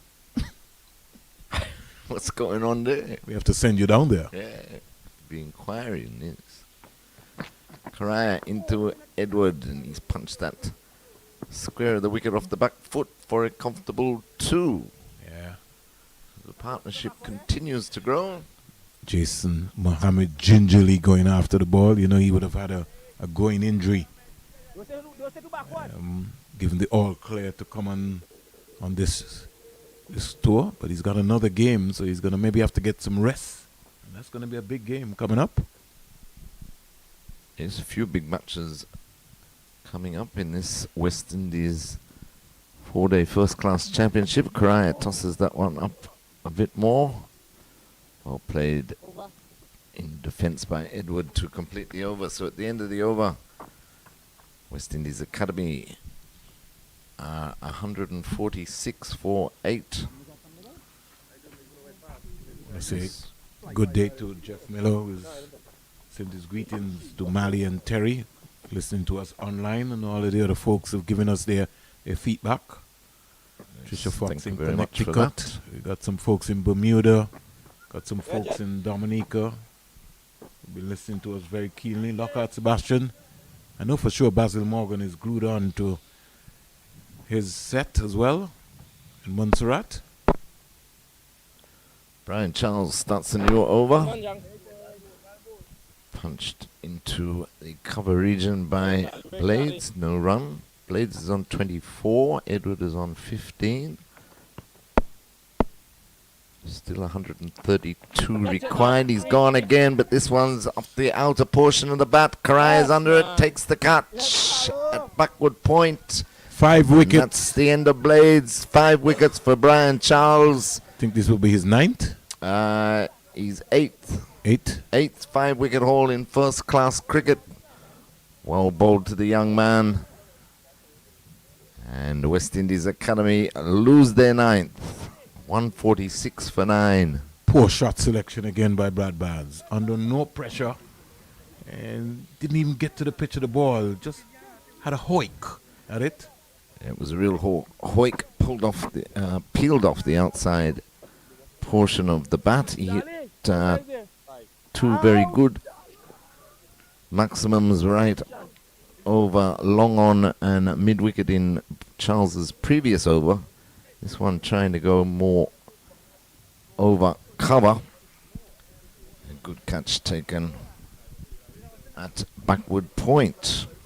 So Trinidad and Tobago Red Force just 1 wicket away from what will be a very good victory.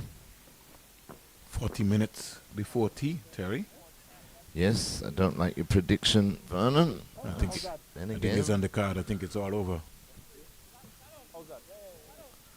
Don't know if I got a discrepancy by a run with the manual scoreboard. You think so? Yeah, well, yeah, by looking at it. Mr. Blacks found one more that we didn't. He's trying to help him along. Nothing wrong with that. Somebody might maybe might have missed the trick. 146, they require still another 132 runs. It's only a matter of time. This game could be done and dusted before tea.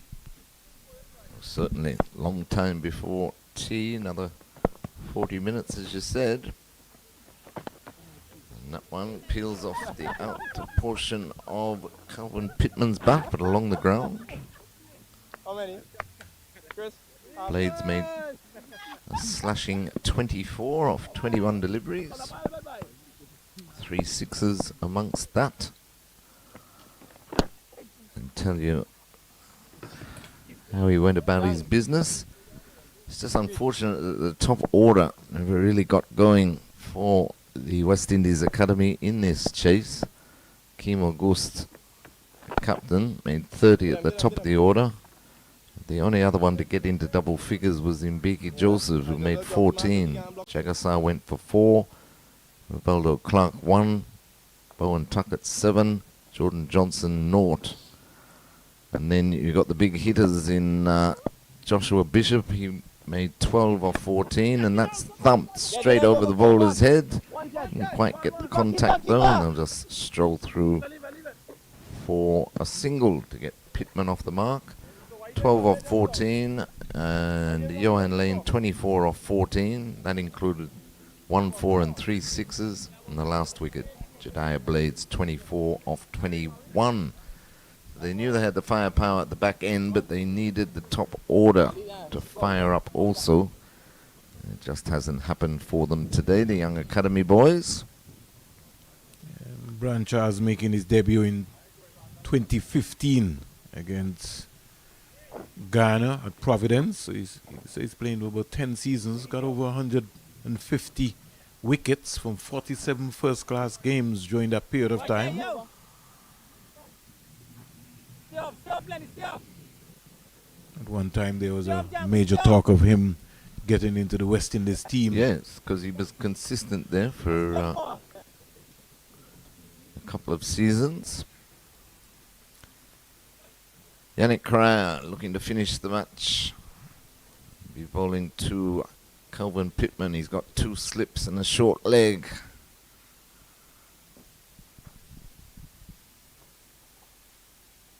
I think he'll get the googly first up. Plays it beautifully. Certainly. Congratulatory message coming out from the CEO of Cricket West Indies, Chris Derring, to the Trinidad and Tobago women's team just on the eve of International Women's Day today on winning the CG United Women's Super 50 Cup 2025. Karishma Ramnarak.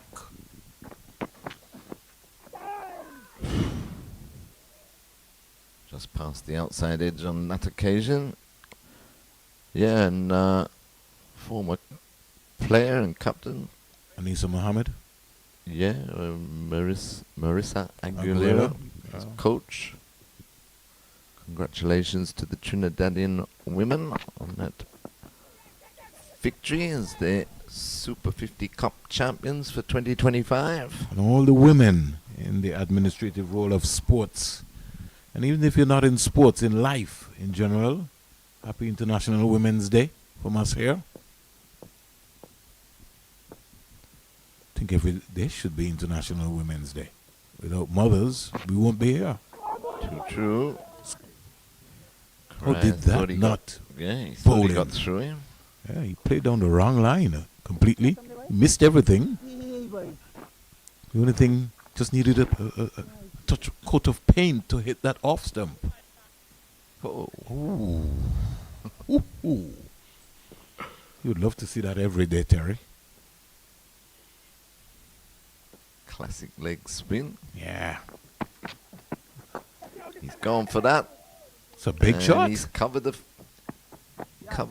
and he gets a boundary. field and it trickles into the boundary. Kelvin Pittman. That was a lovely shot. Brings up the 150. The ladies over there waving their flag, they did enjoy that as well too. Yes. So I guess Kelvin Pittman brought some cheers for the women here who were at the game. Definitely. 151 for 9. Pittman moves to 5. Hope he doesn't get carried away now. Just needs to survive.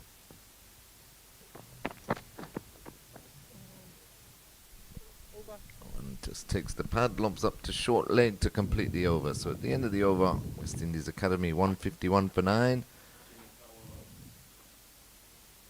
And we've just heard that Jamaica are all out in their second innings for 274 against Guyana. Yeah, that was a huge task, Terry. Yes, that was always going to be a challenge. But Kirk McKenzie, 147 of 249 deliveries, 15 fours and 5 sixes in that knock. So it's great to see young Kirk return to form. Give me those stats again, Terry. Sorry? Give me those stats again. It was 147 of 249 balls, 15 fours and 5 sixes. So he joins a list of players in this important round to score the centuries. Damel Evelyn, Kevlin Anderson, Shadrach Descare, Joshua De Silva, Ryan John, Roston Chase, Joshua Bishop. And it's good that Kurt McKenzie was in among the conversation. It's a big 100. Reverse sweep there by Nathan Edward down to the man on the boundary for a single. Bringing out all the shots. Showing his batting skills. He is a cricketer, Nathan Edwards. So Guyana Happy Eagles, defending champions, top the table, 214 run victory against Jamaica Scorpions. It'll be interesting to see what the points would be. We'll certainly pull that up on our calculator in a little while. Brian Charles continues, bowling to Calvin Pittman. 2 slips and a short leg, and Pittman takes a wild swipe. There's a big appeal, and he's given out. And that is victory there for Trinidad and Tobago Red Force. Brian Charles picks up his 6th wicket, and the West Indies Academy are bowled out for 152.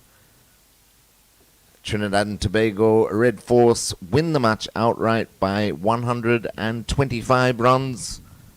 Well done to them, and well bowled by Brian Charles. Last wicket, LBW Calvin Pittman for 5. So 6 for 46. And his best bowling figures was 7 for 43. Almost got there. Almost got there. Almost got there. So I think in a nutshell, I don't know if they heard that the game in Jamaica was finished. Trinidad and Tobago, they won the game by 125 runs. And I think the Academy, when they look back, Terry, they would realize how close they were. They were in this conversation. They were in this game. And they just didn't seize the opportunities as to win, especially in the first innings. They really batted poorly. Could have got first innings, and it would have been a different ball game. Yeah, there was just a couple of instances there, Vernon, where the young Academy boys just lost their way a bit, loss of concentration. The levels dropped and allowed Trinidad and Tobago back in the game. And of course, this is we've got to remind people that this is a very strong Trinidad and Tobago 11 that they put out there. And just at 91 for 6, and then the last 4 batsmen for Trinidad and Tobago put on over 200, so they got to 300, which never looked likely prior to that. And then, as you say, when West Indies Academy were batting in their first innings, Bowen Tuckett and Joshua Bishop were going along brilliantly. No trouble whatsoever. Over 100-run partnership for the 6th wicket. But once Bowen Tuckett played that false shot, tried to play across the line, it opened the door, and the last 4 wickets, when it looked like they were going to take first innings points, the last 4 wickets then fell for 22 and gave Trinidad and Tobago the lead by 36. But then they hit back again in the second session yesterday on day 3, taking 6 wickets in that session, an excellent spell by Calvin Pittman, who ended up with his best figures in first-class cricket. And, they restricted Trinidad and Tobago, who looked like they were going to set them a huge total to win the match in the second innings. They were only 254 in front, with only 1 wicket left coming into this day 4. They got another 20-odd runs, 23 runs or so set them 278. They were still in it, but they needed that good start. They needed that solid opening partnership on the top order to fire, and unfortunately it didn't. But you have to say well done to Trinidad and Tobago Red Force. They hung in there, difficult circumstances after losing the toss and batting in seamer-friendly conditions, overcast conditions on day 1. And then Brian Charles today wrapping up the innings for them with a 6 for. Well, I think, Terry, when we look at the academy squad team here, there maybe has to be an assessment in terms of their concentration and their maybe fitness. They sort of look jaded at times, even in the first innings. And I say that because when you look at the context of the first innings, they were 91 for 6 on day 1, overcast conditions here in Antigua and Barbuda at the Coolidge Cricket Ground. Trinidad and Tobago came back on the second morning, and they didn't come out with that sort of firepower.